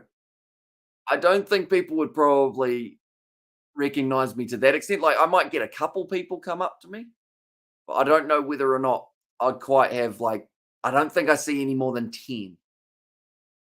Just because, like, if I had a beanie on or something, people may not even recognize me. So I'd have to wear a shirt that says the Kiwi lad so that they're like, oh, yeah, no, I've heard of that. Get some merchandise going. Haraj 4 off 3 at the moment. That's a bad ball from Nathan Lyon. Interesting tactic. Okay, I think it was on purpose. He just wanted to fire one down the leg side to see if Maharaj was keen for a bit of a swing. Decline the offer. 1 ball left of the over. This is where they wouldn't mind a single for Maharaj, but he hasn't got it away. End of the over, 6 for 154. Currently still another 40 minutes left of this session. Need 1 more wicket for my dad to be right once again. And also, celebrity Kiwis in attendance, Hamish of the Kiwi lads and Russell Crowe. Who else have we got? Tucker Waititi. He might go to a game, would he? Do the Kiwis play Boxing Day anytime soon? You can come to that. I think next year, by the sounds of it, it's Pakistan, but maybe the year after that is going to be the Boxing Day test at the MCG for the Kiwis. Because, yeah, I went in 2019. It was absolutely awesome. So I'd love to be able to come back over for a New Zealand Australia Boxing Day test, even if it's not New Zealand playing, just in general, Boxing Day test match is normally pretty awesome. And you're welcome coming Australia, bro, watching A League in Melbourne. A live stream at the games, bro. Says Kurt there. Yeah, it would be quite cool to go to an A League game as well. Oh, yeah. Here we go. Steve Smith into the bowling attack. Bowling from the Shane Warne stand end. And unfortunately, he's dragged that one down. It was a bit of rubbish and gets Bavuma off strike. But I think that might have also been on possibly on purpose. And Ashes 2025 surely would be quite cool. Get over there for the Ashes. See, that's the thing. If I could find somewhere relatively cheap to stay, I would absolutely love to follow the whole Ashes tour. Go to every game, every day. That would be absolutely awesome. Steve Smith, that's a better ball. Outside of off stump, once again, whipped away. They get the single. Looks like they might just milk Steve Smith around a little bit here. I'm confused, though, at why they've gone Smith rather than Labuschagne. Okay, they've actually just said it on commentary. Mike Hussey has just said that Marnus won't be too happy if Steve Smith gets to go first and sit with the Barmy Army, says England. Or sorry, says Xavier. I feel like I'm pale enough to look like I'm from England. It's going to be worked away. It's going to be at least the 2 runs here. Steve Smith, this doesn't make me feel so bad about my bowling on that other Saturday. I think Steve's almost gone for more runs than I went to. I stick to Roman cricket. Wait. Says it was there from Xavier. And also we have got there, yeah. You've got to witness England winning live. Oh, question, Sebastian. Sorry for going very loudly, but are you going to any of the Ashes matches this year? Do you think you'll end up in England for any of them? Let me know, since you do pop over to England every once in a while. All right, Steve Smith, 5 runs off him so far. It's a better ball. Oh, Steve Smith thinks it's out. So does Alex Carey. They might go upstairs for this. Okay, just a clap from Pat Cummins. Decided against it, though. So Steve Smith, if there's an edge on this, he'll be disappointed, but it was a ripper of a ball. Wow. That is Shane Warne-esque. That's a great seam as well. And hoping to get the Old Trafford test in Manchester. That'll be pretty cool. I remember my cousin and her now fiance were going to be going to day 4 of an England test match a while ago while they were over there. But unfortunately, the test match only went 3 days. And also, would you go to India for the cricket or nah? I mean, it's probably very close to the outside edge. Don't think there was much. Oh, there's a little spike, little tiny one. Yeah, I think definitely I'd be going to Australia first if I had to pick between Australia and India. Like, nothing against India. I just much prefer with it being so close. Yeah, there's a little bit of something on the snicko. I don't know if it was actually the ball and the bat, though. See, done again. Nathan Lyon, nice and straight. Verma, 58 of 100 and 34. Another one whipped to the leg side. Cut off for 1. I'd love to see Smith bowling from one end and Labuschagne bowling from the other. 2 part-time leg spinners just to see what they can do. I think Travis Head also could be an option if Nathan Lyon gets tired, which I don't think he's going to at this stage. He's only bowled 12 overs almost. I think he's going to be all right for quite some time. And he's bowling well. Just make it even trickier. I think Maharaj is definitely his man that he's after. Steve Smith, he might be able to pick up Bavuma just because as a part-time bowler, sometimes that makes batsmen underestimate you just a tad. Last ball of the line over. A little bit more leg side-ish. That will be the end of it, though. It is 6 for 160. If you're South Africa here, you're looking up at the clock every once in a while, going, how many minutes do we have left? Currently, they have got another, I believe it's 35. Oh, so do you like a good spicy Indian curry? I'm more of a mild kind of guy. Like, I don't mind spice, but I find when it gets to a point of spiciness, the enjoyment of the food gets taken away because you can't taste the food, you just taste the spice. So a nice little kicker of spice ain't bad, but as soon as you get too far spicy, then you can't really taste anything. I'm hoping to go to the 2031 World Cup, as well as obviously 2027. There as well, so nice. And that's the thing, Australia for 2027, the Rugby World Cup. I think that's going to be quite a cool tournament. I'd actually also like to make my way over there. Nice ball from Steve Smith, getting a little bit of turn. Has he got a wrong in up his sleeve here, Smith?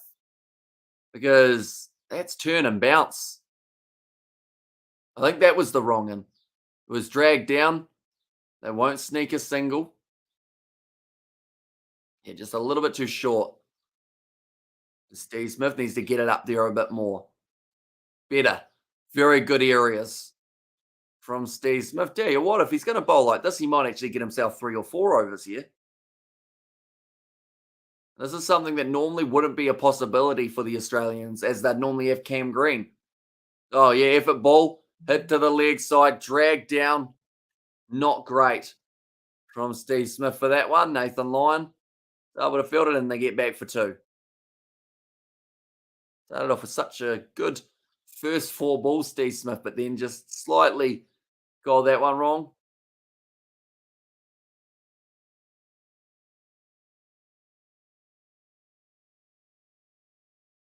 Now, nice ball.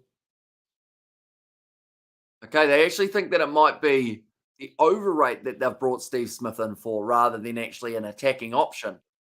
Yeah, overrate -2 already.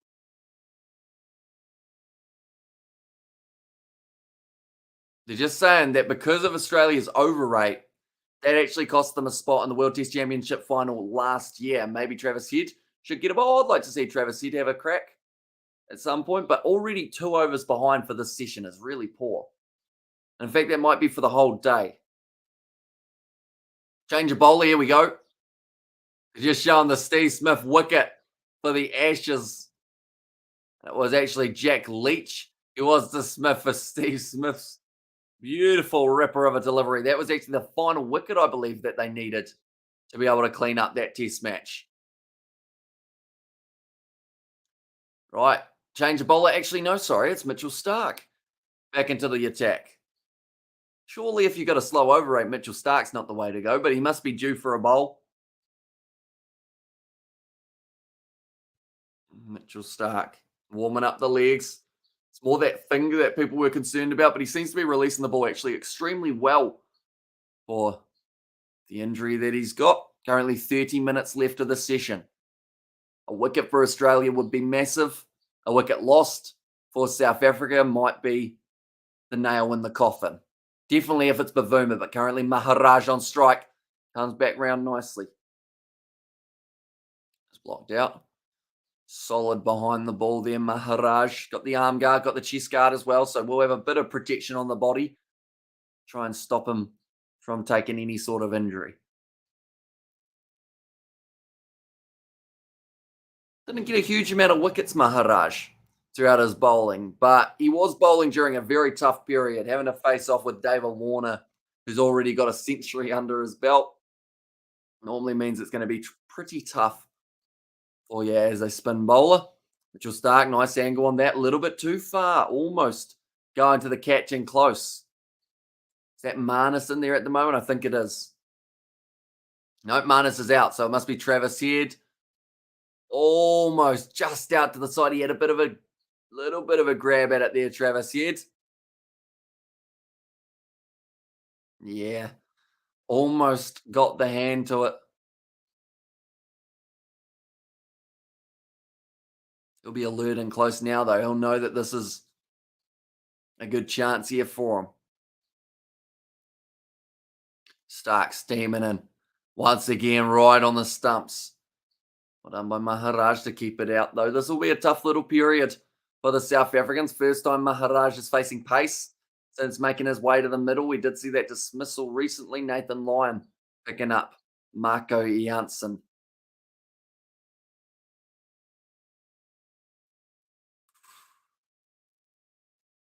It just said, is that the stat that they've just said? Did I hear that correctly? It's been 7 innings since South Africa have got a 200. Or is it actually, no, it might be 7 innings for Australia since they've taken a catch in close. Possibly.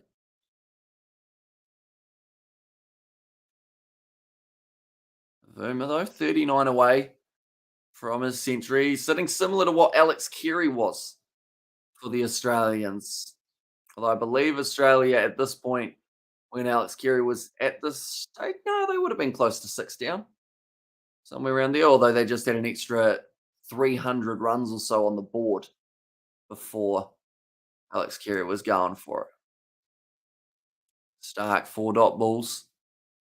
Looking to sneak another wicket here. Nicely punched off the back foot for Maharaj. Should be a single there.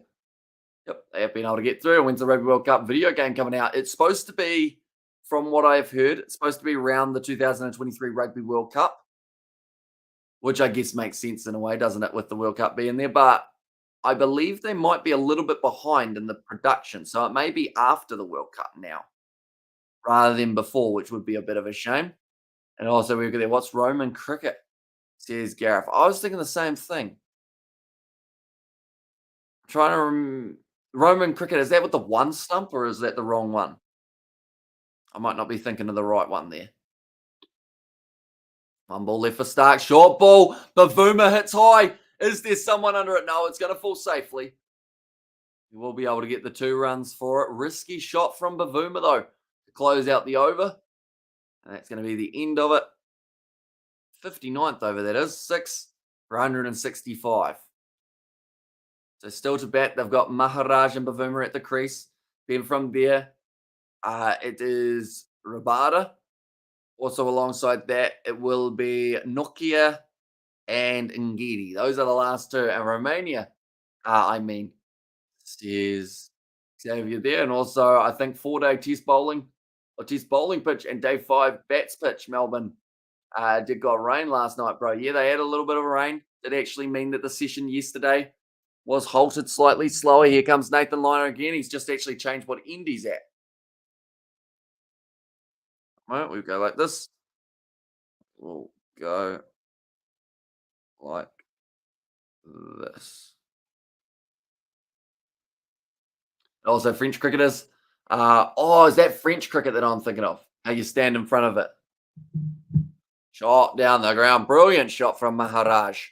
4 runs down the ground, French cricket. On the wicket to your legs, and you're in the center of the circle. Yep, that's the one. You stand like that. You got to play like this towards the fielders. Kind of a weird game when you think about it. Why is it called French cricket, though, when they do that? That would be a question. And then also Tipney run. I feel like some of you guys would have played that back at school. No matter what, you got to run if you hit the ball. Well played, Maharaj. Cuts it down nicely.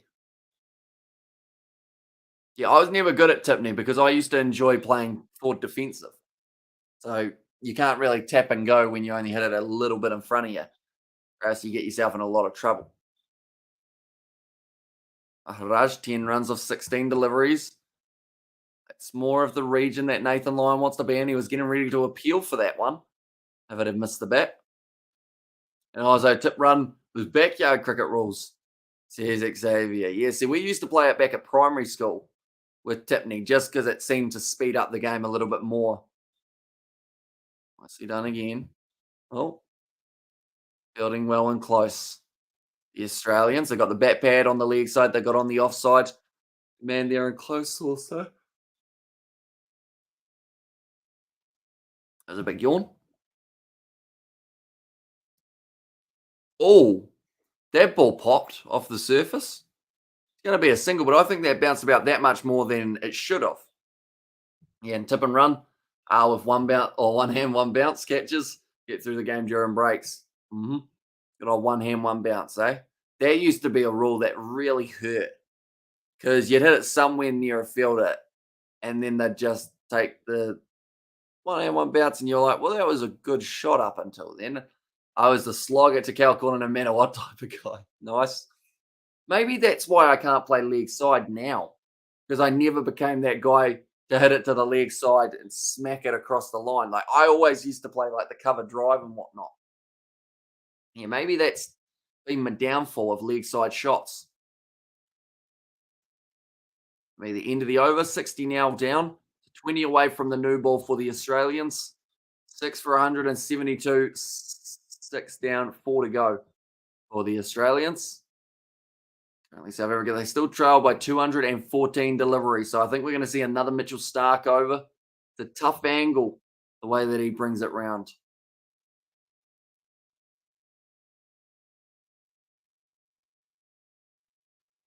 And also we have got there. Good afternoon, Hamish and fellow subscribers. I see we only need a few wickets to wrap this game up.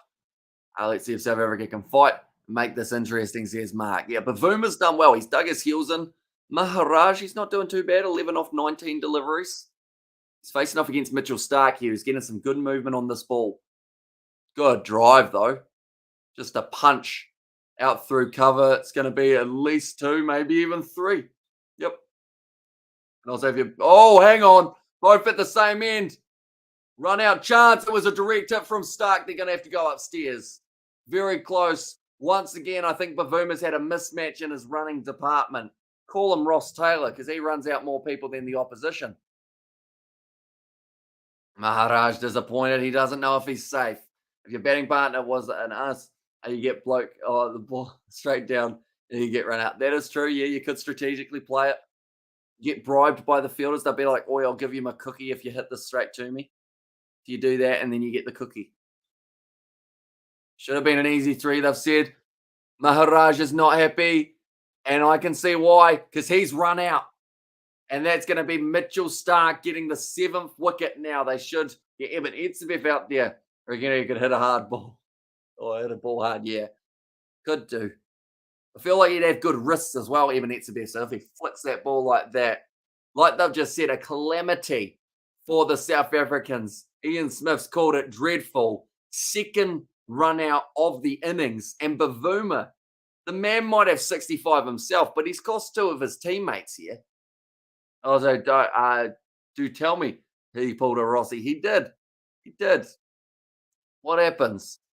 I want to see what Bavuma does here because I'm saying he's in the wrong and I want to make sure that he is. So he runs. Maharaj is running hard and he says 3. Then Bavuma just stops and takes his own. He decides that he's willing to sacrifice his teammate for the sake of his own innings. He runs, he stops, Maharaj goes. Bavuma just turns his back and says, sorry, mate, see you later, bud. Turned his back to the fieldsman. So amateur hour is what the commentators have said. And Bavuma, man, this guy is really not making friends in the South African side at the moment. Elgar's just sitting there kind of looking at the camera going, what are you going to do? Like,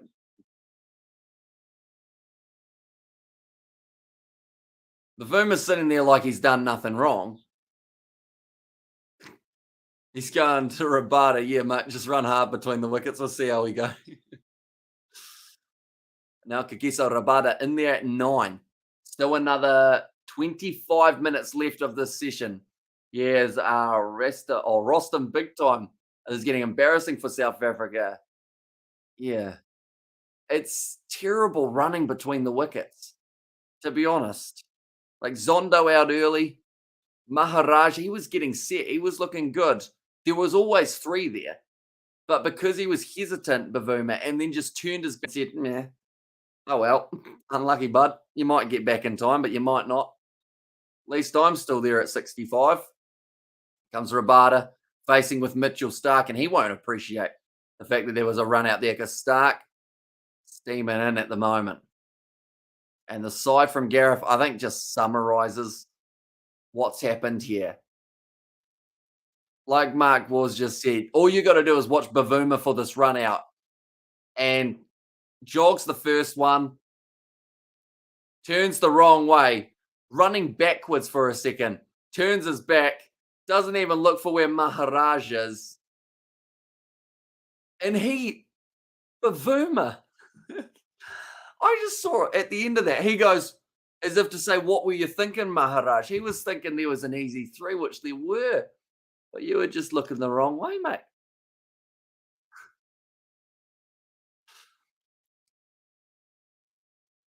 Is Bavuma a smart guy out of curiosity, or is he not the sharpest tool in the shed?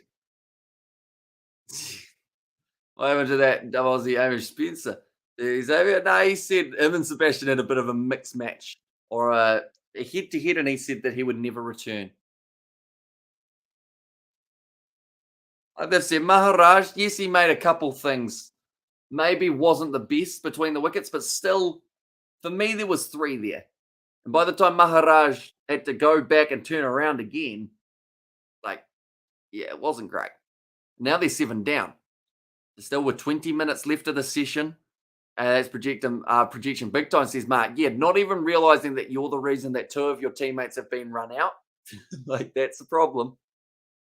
Like at least Ross Taylor, normally when he runs someone out, he's like, "Oh yeah, nah, my bad. Thought that one was a quick single, but really I'm about 40, so no, it wasn't."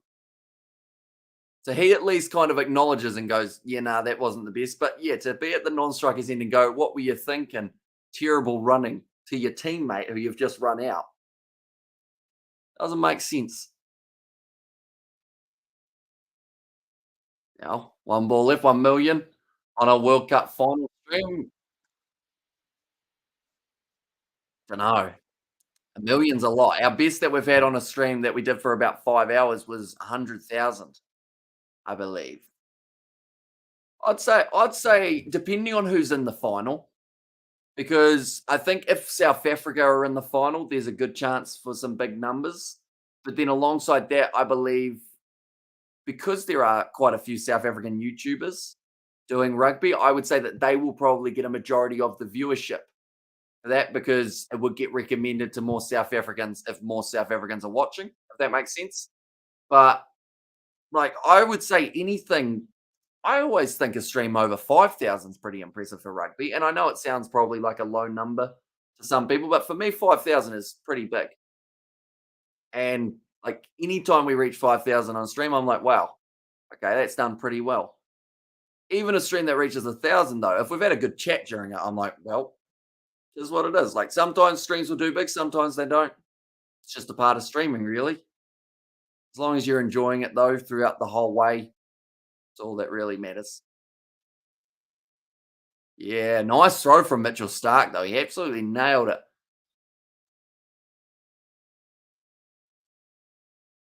Just show him from that angle. Luckily, the commentators haven't acknowledged Bavuma going to Maharaj like that, because or else I feel like they would have really ripped him a new one. Nathan Lyon into the bowling attack. Australia needs 3 wickets to be able to win this matchup. Nicely played by Rabada. Solid behind it. Also, if Springboks versus Kiwis could happen, they would get a million. But it can't, sadly, says Xavier. Yeah, it's very tricky for them to get there, isn't it? It can only be, oh, if both sides win their quarterfinal, there's a chance, isn't there? As long as they don't match up with the quarters, I think they can still get there. Ross is man enough to admit he had a brain fade, and not so much with Bavuma. He's too busy blaming others, says Mark. And just then, Mark Moore has summarized it perfectly.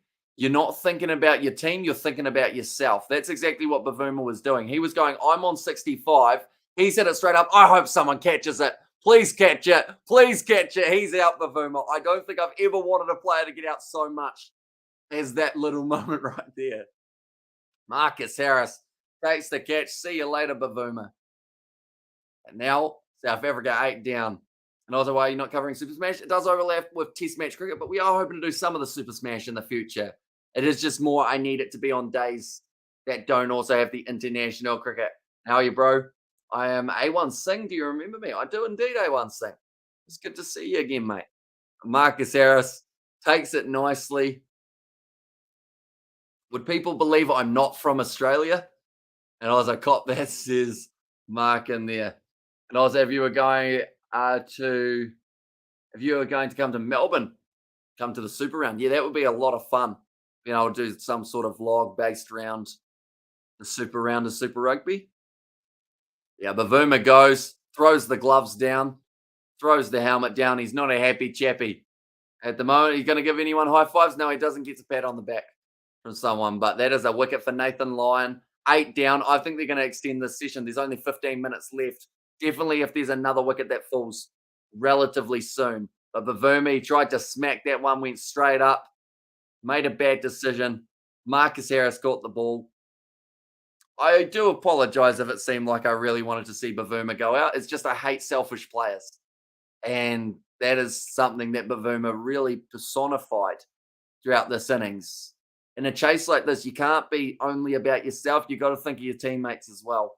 And 2 runouts that were both your fault, that you're blaming your teammates, not keen.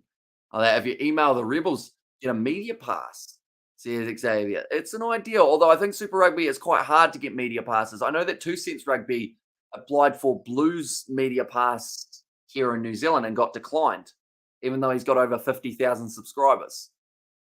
So it's a tricky one. I don't like to admit it, but Vernon was correct. He called it yesterday.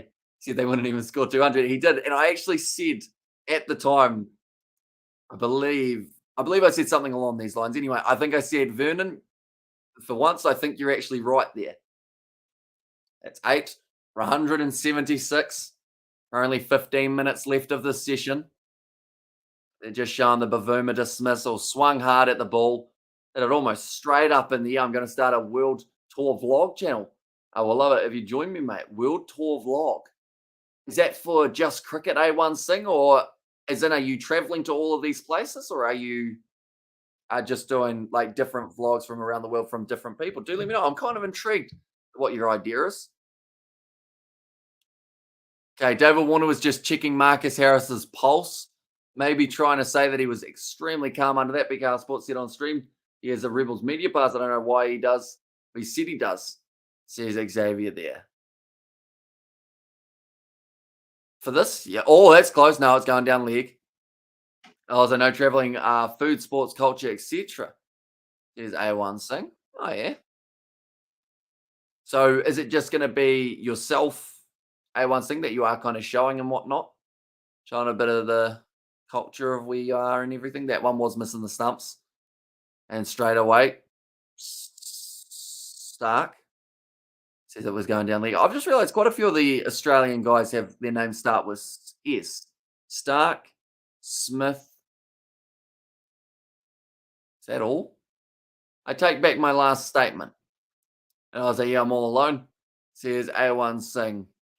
Yeah, I think best advice I can give for a new channel is even if those numbers don't come in straight away, but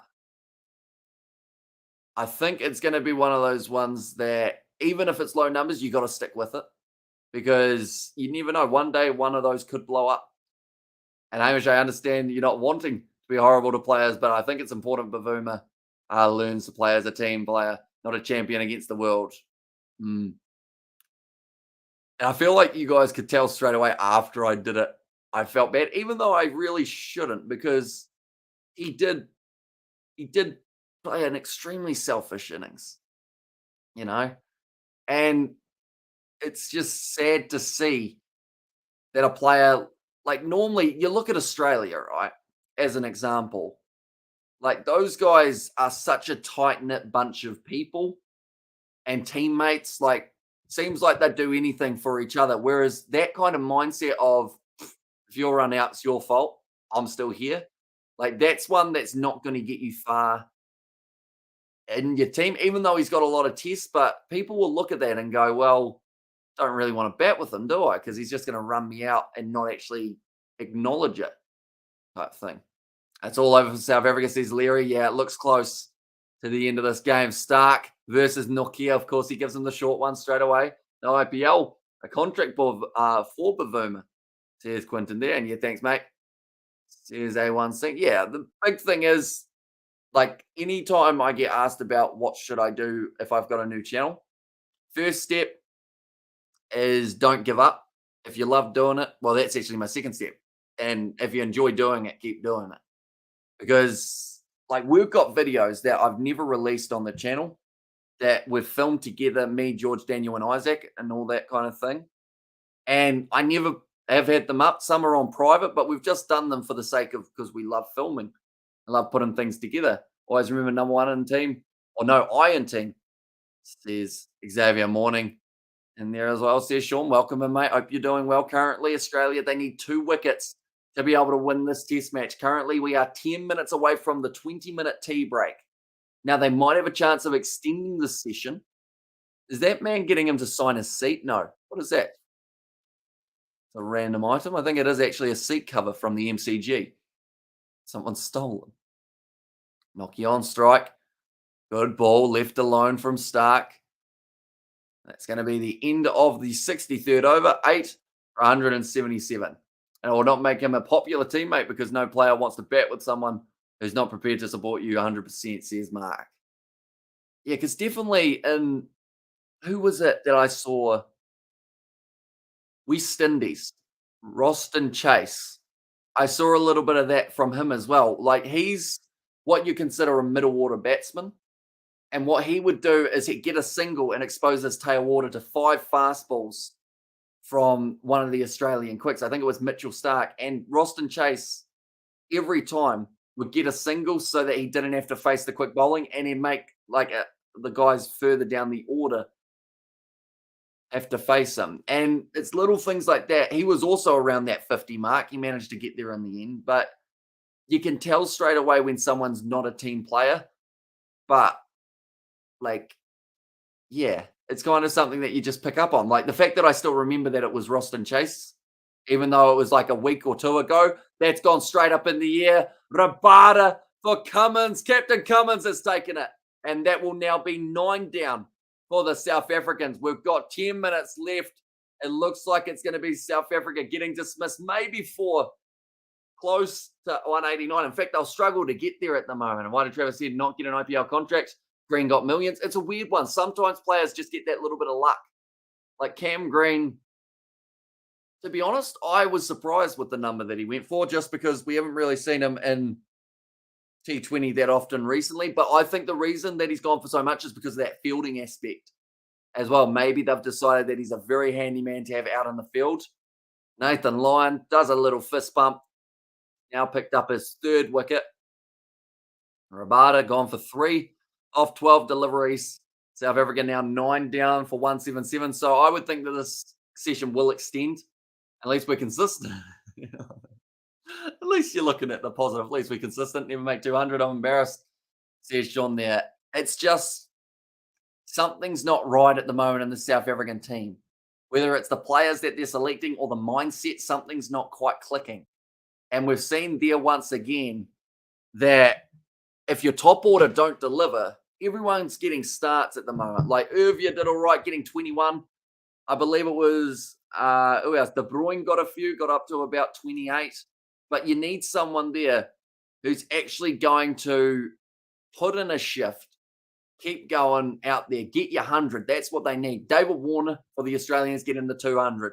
Alex Carey getting the 200. Why does David Warner check everyone's pulse? And Pat Cummins was looking at him as if to go, why are you touching my neck, David, you weird boy? He's smiling about it as well. One more wicket, bro. Come on, Australia. Aussie, Aussie, Aussie. Oi, oi, oi, bro. Says Kurt. And you're just the one to go for Australia. Ngidi at the crease. On strike. Oh, that's close. That's the wicket, I believe. I think there was something. No? I thought he hit that. Might have been actually pad to arm. They're not going to review it. I thought that was going to be the end of the match just there. Now Nathan Lyon, well bowled again. And also 1 more wicket to go. To be honest, this is a very poor performance from South Africa. Yeah, just hits the pad and then hits up on the jumper. They are one of the fanciest side. This should not happen. Where's the fight? Yeah, they don't seem to have anyone who actually is willing to, like I said, knuckle down, stay out there for a while and put the Australians under pressure. Don't get me wrong, this Australian bowling attack is phenomenal. But not having Josh Hazlewood there, being down Cam Green as well, man who got 5 for in the first innings. Surely you have a bit more of a chance, but it just doesn't seem like it was the case. That will be the end of the Nathan Lyon over. Once again, a nice one, a wicket maiden, and that is now going to be 177 for 9 for the South Africans. So they've still got another 6 minutes left of this session. I believe strongly that it will be extended for the extra 30 minutes to force the result. I know that they're allowed to do that at the end of the day. I think they can also do that for a session, can't they? Or do they have to have the tea break for 20 minutes? Like they said, needless run out. Zondo, that was the Travis Head one. Then we saw Varana out LBW. He got 33. Once again, a player who got a start but didn't get a finish. And we saw Janssen dismissed LBW by Nathan Lyon. I did review that one. Then there was the run out of Maharaj. And thank Bavuma for that one. And as New Zealand even beat South Africa in a series, New Zealand doesn't like playing them. They're always close in those series. Yeah, Bavuma, the way he just jumped back in his crease as if nothing was wrong, slightly annoys me. Do you think Smith bowling next test, bro? Don't know. I think he only got a couple. And I don't know if he'll get a couple more in the next one. Maybe depends on who they've got as their options. But Labuschagne, it was his arm that really helped it. But Mitchell Starc finishing the job by hitting the stumps. It was very impressive there. And then Bavuma caught by Nathan Harris. Well, sorry, Marcus Harris in the field. Took the catch nicely. And then was Rabada. Decided to have a big swing at that one, and Pat Cummins took the catch. Now Mitchell Starc, nice shot down the ground from Nokia. Looks like they will just take one. Now, I can tell you right now there, Nokia didn't want to. And Getty was coming back. Nokia did the little, in fact, I think this was on purpose from Nokia. He did a hesitation, not because he didn't think there was a run, but just because it used up a bit more time to then say no. Strategic. I like it. And at least he told his teammate that he wasn't running. That's the main thing. It's 95 above the shoulder, same as so if you can use your trams and trains, you have a good chance of competing better than this, says Mark. Nice commentary. So you keep going, says Eagle. And we are going to be doing day 5 of Pakistan versus New Zealand tomorrow. That will be an exciting one. That is just about to take place here for day 4, but we will have a little bit of an overlap with something we're doing in real life. So, yeah, that's going to be day 5. Oh, Willis forgot the bat they've just said. Fawad Ahmed and the Big Bash has forgotten to bring out a bat.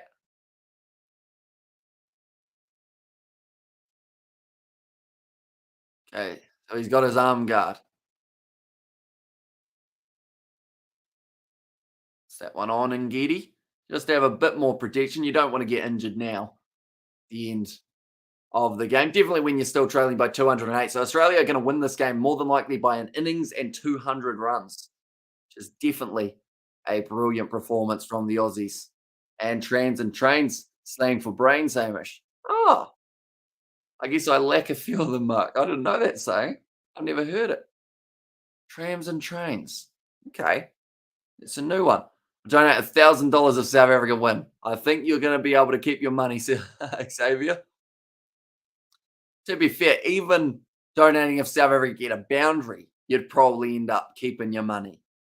Because the chances of one of these two hitting the ball to the boundary from here is probably relatively tricky. Whereas Aiden Markram or Quinton de Kock, says Sean, yeah, unfortunately, they're just missing those players. Quinton de Kock retired. Peterson missing as well, a player who I've really wanted to see throughout overseas tours, but we never really get to see it take place.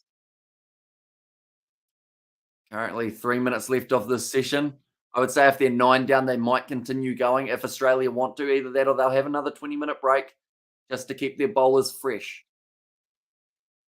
Here he comes, Mitchell Starc. Another short ball.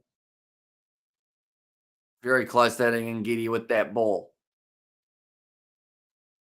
And this will be, the thing is, this is where that slightly, not cynical, but kind of maniacal side of Mitchell Starc will come out. He enjoys bowling bounces this tailwinders because he's faced a fair few of them for himself. That was very close to hitting Ngidi. And this is where he's just going to try and do damage. He's got a broken finger. He's not their next test match. He doesn't care what happens with these South African players.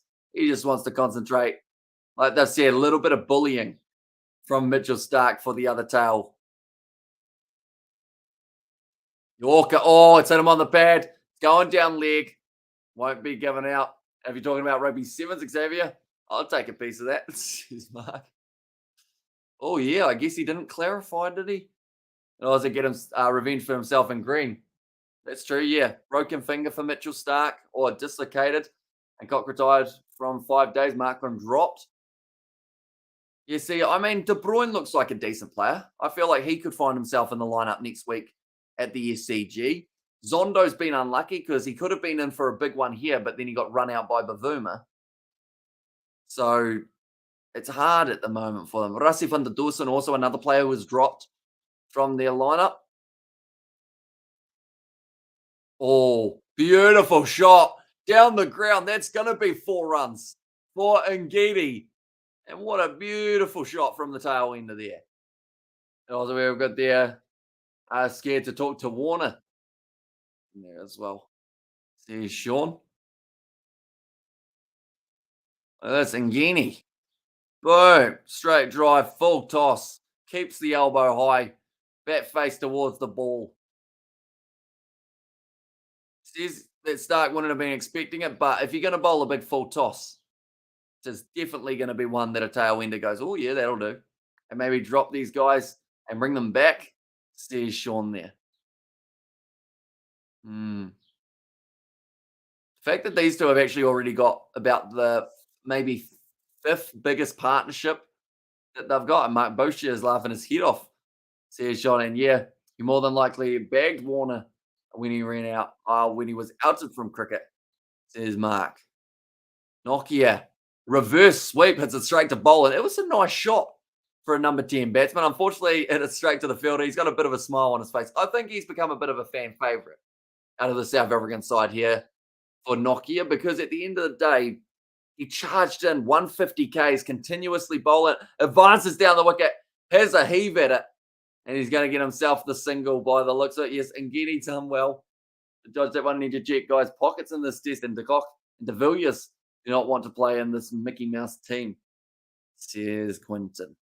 Right, Ngidi sitting there, 4 off 8 deliveries. He's already hit a boundary. Nokia is going to go down swinging by the looks of it. Same shot, or is it? It's in the air. He's got enough of it. It's going to be a couple runs here for Ngidi. Nathan Lyon may get tonked around a little bit here before he picks up this wicket. But currently, 5:11 p.m. New Zealand time. So the question is whether or not they'll extend play for 30 minutes. I think Australia will want to. And with their Mickey Mouse management, says Quinton. Nathan Lyon, a little bit leg excited. You got to keep your head down, big man. Ngidi decided he pretty much decided he was going to try and hit that one for 6. Unfortunately, he was looking up here while trying to hit it, so it was never quite going to connect with the middle of the bat. 2 balls left of the line over. South Africa almost matching what they were able to get in their first innings. Shot, or is it? You know, he's got a bit of that, Ngidi. I think that's going to go for 6 runs. It does. What a shot that is from the number 11. The supporters must suffer with the Proteas. And there's us, says Sean, and I agree, says Mark. But what a shot. Alex Carey can't help but have a little bit of a smile on his face from that shot. Just got through it early with the mighty Kookaburra. And sent it over the rope. That's a big shot at the MCG too. That's like 80 plus meters to be able to hit it that far. For Ngidi, great shot. And that now means that they have got more runs than they had in their first innings now, South Africa, by 2. Oh, plays it safely into the over. Here we go. So South Africa hanging around a little bit here. 9 off the over of Nathan Lyon, his first 6 in Test match cricket. And also a so-called, is a so-called soccer team. And there says Sean. Yeah. Stripping hard at the ball. Like they've just said, these tailwinders for South Africa, their job's to bowl. They won't want to go out there and defensively just get picked apart. They're going to swing. That's the kind of fight you want to see earlier on, though. 91 bat speed. That's the quickest bat speed, I believe, that we've seen at this stage. 91 meter 6. I also think you're onto something, Sean. Here's Mark there. Right. Looks like Mitchell Stark. I don't think Nokia or Ngidi actually want to be facing Stark here because they're going to get some short stuff. Hope Nokia's able to evade it. Pitched up delivery. They're going to take the single. And they just get one for it. Well batted at the moment from these two. Ngidi sitting 12 off 12. Nokia 3 off 11. They're at least trying to, I guess, put on a decent-ish show for a lackluster innings. And I think a lot of people can respect that. Like they've just said, for Nokia, the fact that he has not only bowled 150 for a majority of his overs, steaming in, got cleaned up by Spider Cam, got knocked to the ground by that, and now is out there in the middle facing Mitchell Stark every once in a while. It's quite a big day, or quite a big 4 days, I should say, for Nokia.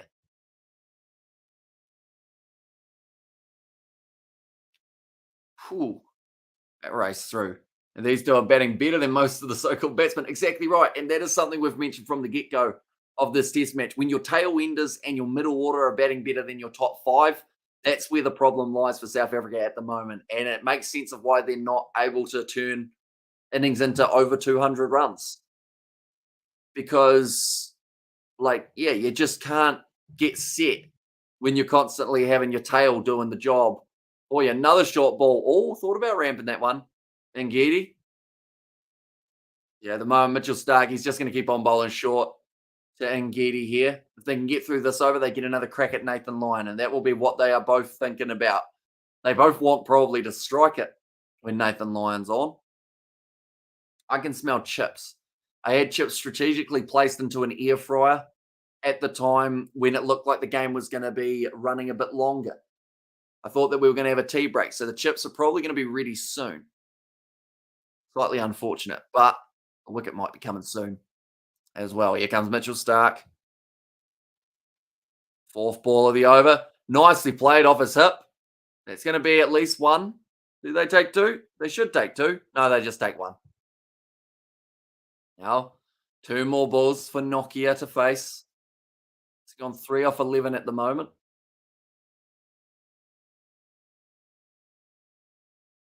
It's well played, though, by Ngidi. And like it said, he's sitting on 13 at the moment. He's about the 6th highest run scorer, if not maybe a little bit higher up than that for the South Africans. I'm going to quickly have a Google. Nokia on strike. 2 balls left. Short ball. Thought about swinging for it. Dodges it nicely. Mitchell Stark will be enjoying it. Still smiling at the moment, Nokia. And like the commentators have said, this is that kind of uncomfortable stage to be able to watch. So 21, 28, 65, 33. Yeah, so 5th highest run scorer, matching with Maharaj. Oh, so ain't winning nothing in upcoming years either. Well, South Africa ain't winning nothing in upcoming years either. When they had the best players, always denied them, and now they don't even have those players. And will they get 200 at the moment? If they can survive this ball, there's a chance. Stark, short ball. Oh, that's an ugly ball. It's going to be racing away to the boundary, but that is not the shot that Nokia wanted to play there. It's going to be 4 more. Feel concerned from there. Mitchell Stark is smiling big time. I think that's just hit Nokia's handle and just flown away to the boundary. Oh, no, it's almost a little bit of a ramp. Lucky to hit that ball, Nokia.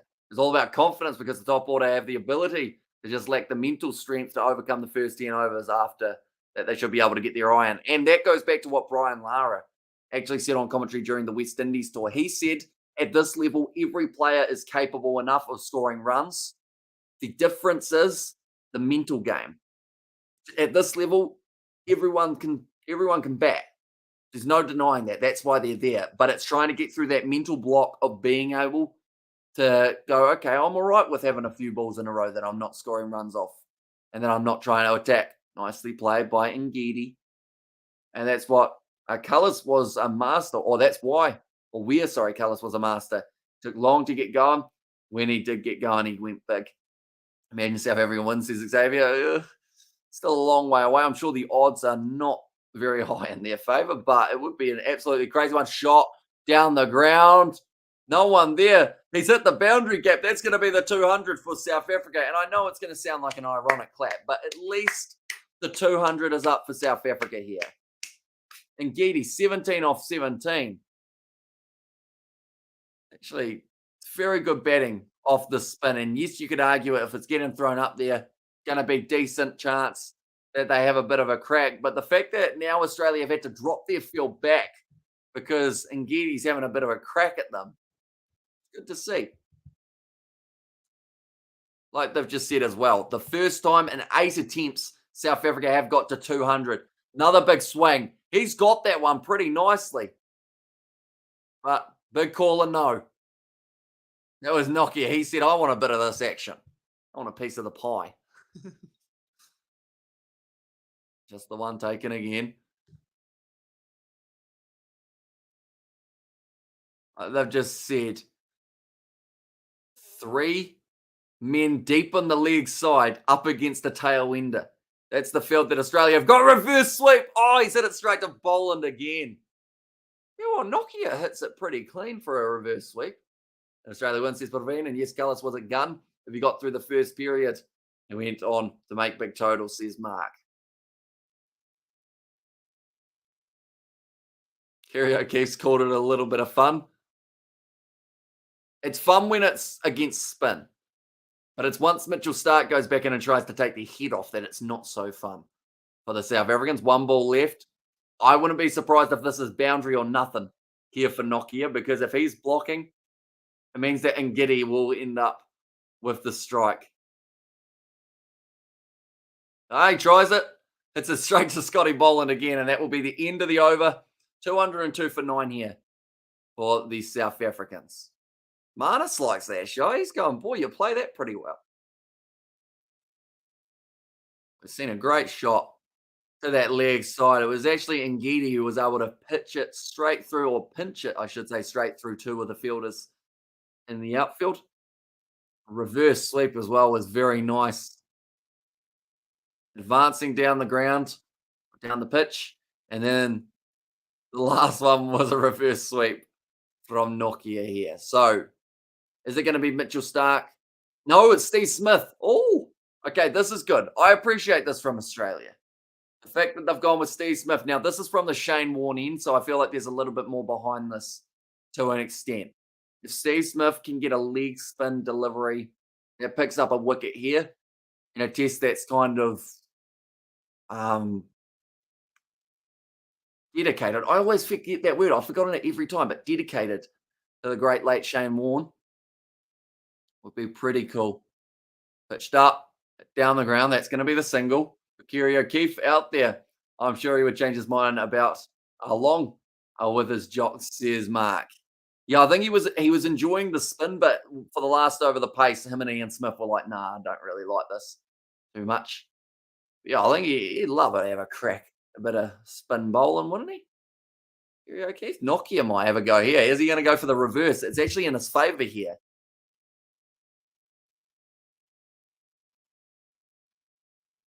Oh, it's off the edge. Warner's dropped another one. Warner, he's trying to get rid of his man in a match here.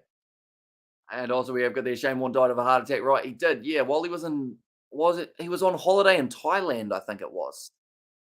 Shane Warne. It was only about a week after Rod Marsh had passed away also.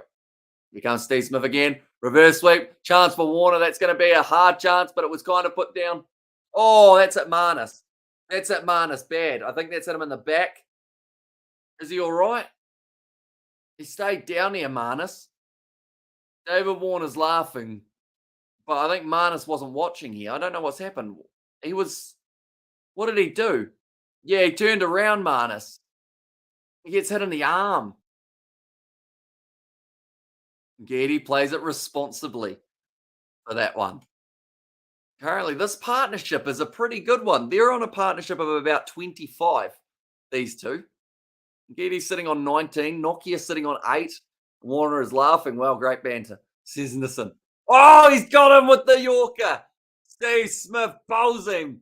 gives them plenty of flight, cleans up the stumps. That one definitely would have been for Shane Warne there. And Australia win it by an innings and 182 runs. A great performance from Australia. Once again, you've got to call it as it is, a subpar performance from South Africa. We saw some fight from Ngidi and Nokia, though. That was nice to see at the end of the innings. It's just that top order.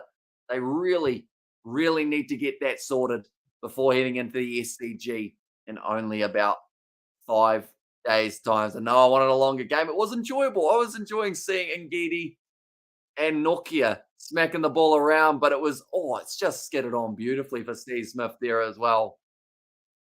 He gets himself the last one. And Aussies just need to drop another 50 catches and need to bowl like 200 no balls to get South Africa back in the game, says Aniket. Yeah, nonetheless, that is going to be close to the end of this live stream. Warner can be a real dope at times. Don't get me wrong. He's a brilliant batsman. But in the field, he acts like a clown at times. Okay, Smithy, says Mark. Yeah, I agree. He just seems to not really think at times, David Warner. Like, he laughs when he dropped catches. And then if that batsman goes on to get 100, he kind of goes, oh, well, that's unfortunate.